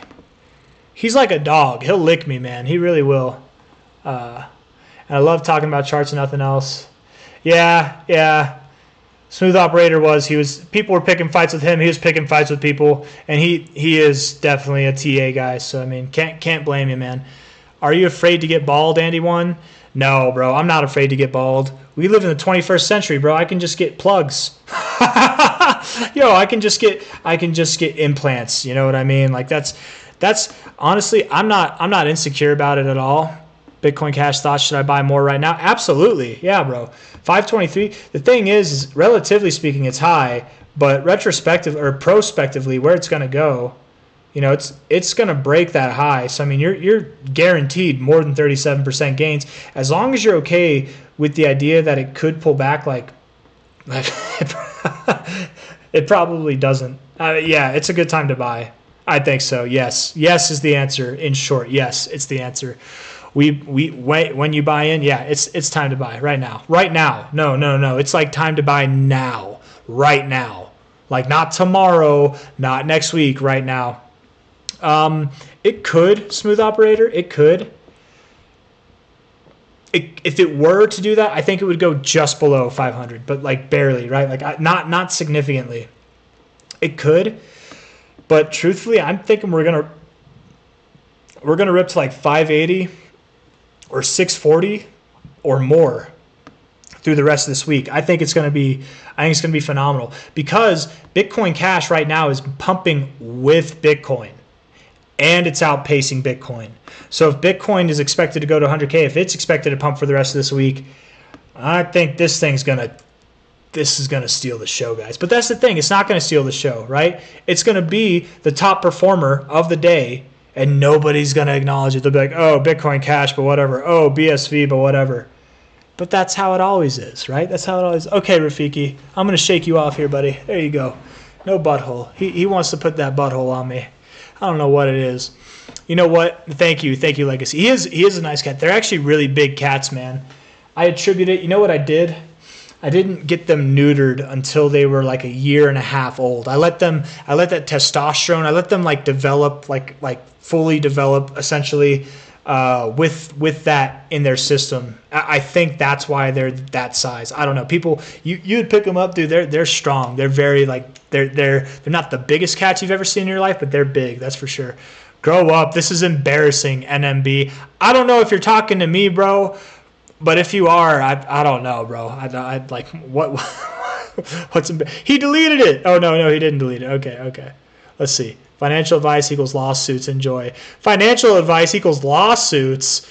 NMB. I'm the one that has to grow up. And you're threatening to sue me over financial advice? None of this is financial advice, but I don't need to say that. You'd have to be autistic. Probably not even autistic. You know, I've got autistic friends, and I love them. I love autistic people. I seriously, they're some of the most beautiful souls you'll ever meet in your entire life. But you've got to be like, literally, something's got to be wrong with you. Like you've got to have like more than autism. You've got to be like genuinely like of a low intelligence if you think any of this is financial advice. But I don't know if you're talking to me. That's not directed at you if you're not, but if you're talking to me, NB, NMB, you're telling me to grow up? Like what? Where did that even come from? I don't know. You need to grow up. Go to bed. Go get angry at somebody else who's actually going to get mad with you, bro. If you're trying to poke a bear and get them riled up, you ain't going to do it here, man. I got champagne. We're about to break 100K. I'm the only person on YouTube who is calling for $100,000 I actually said 105 to 115 by the end of November. I'm the only person who said that at the end of October. I'm the only person who said that in the beginning of November. You won't find it anywhere else. You can go back. The internet keeps receipts, right? I'm the only person below 70K this month who is calling for 100K by the end of this month. You can't hurt me, bro. You can't hurt me. You want to say it's financial advice? That's your own problem, I suppose. I don't know where you're getting that from, but whatever. Whatever. Co-parter, I guess, man. All BTC folks are killing it. Yeah. Oh, yeah. Yeah. Bitcoin go. Yeah. All of them, man. BCH, dude, it is crazy times. You know what? And the thing is, it's a shame it's not financial advice. This should be. If it was financial advice, more people would take me seriously. It's ridiculous. On Facebook, I have so many Facebook friends, you guys, right? Like I've got like all the people from my hometown that I talk to. I post crypto stuff all the time, and they don't listen. They don't engage. They think I'm crazy crypto Chris. But if I became a financial advisor, if I charged people for their time, I bet they would come to me. I should be a financial advisor because fuck, I'm good.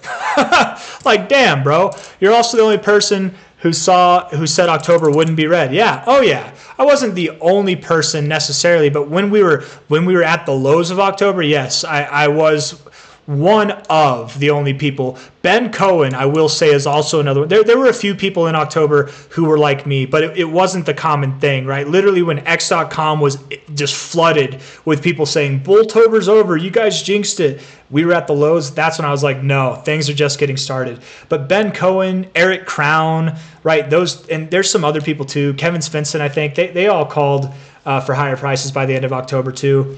But yeah, no, yeah, that's October. We've been on it, bro, since September. Our month-to-month calls on this channel have been pinpoint accurate, right? Almost. In October, I said we'd be at new all-time highs by the end of October. We were just shy. So I was wrong. September, everyone was calling for it to be a bloodbath. I was one of the few people calling for it to be green. I hate this. I hate trying to validate myself or vindicate, because who cares? I don't care about being right or being wrong, right? Because I'm not a financial advisor. Like, I don't care. It's not my job. Nobody's paying me for this. It's risk management. You guys want to make money. I want to make money. We're bouncing ideas and opinions off each other, right? But like, go ahead, NMB, and I don't know, shove a stick up your ass somewhere else. I don't know, man.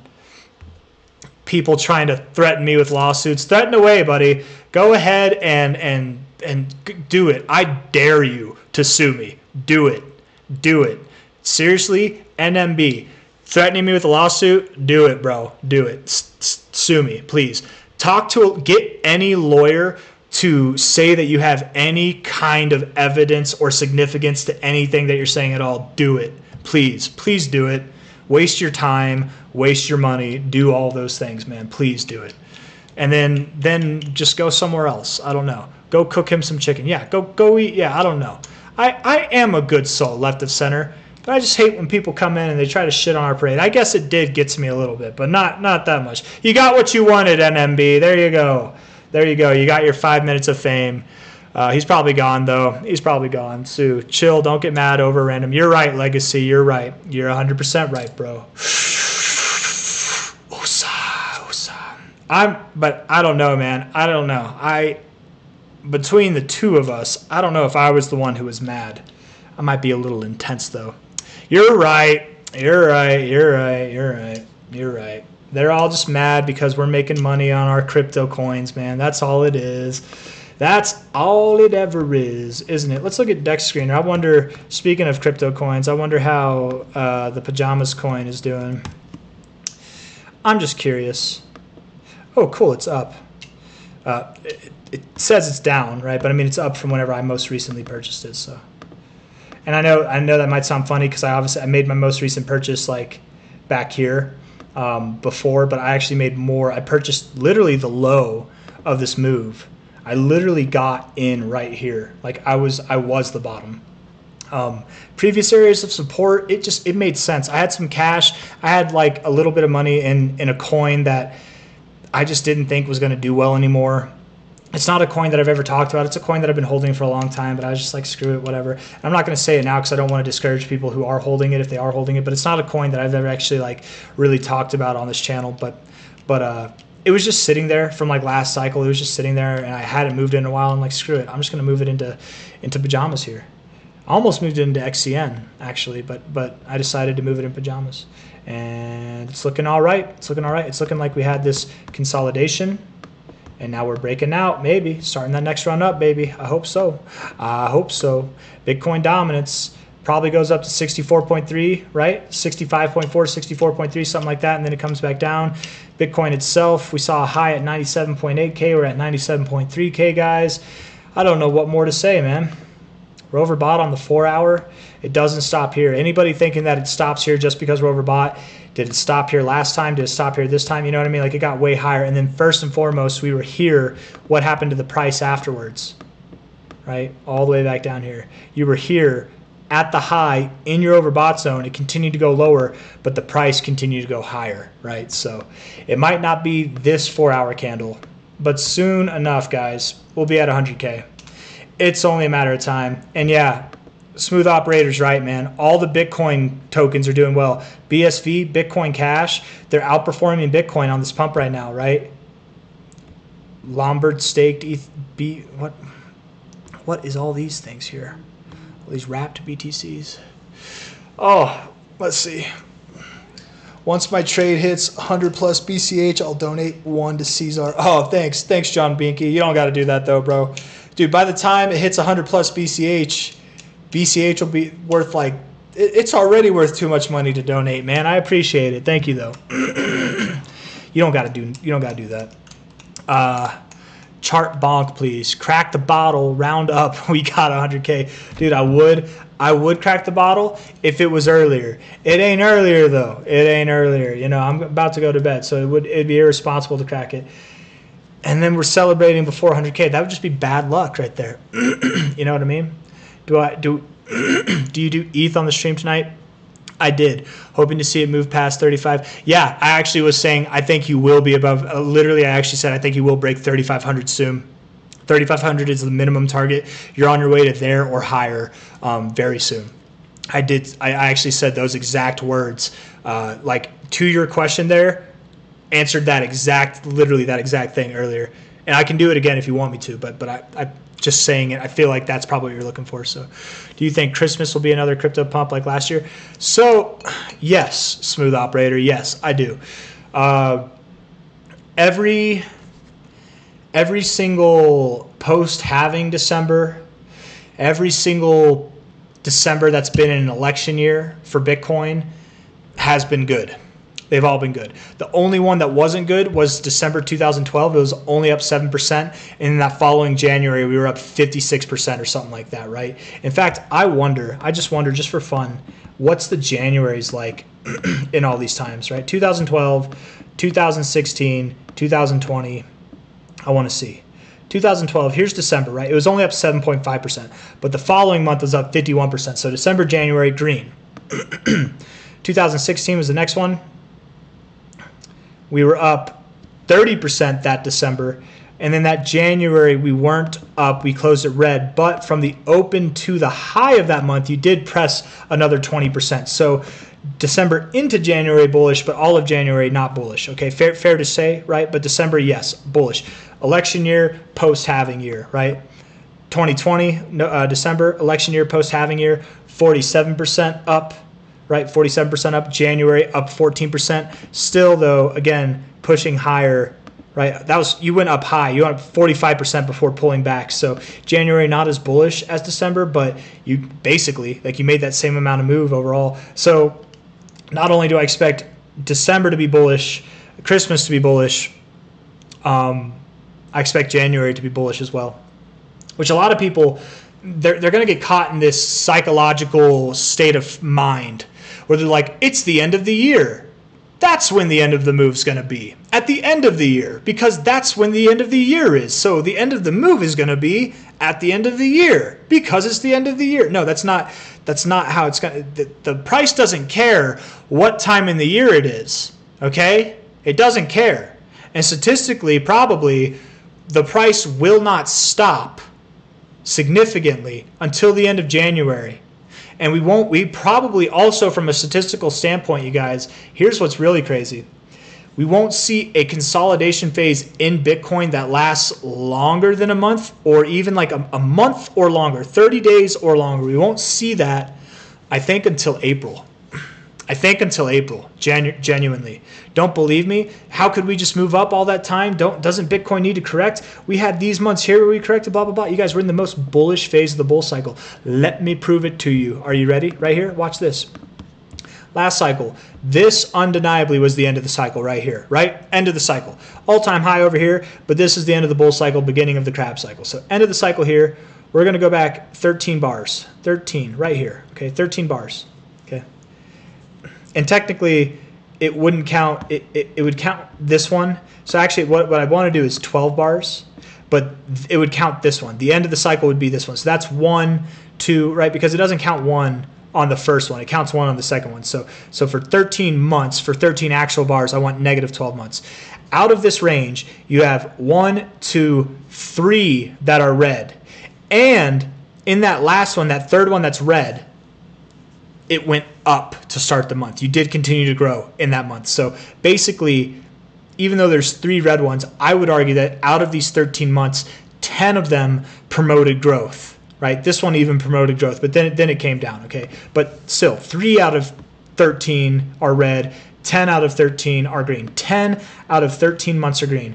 Let's go to the cycle before that, okay? Here's the end of the cycle. We're going to do the same thing, 12 months, negative 12 months. Here we go. How many of these months are red? Well, out of 13, only 3 are red. Only 3. And would you notice that just like last cycle, none of them are together. They're all spaced out, right? Here's some that are together, right? But these ones, they at least have a green month in between them, if not more, right? Just like this. So none of those months, those red months, come consecutively. 13 months, both of the 2 last cycles, 3 out of 13 months were red, which means 10 out of 13 months were green to end the cycle. The cycle before that, here we are, end of the cycle, and we get back to 12. This time we only had 2 red months. 2 out of 13 months were red, and they were consecutive. To be fair, they were. The 3rd month even continued to drop, so it's debatable that there were 3 months of kind of red there too, right? If I'm going to say it's debatable that there's like this month was a growth month, it's debatable that this month could have been a loss month, right, overall. But you did close it green. So 2 out of 13 were green, right? You go back to this cycle. We'll do it again. 12 months. 3 out of 13 were red. 10 out of 13 were green. It's like history repeats itself perfectly. So what am I saying? I don't know. I'm just saying if the end of the cycle comes when I think it's going to come, which is October, and that would mean that we've already got 1 green month out of the way. We've got another one. That means that we've got 3 more red months, which are likely not to come back to back, right? So they'll be spread out. I think one of those red months will be February. I think another one might be April or May. And then I think the last one will be like September, maybe August. Maybe August or September. But other than that, everything else is going to be green. So when I tell you that I don't believe we're going to see a consolidation phase that lasts a month or longer until April, I'm not just saying this for fun, guys. I mean it. I really do mean it. The mud poker ain't going to do jack. I don't know. I don't know what that means. Everybody's got a different definition of what a mud poker is. And I would hope they're not doing jack, but I don't judge. If you want to do jack, that's okay. It's fine. With your mud poker, you want to do jack, it's fine. I don't care. I have the utmost respect for that. You know, as was it Dave Chappelle that said it? That might be the most manly thing you could do, is mud poke another man. Hey, C-Zar, can you please do CRO? I've never seen you review that one. I've reviewed it so many times. But yes, we can talk about it, my friend. We can. I haven't talked about it today. I just mean, in the past. Woohoo! Up 138% this month, 17 cents right now. Overbought, a little bit overbought, but you're not in that. Oh, I'm not trying to draw. I'm trying to do this. You're not in the area where you topped off the last 2 times, right? You're not even really, like, you're just scratching the surface. I think you do continue to move higher. Like, absolutely, I do, is all I'm trying to say there. High to low retracement. I don't think you stopped till 31.5 to 39 cents. You're at 17.4 cents, so up more. That's it. That's it. You look good. Up more. up, up, up, just like Bitcoin. Oh, dude, you look so bullish. The amount of downside you have, here's how bullish you are. You're likely not going below 16.5 cents. So you basically won't drop more than a cent from here, but you've got a statistical probability to double in price. The risk versus reward for the short term is just off the hook right now. For something that just pumped, you would think it would pull back more, and it could, but no. Fib structure is too bullish. Daily RSI looks bullish. Weekly RSI looks bullish. More. You're going up. Previous area of support, previous area of resistance, right at the golden ratio. You probably find resistance there. Not only that, but from a high to a low, I bet we get some significance. Wouldn't you know it? Right there. Golden ratio on top of a golden ratio. Probably just above 30 cents, if not just below 40 cents, is where you'll go before you top off. And I bet that comes either by the end of the year or by the end of January. You're up in that area. Oh, my daughter's crying. I'll be right back, guys.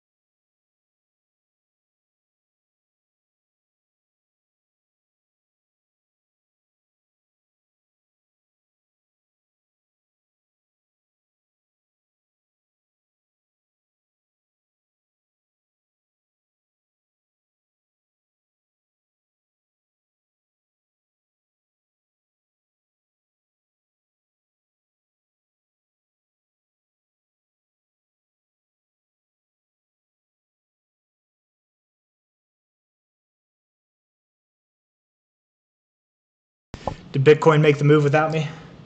Did it do it? Is that at 100K right now? Oh my goodness. Fiki, I'm sorry. I got no wet food for you, buddy. I am a bad cat dad. I forgot to go get you some today. That was the hardest part when I was vegan, buying meat products for my cats. It wasn't hard, you know.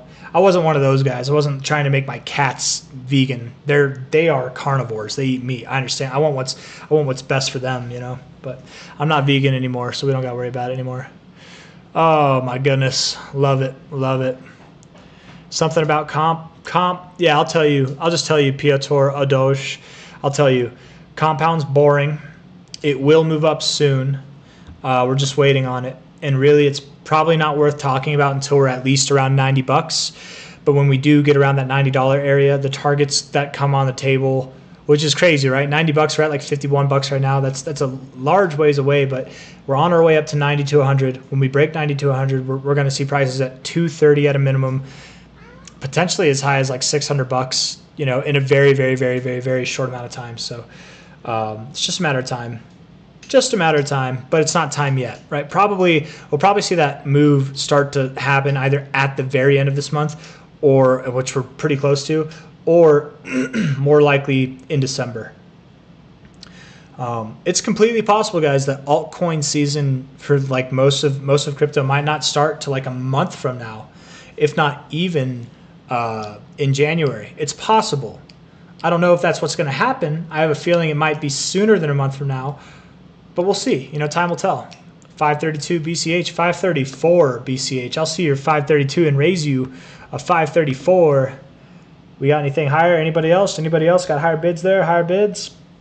Put your bids in now, ladies and gentlemen. Up 18%, 35. We got 535, 535 out here, 536, 536 out there going once. How's the RSI on BCH?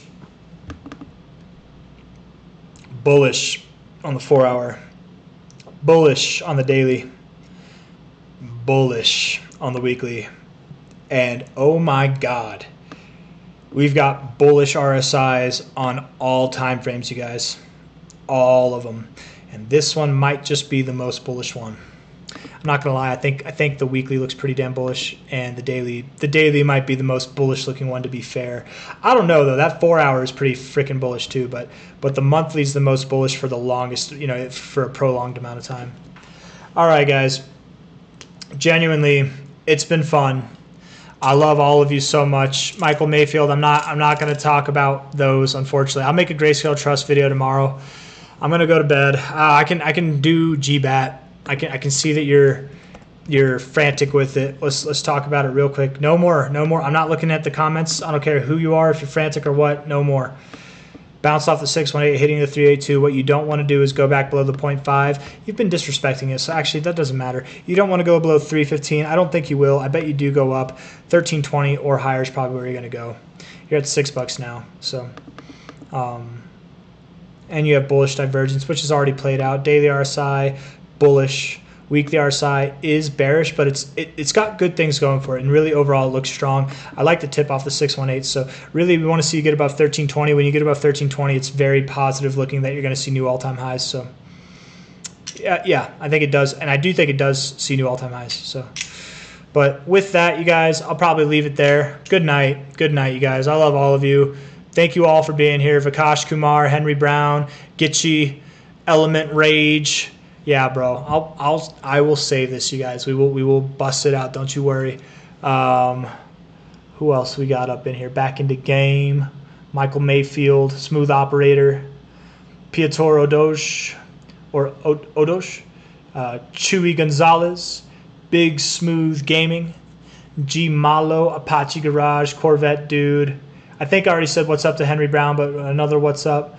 PJ, Adam Ram, Chris 26. Sudhir Gadugu, Hussein, Ashep, River Page, Cactus, John Binky, Jaron Decker, Chewy Gonzalez. I already said hi. I already gave you the goodbye.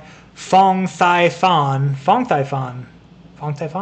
David B, Daniel Posthumus, Jaron Decker, Dennis Rizzo, Harry Williamson. I guess the feds are coming in. Thank you guys. Thank all of you. Garrixer, RK, Twan Fam, even Curly J, and Muhammad Arafa, and even Legacy. And who else? I keep saying even because I'm expecting to see the shithead, but maybe he deleted his comments. I don't know. Robin Bank Trades, MN Sodaway, something like that. Guys, I appreciate all of you. CT, what's up, bro? No stop loss recommended for that. No stop loss recommended for BCH while you sleep. I'm not going to do that. Yeah, I don't know. Hopefully you're not using high leverage. Stop loss really should be probably set at like 454, 460, something like that, right? If you're thinking it should be here, it'll probably go there. But I don't even know, you know. It's like if you're using leverage that liquidates you by this price, you should probably fix that leverage, right? But even then, look at how perfect that higher low looks. Like, I don't know. Not a good question for me, man. I don't know. My brain ain't in the right place. I'd probably give you my best. No leverage trades, no stop losses, just a spot position, right? That's the best. That is financial advice.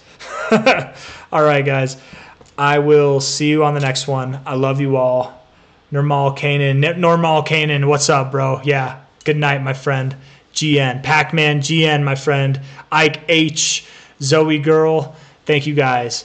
Thank you, guys. Yeah, I will, Ike H. I'll keep that in mind. I'll write GNO down for you right now. GNO for Ike H. I'm not gonna write any more down because I need to go to bed. I can already see where this is going, but I'll write with coin. With coin, yeah. Okay. Ooh, I woke up in Belgium and BCH was up. Hell yeah. Glenn Verhoeven. I don't know how to pronounce it. but yeah. Glenn Verhoeven. Glenn Verhoeven. I don't know if I'm pronouncing it right. David Cooper. Dude, I know it. David Cropper. Hell yeah. All right, guys. Night. GN. I'm just lingering because I'm telling you guys, right? For anybody who's going to be up for the next like 4 to 8 hours, watch it go to 100K. Just because I'm asleep. Anyways, night. I'll see you on the next one. Bye. Thank you all for being here. Hit that like button on your way out. Subscribe if you haven't. This is definitely the longest stream I've ever done. Okay. Oh, absolutely. Piatoro Doge. Absolutely. Yeah. Yes. I think it is. That's still my minimum expected target. I'm just going to write good night all. Good night all. Hugs and kisses.